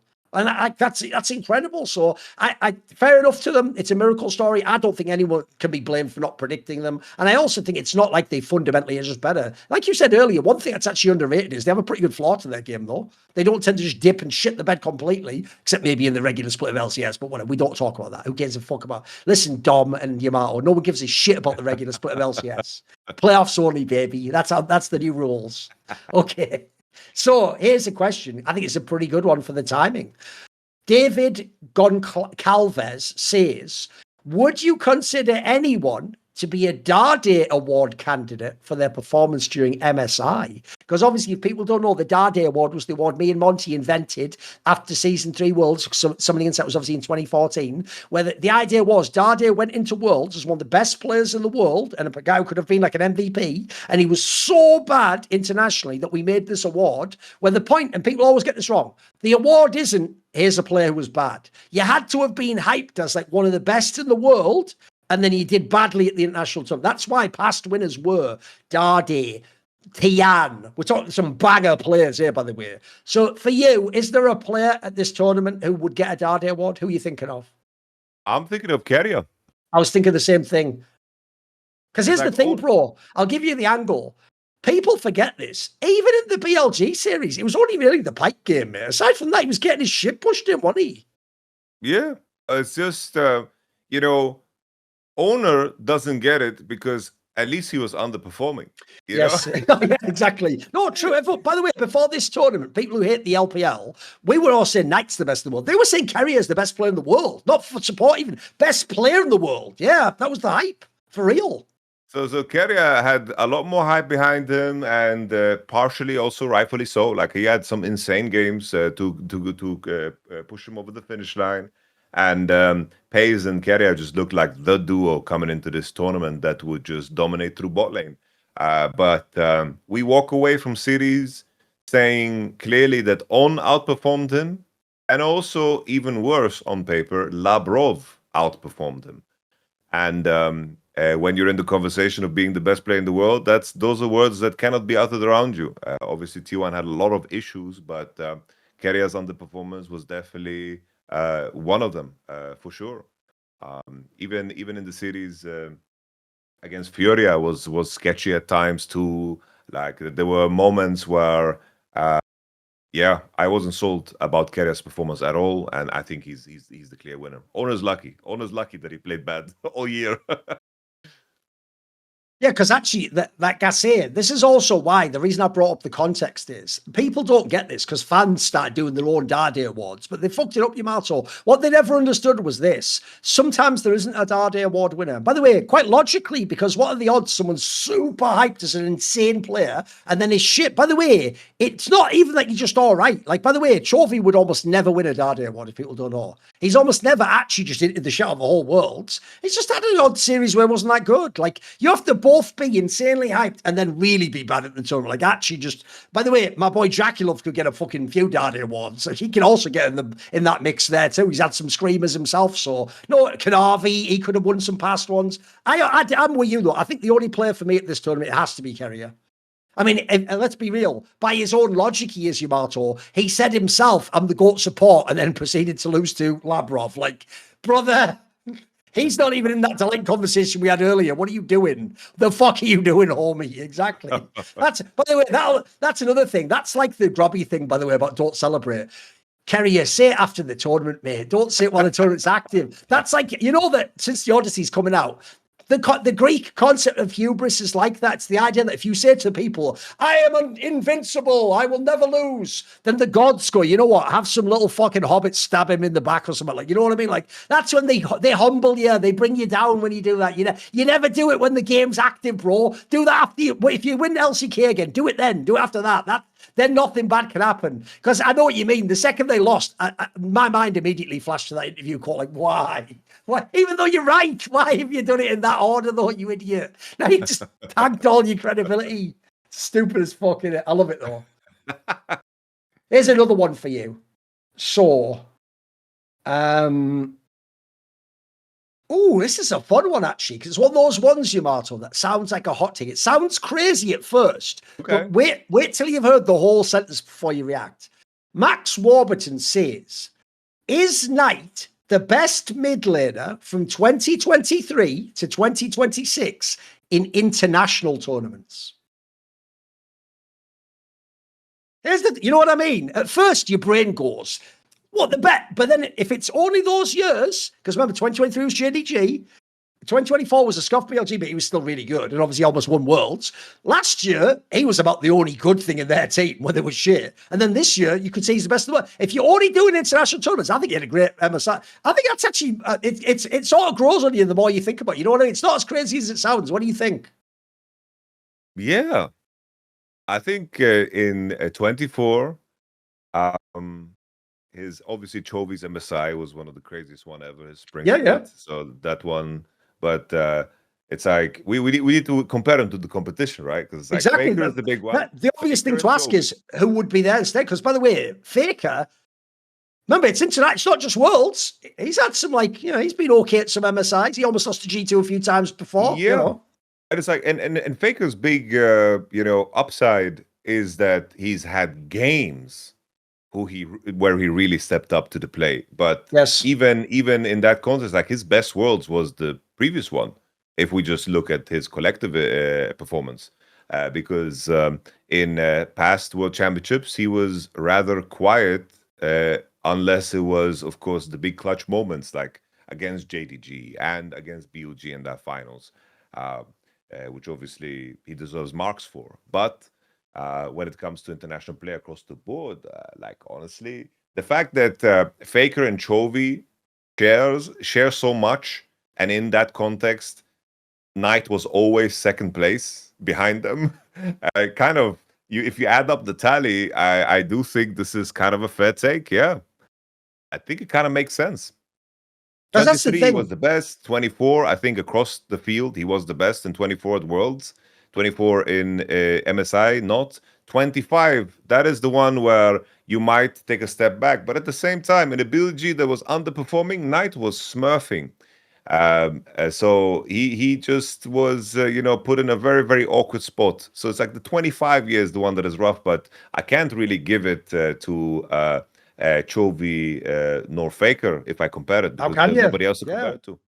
No, the reason why it's clever is, as you say, first of all, he actually, because individually he's played excellently when his team's lost, he's actually kind of slept on in that sense. And then secondly, who's the contender? Like, it can't, I'm sorry, I don't care how much you like T, but it can't be Faker. Remember, we're counting all the other tournaments too. Like, get the fuck out. So I actually think he wins it, but almost by default in this case, because no one else had the same body of work. Like, yeah, in that case, he didn't need to win the tournament. I mean, he did win in 2023 MSI, but whatever, we all get the point. Similarly, this is along similar lines, actually, so it's perfect as a queue up. Right, are you ready? This is a hater, I can tell, but let's ask it anyway. Wise Frog 200,099 says, get ready, just the way it's phrased, bro. It's like he's trying to rage bait me, but we're going to ask it anyway. Okay. He goes, it's the whole rookie, it can't be that good because why didn't he quite? Are you ready? He goes, if Bin and Knight truly are all-time greats playing in their prime at the same time, then to what? It's the way he's doing some Christopher Hitchens, like, then to what, sir, may I attribute their recurring failure to win international events again and again, coming up short in decisive series? So basically the question is, Yamato, if indeed Bin and Knight are two of the all-time greats, and they're in their primes at the same time, they play together, why do they keep coming up short in international series that are really close? I think the main thing is you got to look who they lose against. You look at who they lose against, and we praise T1 at the World Championship for a goddamn reason. We look at what they did in 24 and the fact that they had a very close series that could have gone either way, honestly, all up until the end. People see that as a knock, but it's always about the opposition. If you compare it to, like, a good comparison could be, for example, G2, when they made the roster change to bring in Skimont and Labrov, it was like they lost to MCoy and KC. They got 3-0'd in those finals. It was clearly a choking problem. But in terms of who you fight against and who you lose against and how close it is, I think that is very important context to this conversation. Because 24 MSI, they lost the finals against Genji. Genji was just way better than them. They were the best team in the world. I don't think any conversation was close. 24 World Finals, and then 25, of course, was a wash because Bin was not even in good form. So we're talking only in context where Knight and Bin are in good form. I just think that the team that they lost against is just a fair competitor with players that also peaked. Plain and simple.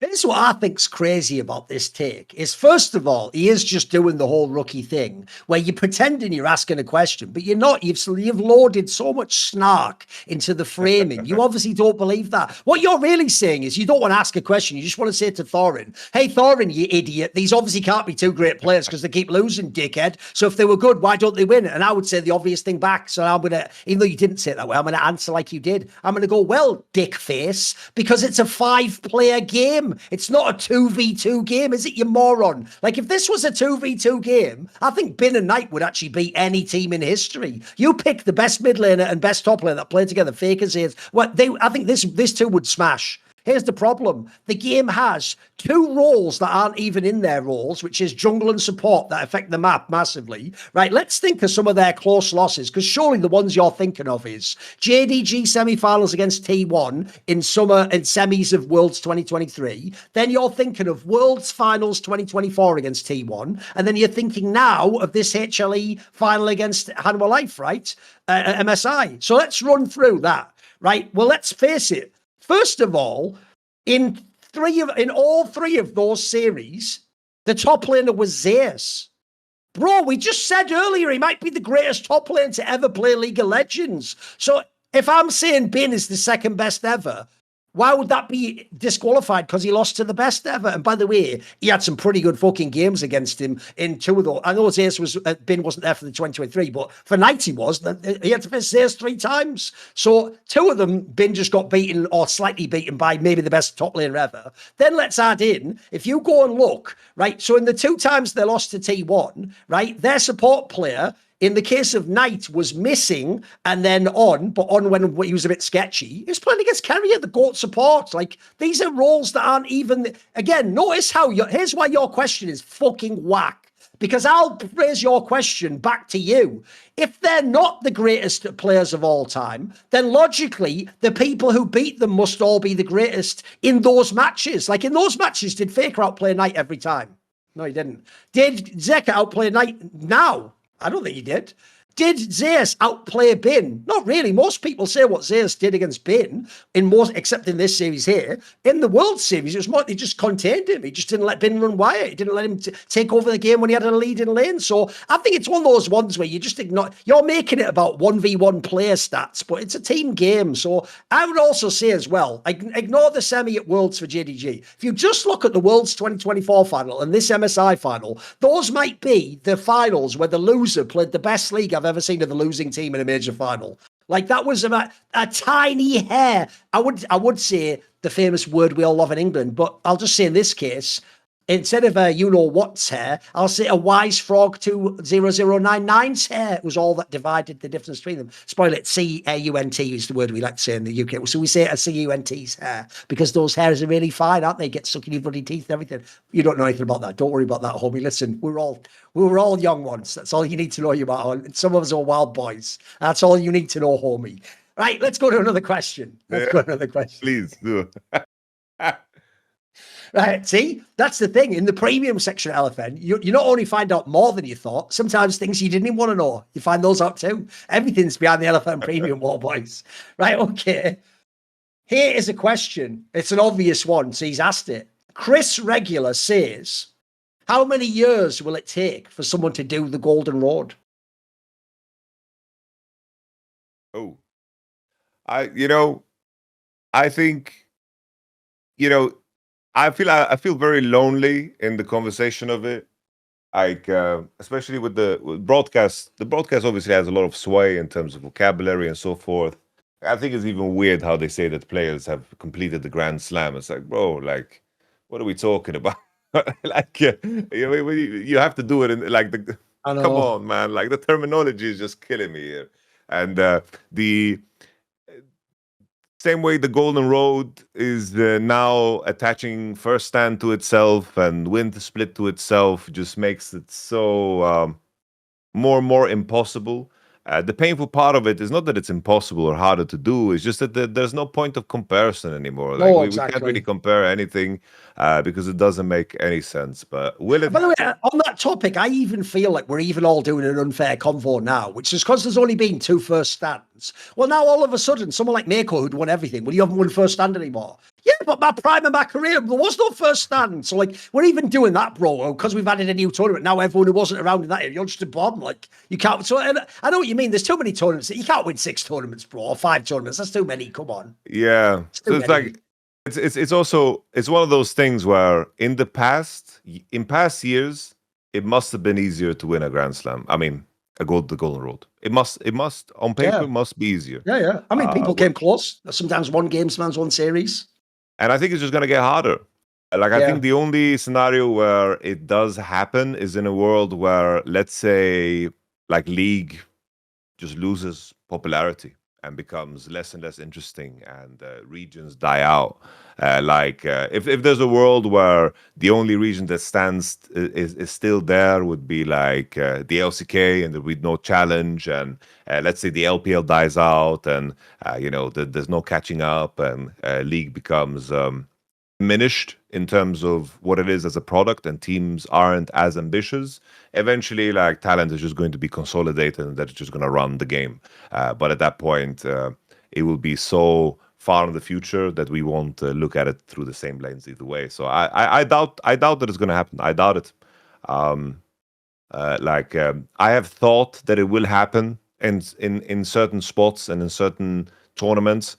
and from certain positions. Like I even thought, like when IG came into that MSI 2019 after winning Spring Split, I was like, yeah, this is the team that might do it. Like they look how good they look in the group stage. They're gonna just, and then it's just gone. It does seem impossible. I've got a mad angle for people. I actually think, because it'll sound weird at first, but it'll make sense when I explain it, right? I actually think the only way it's possible is if you instead change it so it's only internationals. It's only the 3 tournaments. You have to win First Stand, MSI, and Worlds, because then it's only 3 tournaments, right? Now, you might think that's weird because, yeah, but domestic tournaments are worth less. Bro, I think domestic tournaments is more likely you lose one of those often. Like, it's really hard in those. And also, there's so many matches to play there. And let's be real, I would have said this even if G2 had won. If G2 had done the Golden Road, do you know what I'd say if I was Korean or Chinese? Well, yeah, it must be easy to just win fucking LEC, mate. I have to play like the other world's contenders in my home region. By the way, if JDG had actually won the Golden Road, wouldn't all the LCK fans say the same thing? Well, yeah, no shit, because you win the LPL. You wouldn't win the LCK. So, first of all, I already think the domestic part's unfair. Also, if you just make it that it's only the 3, I still don't think it'll happen. It'll be really, really, really hard. But I think then it's more plausible someone can do it. I don't think anyone can really win 5 straight tournaments in a row in League of Legends. And let's be real, one other detail that makes this different from games like Counter-Strike, where it is possible to win all the majors and win 7 to 8 tournaments in a row like people have. The problem is this, Yamato, Counter-Strike changes very slowly. In League, every 2 months, it's a different patch, totally different things are nerfed, banned. Fearless also, I think, makes it really hard, mate. Like, in the old days, if you were hook into a strong meta, I think it's way more, I think last year was the closest anyone came to beating T1. They had 2 series that I go into 5 games really close. That's because of Fearless, bro. In the old meta, when you get the stranglehold, you just win out the game 3, game 4. Every game's 4 series, 4 game series. So I'm pretty sure, sadly, I don't think it'll ever happen. With that said, you know when people go like, we should stop talking about it, you're a moron. Just because it hasn't happened, the whole point is we don't want it to happen every year. It'd be whack if it did. Like, I actually think in Counter-Strike, when we have that ESL grant, it happens so often, bro. We've had about 5 winners now or something insane. Like, that's supposed to be something,